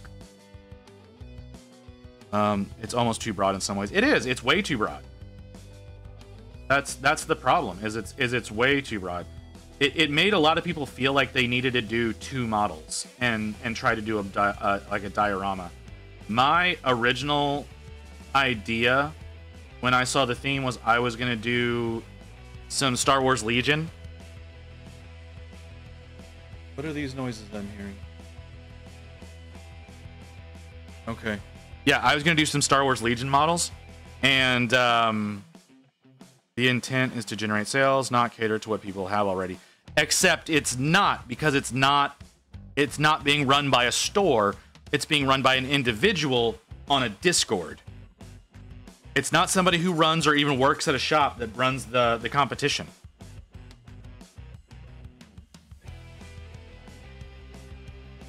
So, like, that's actually not. It legitimately, he wants people to enter into the competition with whatever they want to paint. And so he stopped doing themes because he always gets fewer entries. RGW1 is a sale generated thing. Yes, yours specifically is. Monarch, at our shop, we last had a contest about rhubarb. You had to paint in red, green, and do some food-related stuff. That actually sounds really cool. More monster time for a competition. Yeah. No, yours definitely sounds that way. But no, the one that I'm in, it absolutely does not. It is not done that way at all. Sounds like people being overly ambitious. Yeah. All right, let's take a look at this thing that you posted, Mew. I got both of y'all are new chatters. Okay. What page am I on? Okay. Wait, what? Oh, it's just regular stuff. Okay. Necron, I am now seeing that. Oh, and I'm not looking at the right screen to know who that was. Drago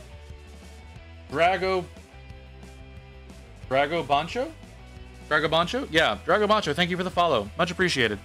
If you can just pull any model in your collection, then maybe the lack of participation is telling of the competition itself. Well, like I said, whenever he does themes, he just does stupid things. And people get confused, and so they don't enter. Like I said, this last month was kit bashing. A lot of people don't want to kit bash. I know a lot of people do like kit bashing. I'm not saying that that's not a thing. But there are more people who don't kit bash than those who do. So whenever you say you have to submit a kit bashed model, you're going to get fewer submissions. But if you say something like paint a model predominantly using blue, that's fairly easy. That's challenging people to do a good job with blue paint, especially for a painting competition. But all of his themes are model driven, not paint driven. So again, since it's not being run by a store or anybody who runs a store, I think having it be a model driven contest is stupid.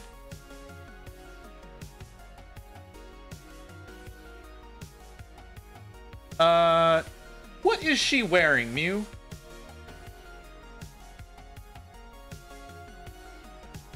There's a lot going on there. She looks good though. Absolutely adorable. Yeah, there's also like not any kind of real incentive to enter and to win. It's really just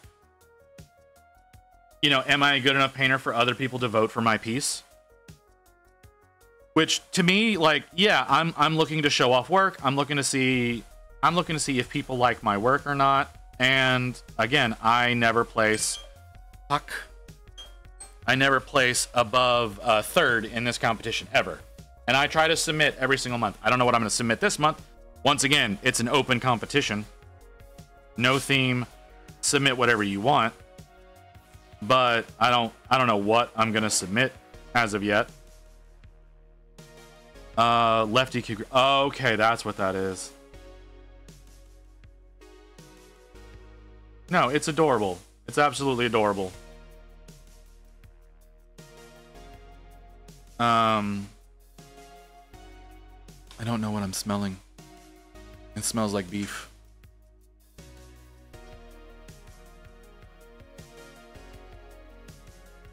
Sounds like popularity. It kind of is, honestly, because okay, so what ends up happening is it always it's vote driven, right? Like everybody submits their work, and then it goes to a community vote for whatever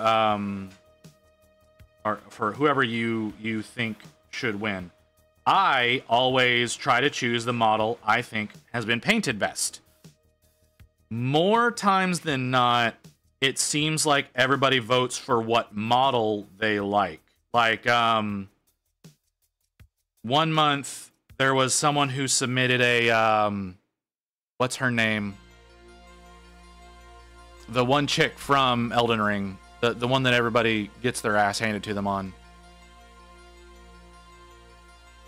Her name is blanking on it. The one that has beef with Radon. I can't remember her name, but they submitted a model of her that was, yeah, it's something that starts with an M. I can't think of it either.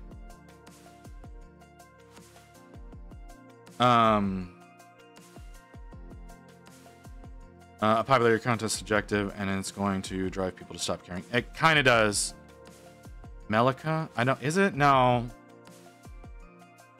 No, that's the Melania. Yeah, there we go. They did a Melania 3D print, and it was amazing. It was super well painted. You can tell that they poured their heart and soul into painting this model. It was fantastic. It's one of those that like you would see in like a convention competition, and at bare minimum would have like been third place, if not winning outright. And I was like, oh yeah, oh that's the wrong paint that I was about to put down.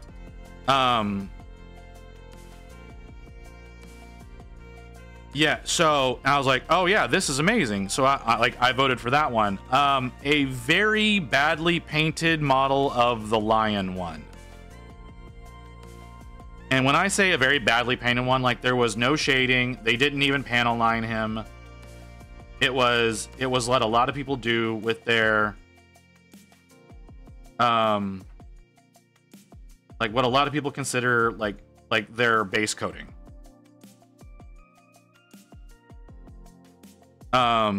So yeah, it ended up like the lion ends up winning that month, and I'm like, y'all just voted for that model because you like that model, not because the paint job was actually good. So but that's what I mean. Like it almost always turns out that way, where a model like that is what ends up winning. It's just whatever model people like the most. So it is a little tough for me to enter into it every month, but I do try my damnedest to submit every month to just kind of push myself in some manner. Yeah, like I said, it's because it's a vote and not an actual judgment. It does kind of diminish the contest because it's a community vote. It's not like there's a panel of judges who vote on what they think should be done. It's literally a community vote, and you're allowed to vote up to 3 times. I never use all 3 votes. I only ever vote once. because I think it diminishes the ones that I think are the best by voting for somebody else. So like this last month, it was a Rhino that someone bolted a missile launcher to the top of. That's what won. And what essentially what they did was they took a navy paint, like a navy blue paint, and they airbrushed it on. And then they took something like McCrag blue and they airbrushed that over it. And then they painted the missile pod black and the actual missiles themselves red with little white tips. And they were done. And that's what ended up winning.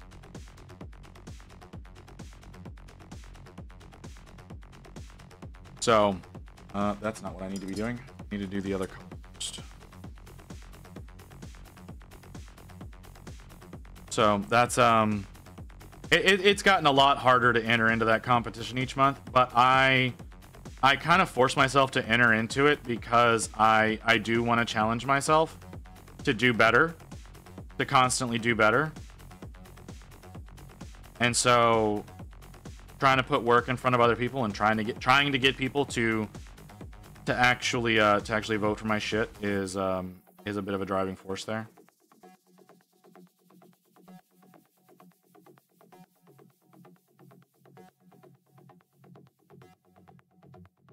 So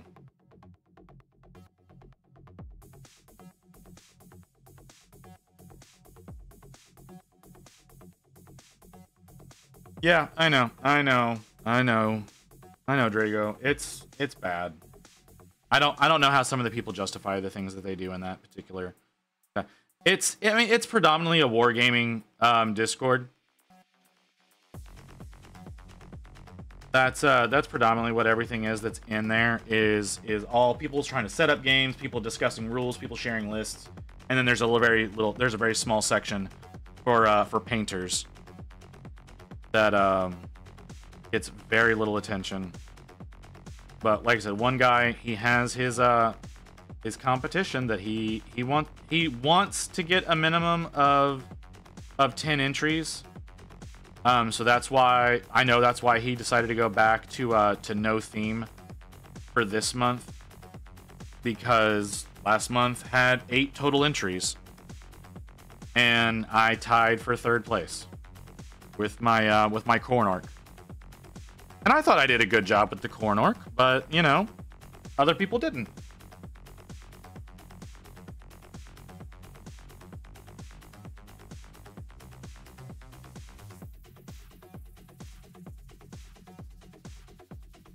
So that's where that is. Yeah. Yeah. Anyway,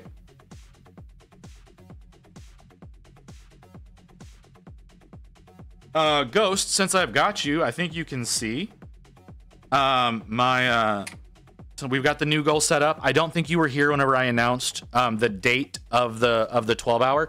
We're doing the 12-hour. So for anybody who has not been here, who has not heard this yet, we're doing the 12-hour stream as a thank you for hitting 200 followers on October 13th. That is the 2nd Sunday of October. We'll be doing a 12-hour stream working on Archeon Everchosen.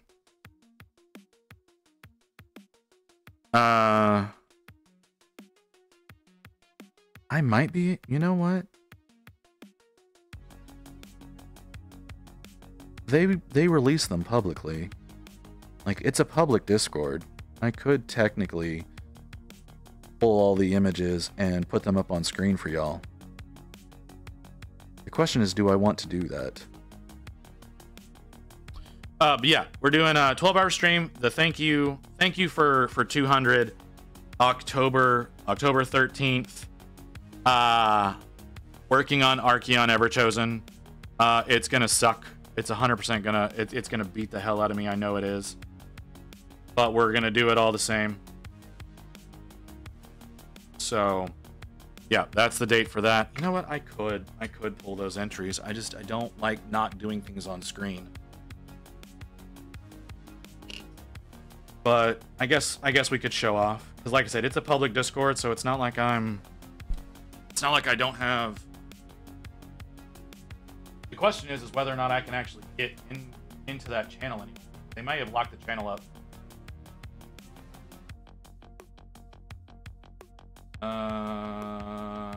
Okay. Hang on. Give me a second, guys. I'll grab these images and I'll share them with y'all. I don't know. I'm thinking about it now. Let's do it now. Like I hopped over into that Discord and I was already on the channel that has all of them on. I'm gonna grab the images, even this one of mine that's really poorly done, but that's fine.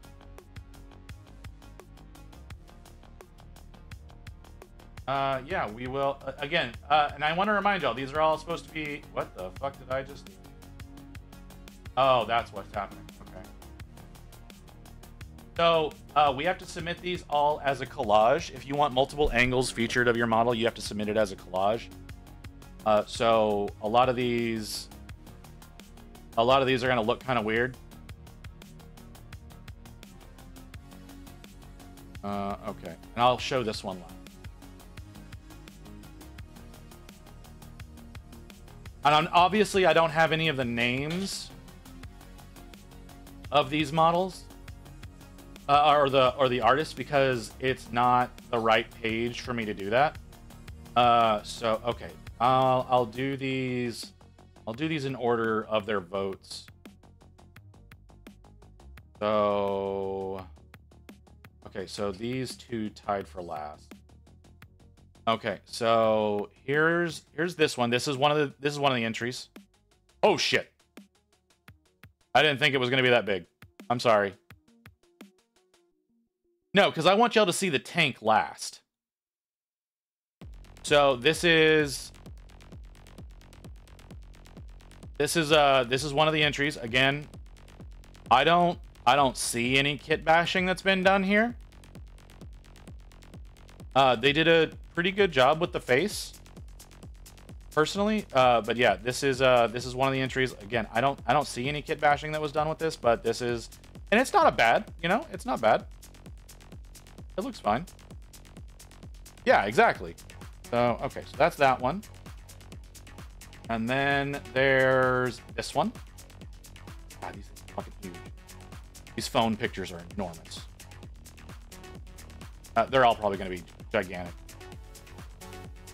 Okay, so here's another one of the entries. Again, not kit bashed, not Necromunda, but it was an entry. Not bad. I've definitely seen much worse. I like that they tried to extend the fire effects onto the sword, but that's what that one is. Okay, then let's get rid of this.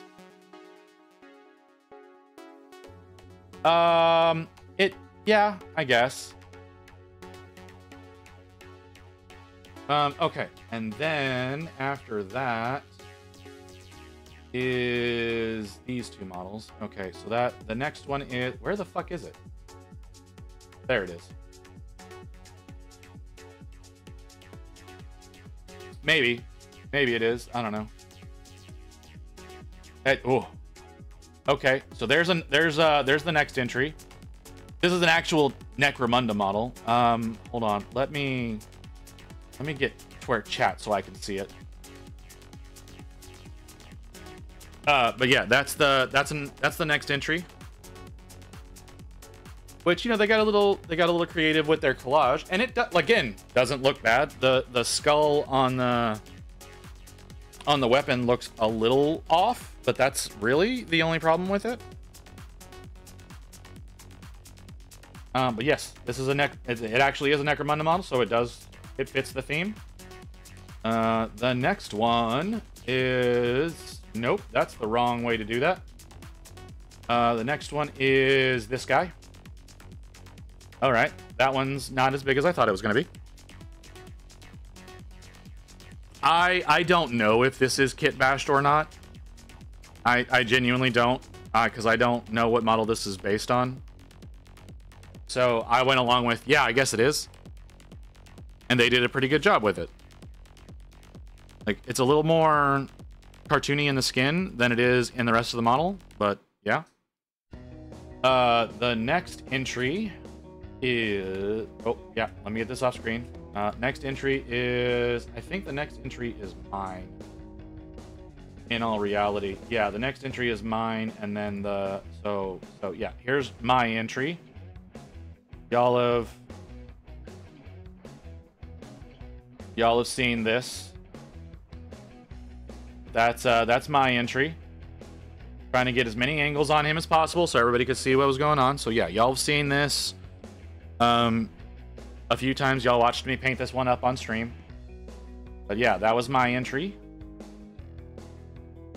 The one I tied with is this one. I tied with this.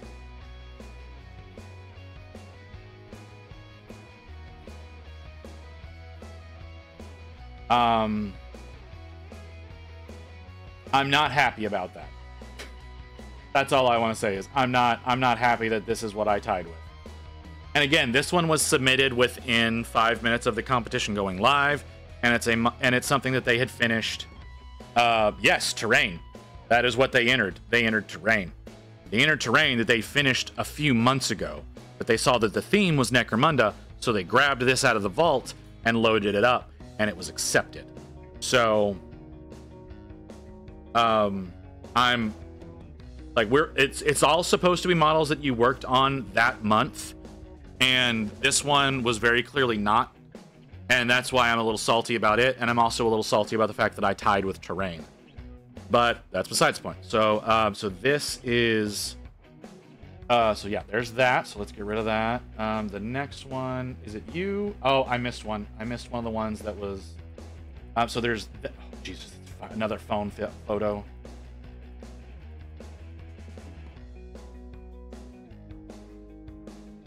This is the another one that was entered. I should have posted this earlier, but I didn't, because that was one of the. This is one of the ties for 7th. Be okay if it was submitted following the rules. Yes, but it wasn't following the rules. Yeah, terrain, fine. But if he had painted it that month, and yeah, it's technically Necromunda terrain, but it was I think he painted it back in. It was either March or April that he painted that, and that's where my problem with it lies. But then there's this, and let me hop over to see what that was. Jamo52, thank you for the follow. Studies as a Necromunda, not sure. Kit Bash. See, the thing is it looks like he did. He didn't necessarily kit bash it, but he did alter it. So there is some green stuff that was applied to make him slightly taller, and extended his head up a little bit. So they did actually go in and green stuff him, and make him taller. So he's not straight out of the box, but so that's why they're considering that kit bashed. So yeah, all right. Yeah, I understand your point there. I'm not going to disagree with you. Here's the one I thought should have won, because he did a fair amount of work to kit bash this. Is this a 4-way? This is a 4-way. This is the one I thought should have won.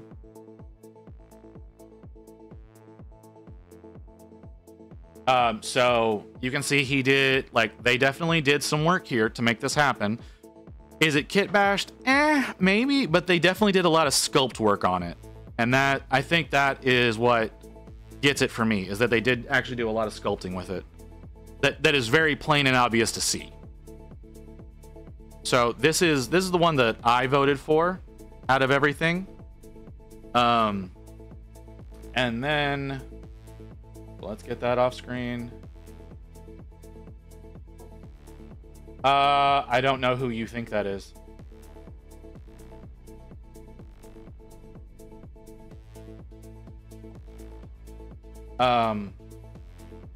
No, the one that I think you're thinking of was actually the terrain.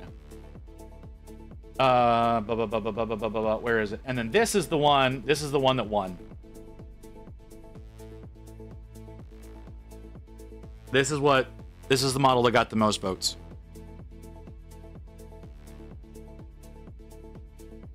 And I don't know what y'all think. It's probably that they did the freehand on the back of it. I didn't see that before. But overall, it's like I said, you could do mostly just a navy airbrush and then a brighter blue airbrush to get the gradient. The missile pod isn't anything special, but and if that is in fact freehand on the back, it could be a decal. And it wouldn't surprise me because we have had people who have done heavy decal work and won the competition because of their decal work, not because of their actual paint work.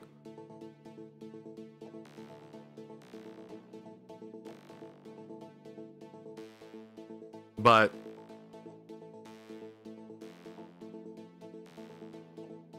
I mean, I didn't do a lot of a kit bash either. I bolted a fucking axe onto an orc. Like, that's all I really did. I chopped off the gun and I gave him a demon axe. That was the extent of my kit bashing. But again, all of these are all considered kit bash models. This is, like I said, this is the one that won the competition. I didn't feel it was deserved. I thought the last guy should have won it, but this one won by 2 votes. So that's just how it is. And like I said, everybody's allowed to vote 3 times, but I only vote once because I feel like voting 3 times dilutes the results, especially when you only have 8 entries. So yeah, those were all the entries in that contest for last month. I don't think. What? No, wait, no. We have a submission for this month's competition already. Looks like some folks did some bolt gun models. And that's what their submission for this month is going to be. I will wait. Maybe we'll go over that next month. Maybe we can make this a monthly segment where we go over me being incredulous. But yeah, so that is what that competition was. Nothing spectacular in my opinion, but my opinion clearly doesn't matter that much. I think we're ready to do a weapon SWAT is a minor kit bash, but it's still something. A conversion is where the sculpting and modification fits. Kit bash is distinct. Okay, well, all right, that's fair, I guess. If you put it that way, but still, that was all of the entries. And again, because he went with that particular theme, he got a lot fewer entries than he usually gets in that competition. Usually we see 15 to 20 entries, but with that particular theme, I think you push too many people away. That's just my opinion. That's why I was like, hey, just do a color. I didn't say like what color he should do, right? I didn't say like, oh, we should do this color or this color or this. I was like, do a simple theme that's just a color. And there's a lot of people who specialize in particular colors, and it may challenge them to work in something different, or it may really push their specialties. I don't know, but Smite. I deserve that. I deserve that. What's up, Micah? I guess I do hit you with that a lot.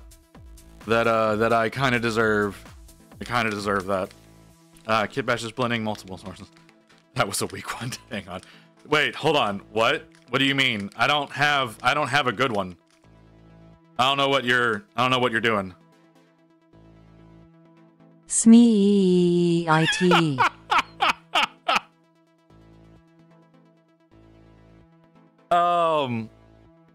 I don't think that worked the way you wanted that to work.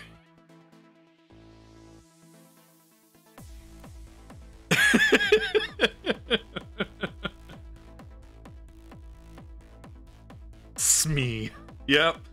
Oh man. That was fucking great. That was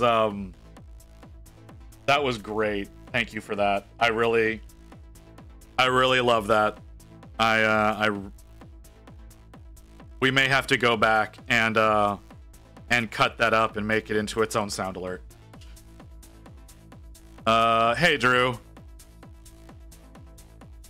How's it going, brother? Let's go with this one.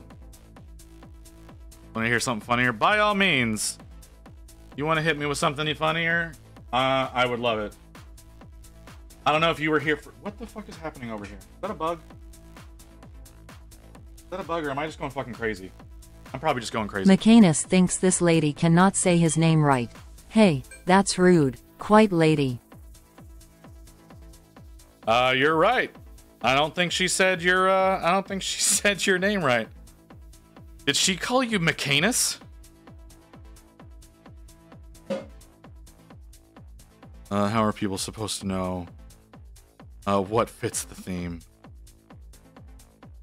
What did you say before that? But yeah, I blame GW for not promoting kit bashing and conversion anymore. Yeah, that's fair.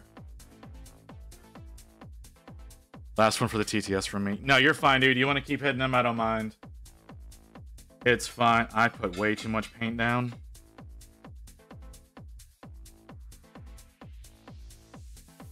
McCanus, McCanus, McCanus, McCanus, McCanus, McCanus, McCanus, McCanus, McCanus. Oh, thank you for that. Thank you. That was beautiful. That was beautiful. I didn't realize you had been around enough to rack up enough points for that.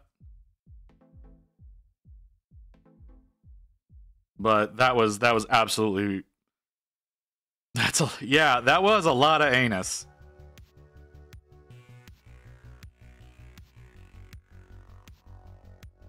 That was fucking hilarious. Okay, let's try to get these damn things. I might not always chat, but I lurk regularly. You know what? You're right. I believe you that you do regularly lurk. I don't really look at the people in chat anymore because it lies to me.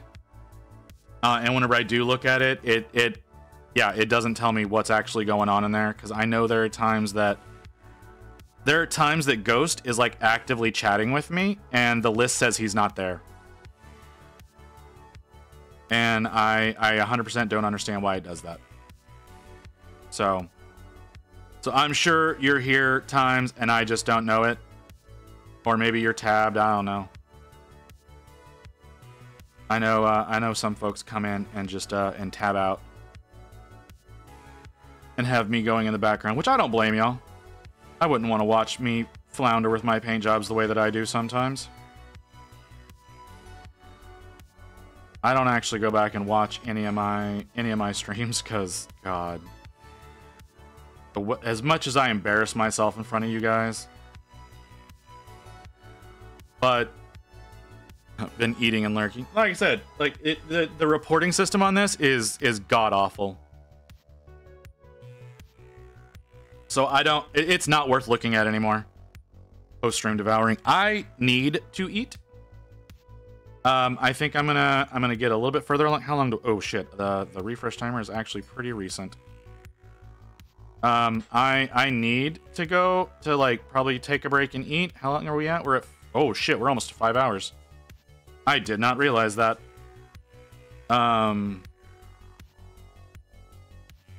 So yeah, that's what I probably should be doing right now, especially since there's food sitting on my desk that just got placed there. But did I just... Yep, I did. But I wanna try to get at least the shield done before I go on break. We're gonna finish the gold and probably get to work on some of the other colors tonight though, because I don't wanna take a break to eat and then just finish the gold and then end, because God, that would be shitty of me. So yeah, well, and you know, I might just try to eat while I'm working. That might be a thing that I do. I did that the other night. It didn't work out too horribly. But it also didn't work out great. No, I know a lot of y'all just sit and lurk and don't really chat that often, and I'm not mad at that. I do the same thing in some chats. Hell, I do that in Mike's chat. Mike Ignis. I don't know what the fuck to call you. I do that in there, but I do that in chat all the time. I come in, I hit you with a smite, and then I usually sit and don't say anything after that. So I understand just sitting and lurking.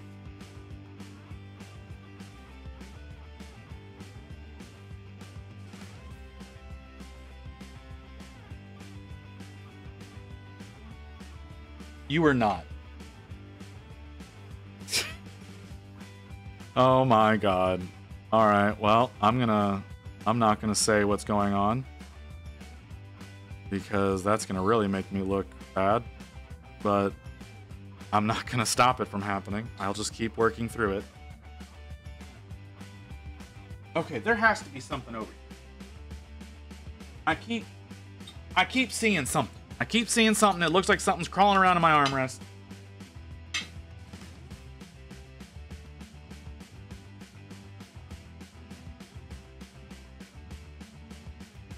I'm going crazy. That's what's happening. I'm going crazy. Hard to paint and chat at the same time. I mean, I guess. I mean, it's hard to eat, paint, and chat at the same time. But, you know, I usually sit here painting and chatting. Because I just paint a lot slower.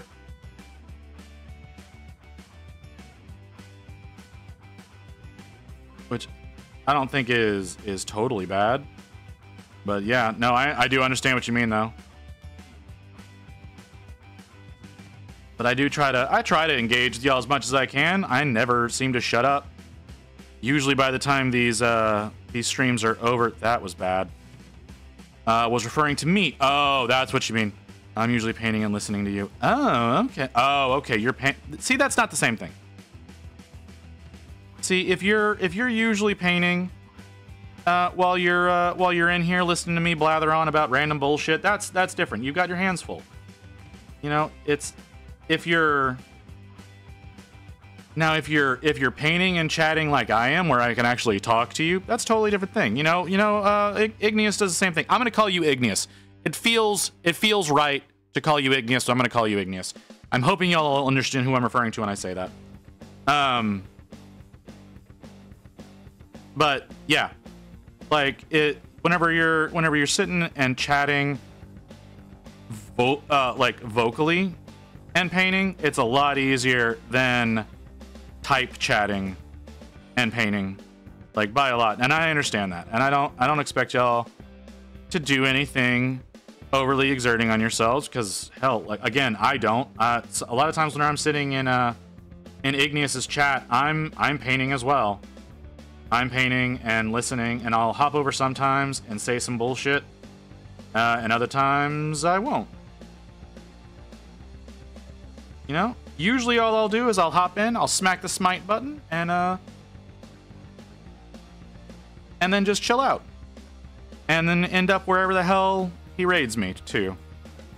Because, dude, I don't know what happens, but whenever I wake up every morning, because I walk away, having been in Igneous's chat, and I'll go to bed and I'll leave it open, and I'll come downstairs waking up in the morning and I've been rated over like 4 different streams. It's fucking weird.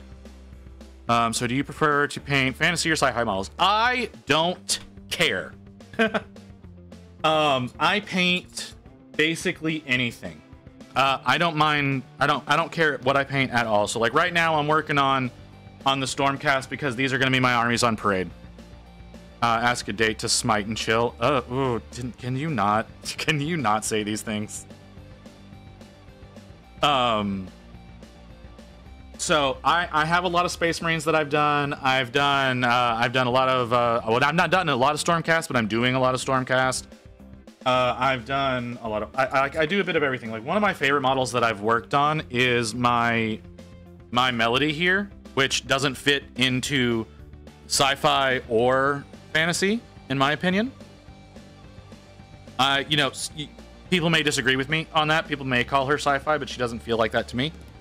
But this is one of my favorite models that I've painted. and I don't think she falls in either of those categories.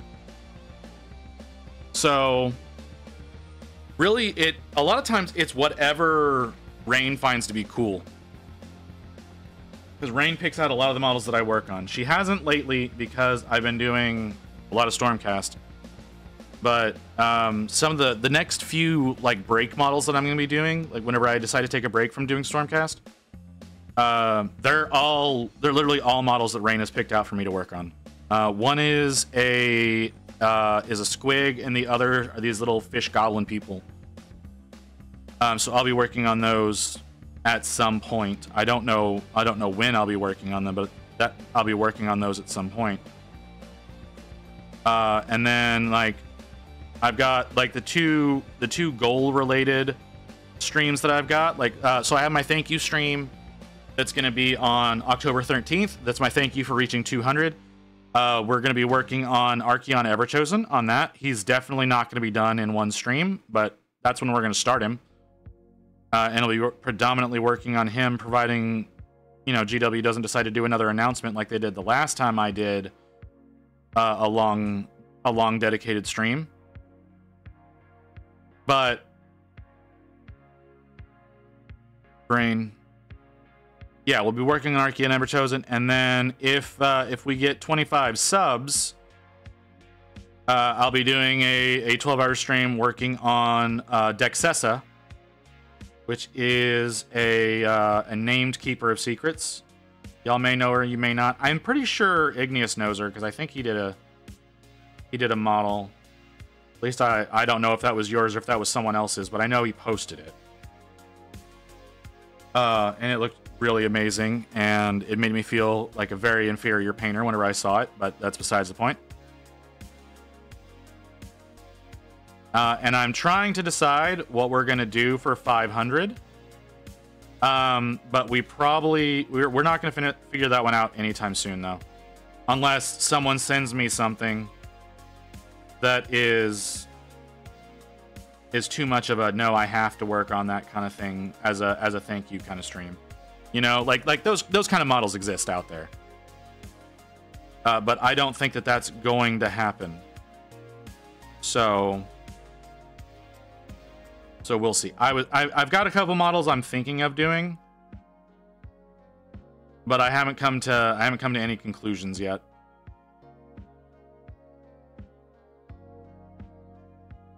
Yeah, haven't come to any conclusions of what we're gonna do for the 500. But we've got, you know, 296 followers to go before we hit 500. So we've got a while to figure that out. I say that. The original thought was we weren't going to hit 200 until at the earliest Halloween. And we hit that yesterday. I don't know how the fuck that happened, but it did. Thank you, everyone who came in and followed. Have you checked out models from any of these games? Infinity, Bushido, Conquest. Okay, so yes, on a few of those. Actually, I've looked at models for all of them. I've not done any models for Bushido. So I've done some, what are they called? Some Nomad models for Infinity. I haven't done any of them on stream. But I think if you go to my Instagram, you can find them. And then I've done, I did some Brute drones from the Spires faction in Conquest. Had a lot of fun with those. We did those in 3 different colors. That's back whenever I was testing out Army Painter Fanatics. Fanatics had just come out, and so I wanted to test out the paint range. And so I worked on those, and that was a lot of fun. I would like to do more Spires, if I'm being totally honest. I would like to do more Spires models because I really like them. The only thing is like we're not doing well financially, so I can't buy models, especially since I just spent way too much money on paint the other day because I just bought a shit ton of paint at ReaperCon, and that was really irresponsible of me. But paint is like my biggest weakness, and so I had never heard of Cuttlefish Colors, and they had a booth at ReaperCon, and I bought so many. And granted, you can only buy them in like kits of 16, but I bought so many. One thing I want to work on. Sorry, I'm like simultaneously eating, so I'm sorry if for how rude this is gonna sound. So one model I want to do is the new Thanatar model from Horus Heresy. That is the model I'm very excited to work on, but I'm not going to be getting that anytime soon because, again, I just bought a shit ton of paint. So,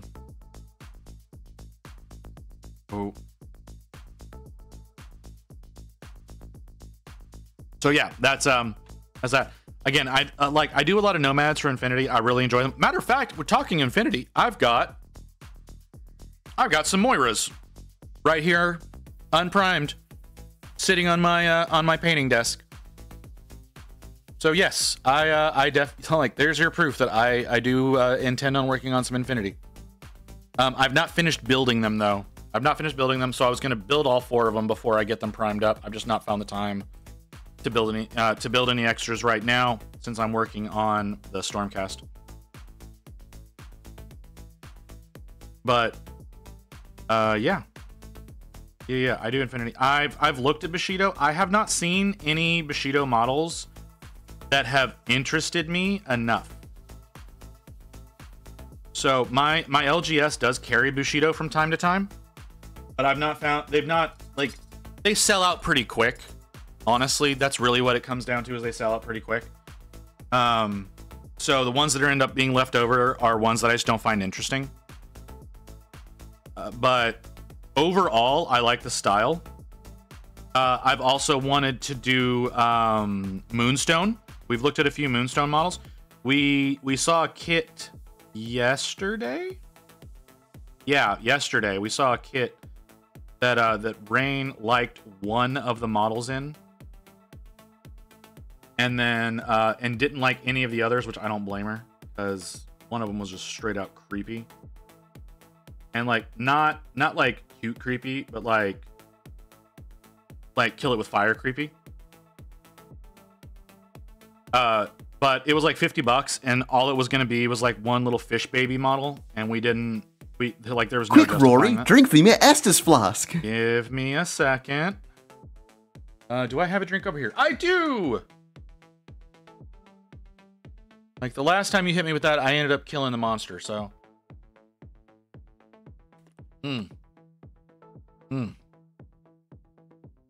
Needed that. I definitely needed that. I've thought about getting into Malifaux. I just haven't done it yet. And I occasionally will paint. So Borderlands has its own board game. I will occasionally paint models out of that because I was one of the backers for that when it was on Kickstarter.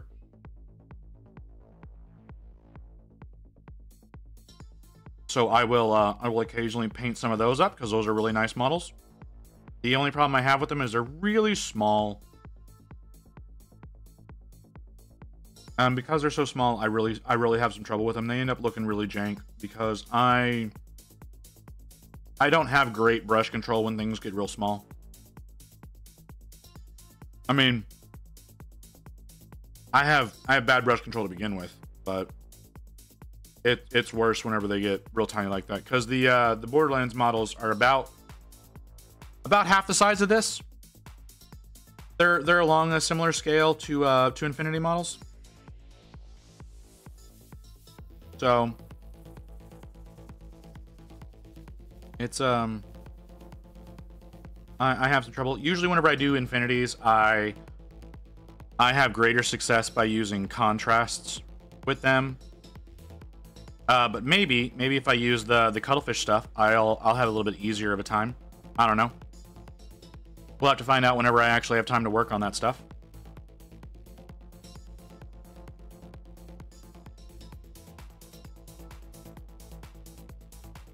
So I think that answers your question.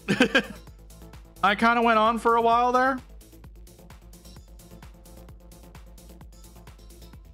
But yeah, I do like working on basically anything. At some point, like I work on a lot of 3D prints too. So that's another thing. Like I said, I have a squig that like I have a bomb squig that Rain wants me to work on, which is this little axolotl squig. So he's got his little axolotl tendrils, and then his bombs, his little frilly tail. So that's one that I'm going to be working on. This is probably the next model I work on when I decide to take a break from the Stormcast. But I have to get him primed up first, obviously. And I have a few Warcraft models that I meant to do more of in August, honestly, and I didn't because I got caught up with doing these. Why are you saying, huh?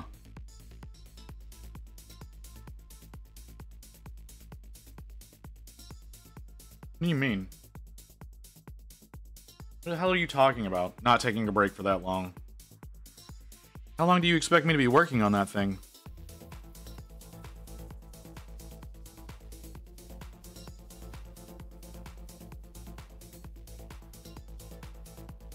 Like seriously, how long do you expect me to be working on that model?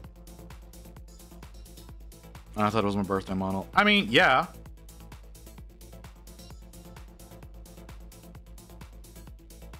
Oh, do you mean... are you saying that that's too long of a period to before taking a break? Is that what you're trying to say? Yeah, okay. I understand what you mean. I mean, oh, do you want me to paint it on your birthday? Is that what you're asking? Because I can do that. I was planning on doing it before then, but if you want me to do it on your birthday, we can do that, and I can find something else to work on as a break model.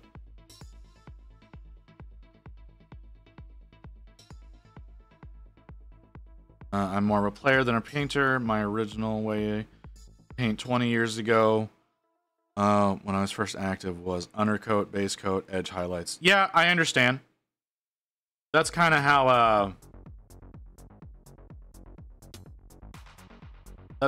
I used to do things as well. Was I basically did nothing. But I try to do better work now. I honestly don't like my paint jobs very much at all. Everybody keeps telling me that I'm a good painter. I constantly don't believe y'all, because I look at my work and then I see other people's work and I'm like, these don't compare at all. And it's like, oh, you should enter competitions and you should take commissions and yada yada yada. And I'm like, y'all keep saying these things. I see other commission painters, I see other competition painters, and my shit does not line up with that. I mean, yeah, that's true, but my biggest issue in all reality is that I can't blend. If you look at any of the photos on my Instagram, and you'll see, like, you see harsh layer lines with everything. Hell, if you look at the photo I've got there in the corner, or even what I'm working on right now, like, you can see, like, the harsh fucking layer lines. I'm real shit at blending. So that's what my biggest issue is like, I can't make one color go into the next.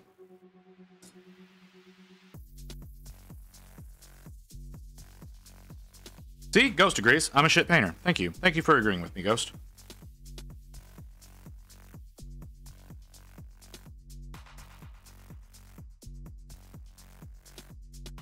Like I said, I have always considered myself an entertainer before a painter. So I try to give y'all a good time. Not trying to do, well, I'm trying to do a good job. I'm not often succeeding at doing a good job.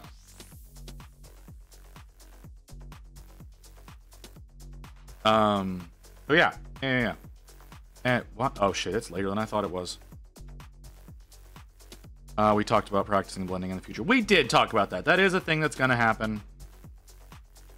I am going to be practicing with that in the future. I do intend on spending a fair amount of time learning it, to be perfectly honest. And I do think that I think my biggest, my honest to God biggest problem is not knowing how to thin my paints right. I think that's my biggest problem, is that I don't know how to thin my paints correctly. I think if I could thin my paints right, I wouldn't have nearly as many problems as I do. You could always check YouTube for tutorials or see if anyone of the artists you look up to is running an online masterclass. Yeah. You're right. I could do that. And I may do that someday. I've watched a lot of tutorials on how to do shit. Like, I watched, like, who is it? Miniac. Miniac did a 3-hour or 2 or 3 hour video tutorial on doing non-metallic metal. I watched that entire goddamn video. It's so boring. But I watched that entire fucking video. And I tried using the techniques that he was talking about. I tried doing things the way that he said. I tried thinning things down. I tried going back and forth, trying to get the colors to go together the way that they're supposed to, and it never fucking worked. And then I got this recipe from Proacryl. Like they didn't state it. It's like it's one of their signature series. But I got this recipe and I modified it slightly, and it turned into this. And I think this looks decent enough. And it's got my wonderful cell shaded styling, because I can't figure out how to not have layer lines. But yeah, and yes, I agree, Drago. Having a good medium is definitely critical to that, and I think I finally found one that I like working with. So my current recipe that I use to do my non-metallic gold is, they're all Proacryl colors, right? They're all Proacryls. So it's dark green brown, dark orange brown, yellow ochre, bright yellow ochre, and bright pale yellow. Those are the colors that I use. The yellow ochre is really fucking thick. The rest of them are ultra thin. So working with the yellow ochre has been a challenging part of the process. But I got this, the Merlin's Magical Medium. I love this shit. This is honest to God some of the best medium that I've ever used to thin paints. So I've started using that, and it's great.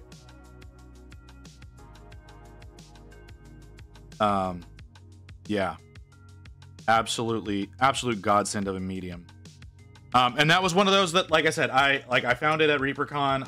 I spent way too much money with the guy, because I bought that. I bought their regular medium. I bought their primer medium. Very much looking forward to using the primer medium to try to prime something through the airbrush.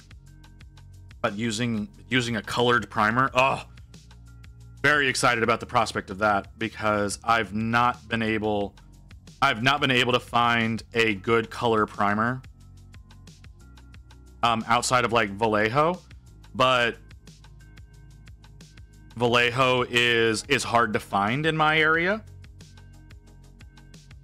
So that's the problem. And I like being able to see, like Kim talked about this the other day with me. It wasn't on stream, but she and I, they and I were talking about this on while we were playing games the other day.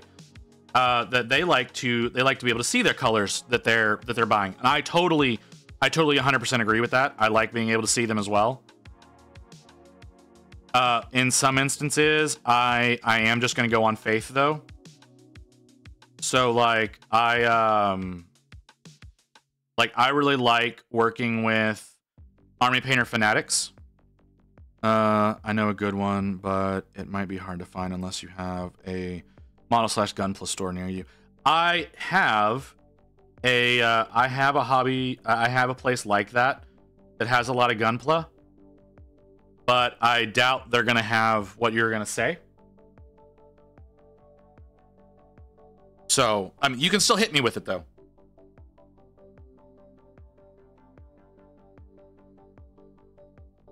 Because I'm always interested I'm always interested in trying new paints and new primers. I love testing shit out. So for all you new people, which apparently is a lot of you, how the fuck am I at 21 viewers right now? Have you heard of the Mr. Hobby brand? I have heard of Mr. Hobby.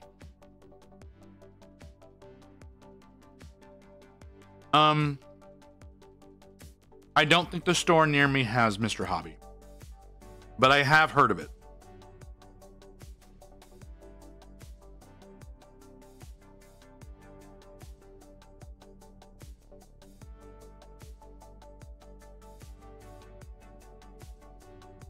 Sorry, I'm chewing. I'm chewing and I don't want to chew into the microphone. I'm sure y'all understand. I don't know if those sounds are coming through. If they are, I greatly apologize. I will move the microphone. Because I know a lot of people don't like hearing mouth noises. I don't like hearing mouth noises. That's one of the reasons why watching, Good Mythical Morning has gotten really hard for me. Because every video now is them eating shit, and they don't pull the noise down when they're very loudly chewing. And so if y'all are hearing a lot of that, matter of fact, I'm already getting myself self-conscious, and I'm gonna move the microphone a little bit.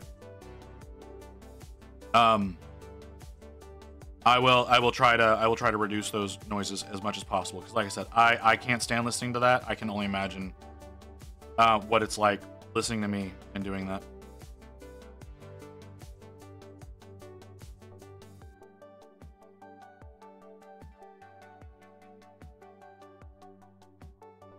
Okay. What I have tried. So like I said, I've been looking for a color primer. Specifically, I've been wanting an orange primer. Because I saw a really cool technique that Mr. Finishing Surface 1500 Black. Oh, I know what you're talking about. Yeah, I'm not going to use that because I don't want to suffocate myself.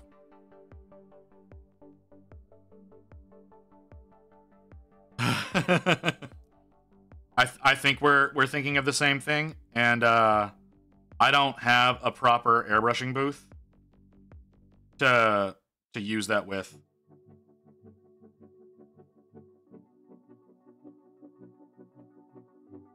Yeah, no, I know that shit's like highly toxic.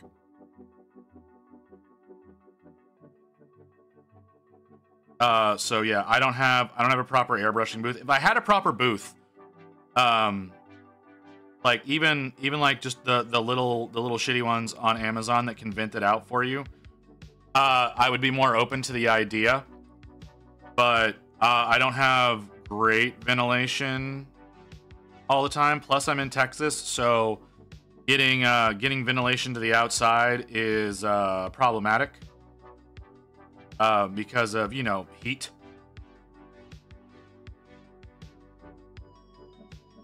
But yes, I've heard of it and I've considered it, and it's a possibility. It's something that I may use one day. I know it's ultra thin. It's great. I'm very familiar with like how that stuff works. But like I said, the main thing I'm looking for right now is a color primer. Like I said, like an orange or a bright red or something like that. Which, yes, like I know red exists with Citadel, but I don't like buying Citadel primer because it's overpriced. I mean, it is highly toxic. Like it's like you can say it's not high. It's still pretty damn toxic. Like I would be really stoned with like the worst hangover ever with that.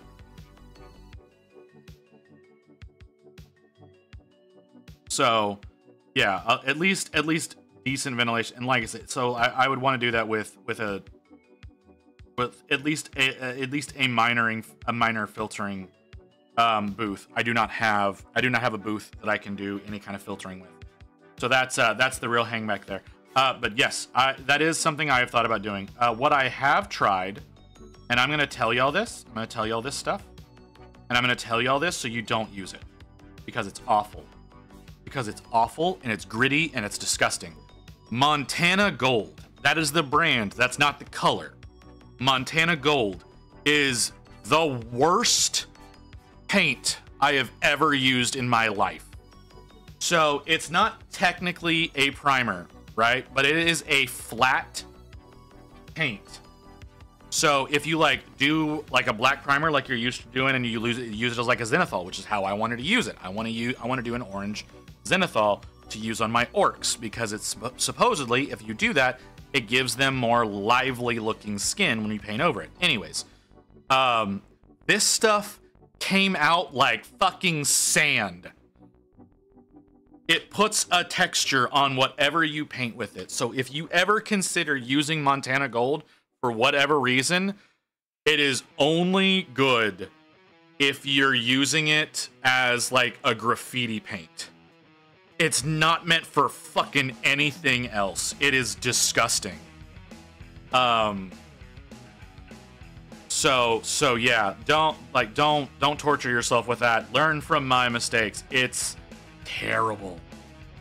I regretted that so much. And I used it on 2 models. That's the thing, is I used it on 2 models.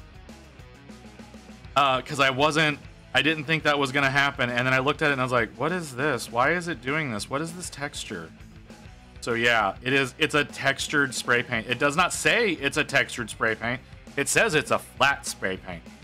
But no, my original primer was Nippon Paint Spray Can. My original primer was Citadel Chaos Black. That was the first thing that I worked with. But I don't like paying Citadel prices. So I've been hunting for a good rattle can primer. One that I have found that I like that is a rattle can is Krylon. Krylon black primer. Not the primer spray paint combo, but the actual black primer. I really like it. It can be a little thick if you let it get away from you. It can get thick kind of quick, and that's a little unfortunate, but for the most part, it's not too bad. I don't like the Krylon white at all. I'm good. I like the Krylon gray primer. That's a good one. And the thing about those is it's only like $6 for a can. I don't know what that's going to do for those of you who are not in the States, if you would be able to get it at all. But for those of you who are in the States, you can go to like a Michael's or a Hobby Lobby. It's like $6 a can. You can't get it at like a Home Depot or a Lowe's. You would think you can because they sell Krylon paint, but they don't sell Krylon primer. They only sell paint primer combos. And I refuse to use paint primer combos because those are usually satin to gloss paints, which would kind of defeat the purpose. So if you want the actual matte primer, you have to go to like I said, you can go to like a Michael's or a Hobby Lobby or something like that, and you can get it. It's like I said, it's like $6. It's a really good primer. I like it quite a bit. I don't like the white, but I like the black and the gray. I recently bought 2 cans of Scale 75 primer that I have not gotten a chance to use yet, but I'm curious to use them. I probably won't stick with them just because of the price. Because they're another one of those that's $17 a can.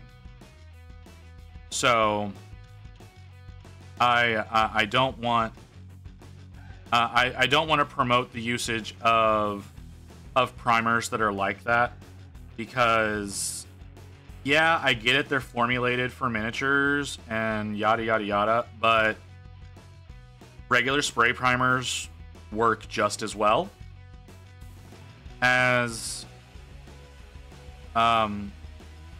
miniature primers sometimes. I have not I've not gotten a chance to try out my what is it? What are you called? Rust-Oleum. I have a Rust-Oleum white that I wanna try, because again, it's like $8 a can for that. And I know some people use Rust-Oleum black, but I don't know if anybody uses Rust-Oleum white. So I have a Rust-Oleum white primer that I'm gonna try out at some point in time, just to see how that works out. If that works out good, I'm gonna probably stick with it going forward. As for doing Zenithals, because I don't do Zenithals very often, okay? I don't. For the most part, I find them to be pointless. But I do plan on trying out I do plan on doing some Zenithals, working on with the what are they called? The cuttlefish colors, because they're kind of designed to work with Zenithals. So I'm gonna do a Zenithal with whatever model I decide to choose to work on those with. When I first started the hobby, I used Rust-Oleum rattle primers. I read they have fillers in them that can hide smaller details on a model. Now I airbrush with Vallejo primers. Okay, so I used to airbrush with Monument primer, and the reason that I stopped, was twofold. Okay, the first reason was because my airbrush broke. The second reason was because I do find that rattle can primers have better adhesion than airbrush primers do, like by a lot. Like whenever I'm using rattle can primers, they don't rub off the model from me touching them as like a airbrush primer does. Now, granted, I'm going to be trying out at some point. I don't know when, but I'm gonna be trying out. Is this the primer? That's the base medium. I'm gonna be trying this stuff out. So this is a primer medium that is designed to be mixed with your colors to turn your regular color paint into a primer. That is what this is designed to do. It's not designed to thin out your primers. It's designed to turn your paints into primer. So I'm really interested in seeing what this is like. So I'm going to be testing that at some point in time. I do have an airbrush now that I have not gotten a chance to use, and that's why I was really excited about using that, because like I said, I'm looking for a good orange primer. Well, now I have some orange paints that I like the shade of, that I can turn into a primer. So very much looking forward to being able to test that out. It's just I don't have. Since I am working on my Stormcast for the competition at the end of the month, they are taking up my entire focus. They're taking up my entire focus as far as painting goes right now, except for like I said, when I need to step away from them and work on something else, because I'm tired of working on non-metallic metal because it's so much metal.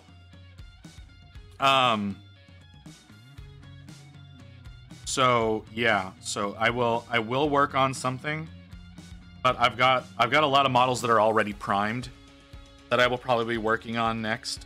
Since Rain wants me to work on the Axolotl Squig on her actual birthday, I will probably be working on a Tyranid or a Space Marine, or maybe even my Japanese inspired Drukari here. I've got this guy that I could work on, that's primed up and ready to go. Like I said, he's I don't know what they're called, but the biker guys from the Drukari, but he's Japanese inspired. It's a very, very cool model by Gamic. I could work on that. I don't know. I've got tons of stuff that I can work on. I don't want to work on one of my Warcraft models because those will take me a few streams to work on. So I think we're ready to wrap up on the gold. I don't know what y'all think. Oh no, we're not. No, we're not. I'm seeing some things that I need to do. So yeah, that's what I mean. Like, it's the idea of a colored primer is something that's very attractive to me, but finding someone who actually makes colored primers, again, that's not Vallejo, is practically impossible. So Just a little bit tedious there.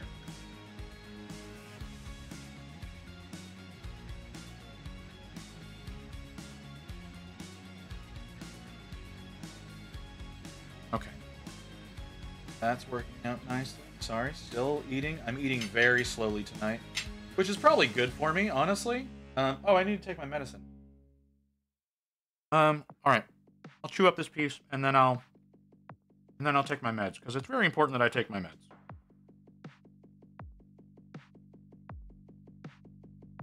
Okay. Okay.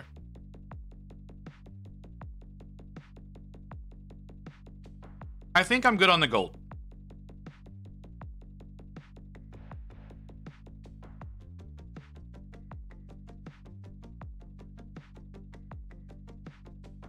But I should go through the checklist. Okay, so shield. Okay, shield. Shield looks done. Shoulders done. Arms done. Helmet. Helmet's done. Back. Back's done. Left leg. Do front and back. Yeah, left leg's done. Right leg. Done. Chest. No.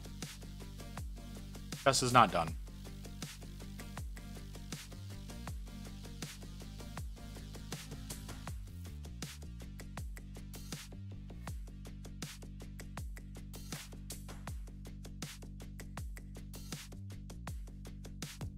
Okay.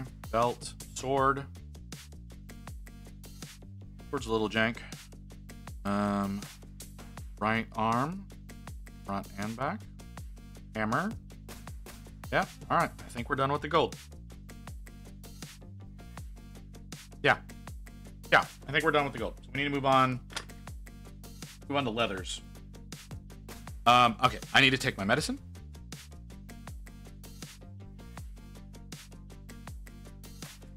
That's very important.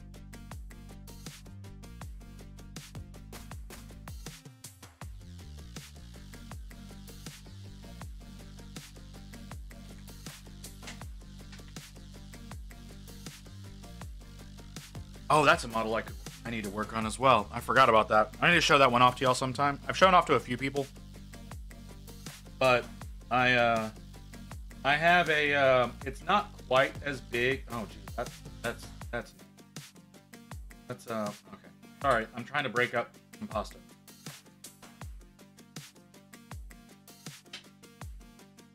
Very tasty.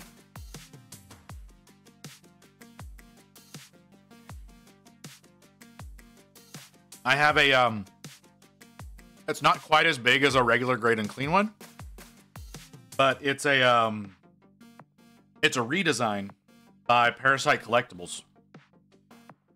That is amazing. It's an amazing sculpt. I really love it.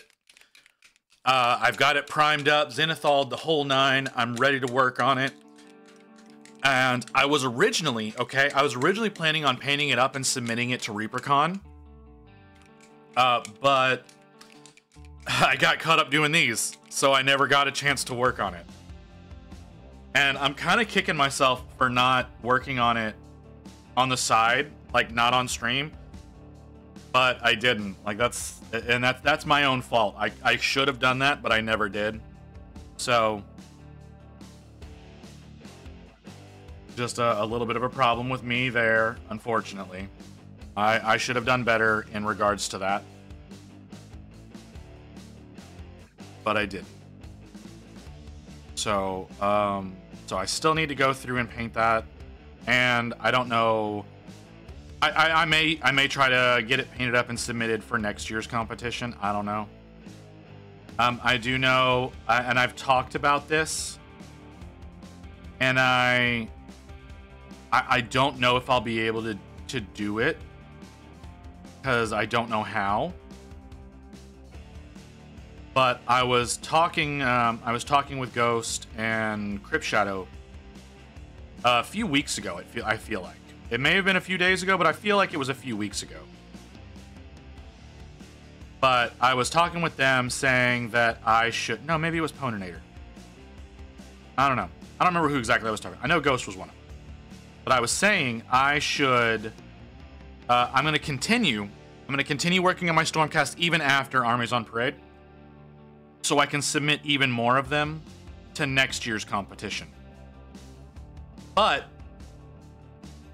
I'm going to try to get good enough to do a Yenestra model and submit it to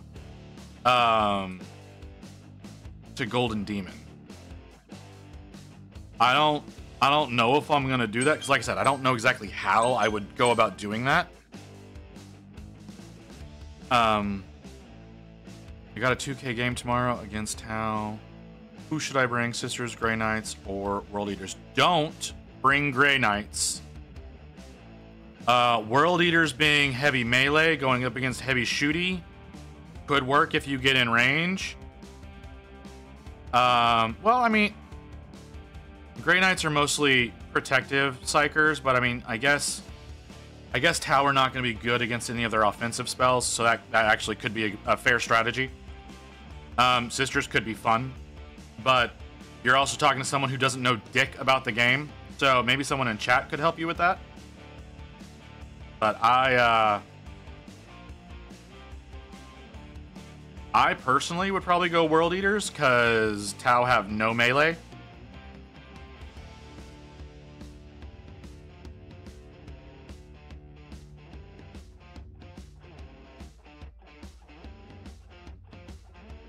But yeah, I was thinking about doing Yendestra or Yenestra or whatever the hell her name is, the winged one from the Dominion box. I was thinking about submitting her for Golden Demon next year. I don't even have the model yet. I didn't finish the leg.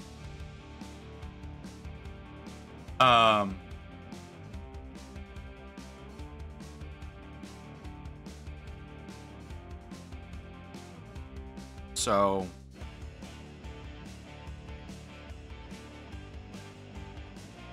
but yeah, I need to do a lot of work very quickly, and I will be, like I said, I want to work on.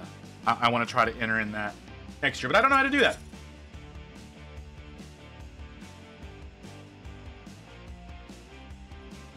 So that is what I am going to be attempting. Do you know the Tau focus? Oh, okay. Yeah. We're starting to.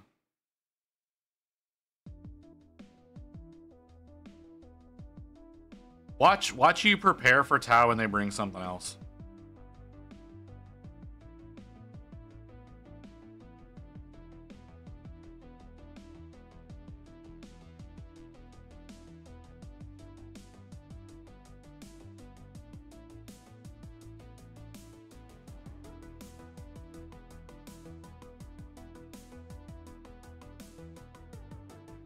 So, like I said, that's what the goal is going to be. Is I'm gonna keep working on Stormcast throughout the year, trying to build up as large a force as I can, and then and submitting an even greater amount of non-metallic Stormcast for next year's competition, and then doing, like I said, doing a Yendestra for Golden Demon if I can figure out how to enter. Teo Sandaki, thank you for the follow. Greatly appreciated.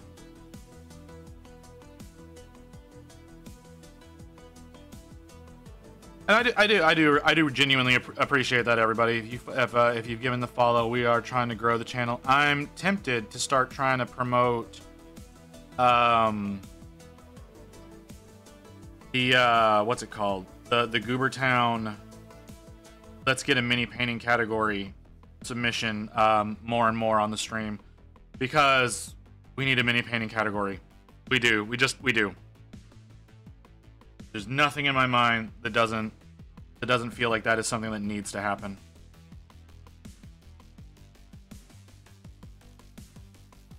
Help everybody build their community a little bit better, because having everything spread across multiple categories, I think is just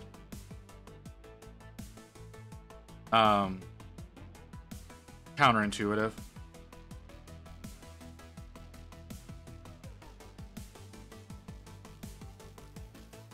Because having us all spread across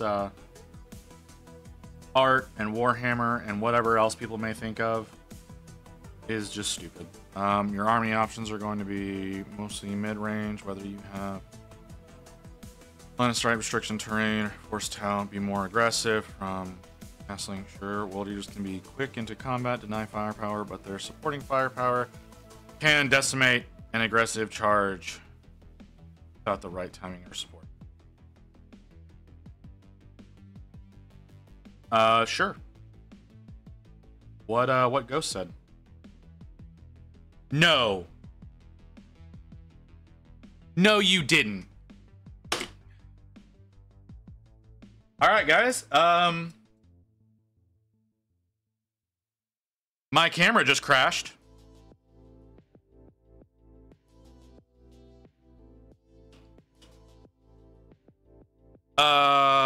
Let's see. Can we get? I'm gonna try. I'm gonna try to get the image back, but I don't think it's gonna happen.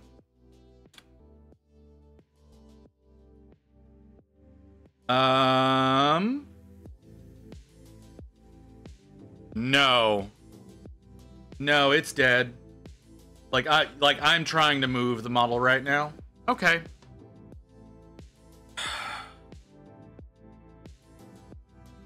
This is so annoying. This happens too often. I'm so bad at my job. I'm so bad at my job. Okay, the only way I can fix this is to crash the stream. And considering that we've been going for 5.5 hours and I don't have a whole lot left to work on before what I would consider a good end point, we're gonna go ahead and call that the end. It pisses me off to call that the end, but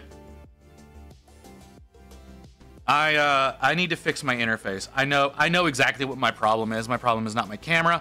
My problem is not OBS. My problem is not my computer. My problem is the goddamn cam link that can't process the image coming in, because it does the same goddamn thing to my iPad when I'm trying to take photos of my models. So yeah, I need to figure out a way to get that taken care of. But that is a problem for another time.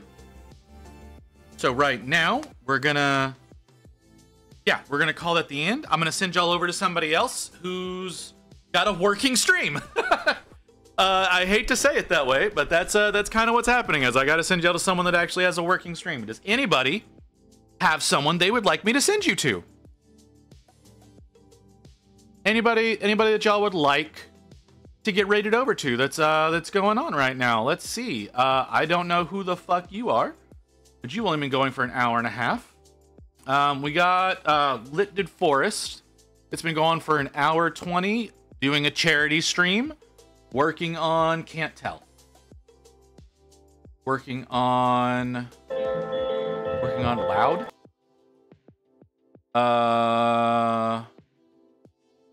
I still can't tell. Don't know what that is. That could be a good one to go to. Looks like, oh, looks like a Dark Angel. Looks like they're working on either a Dark Angel or a Black Templar.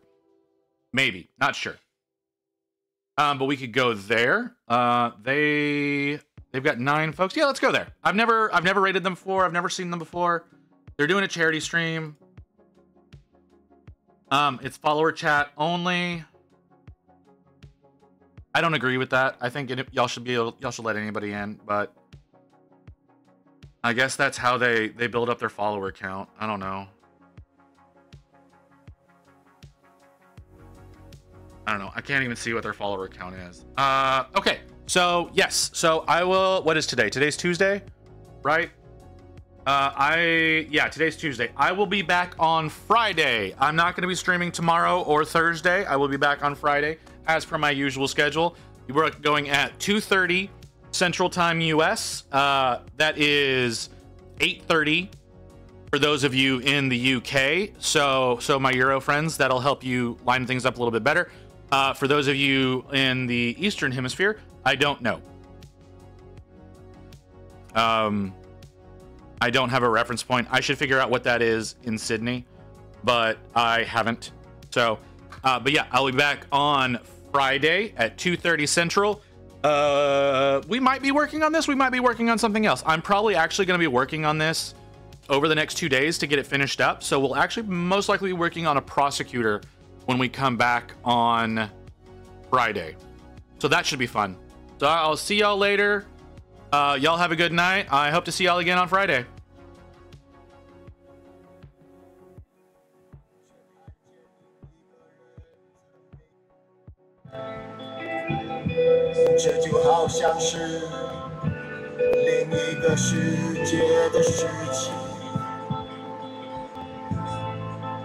Hello!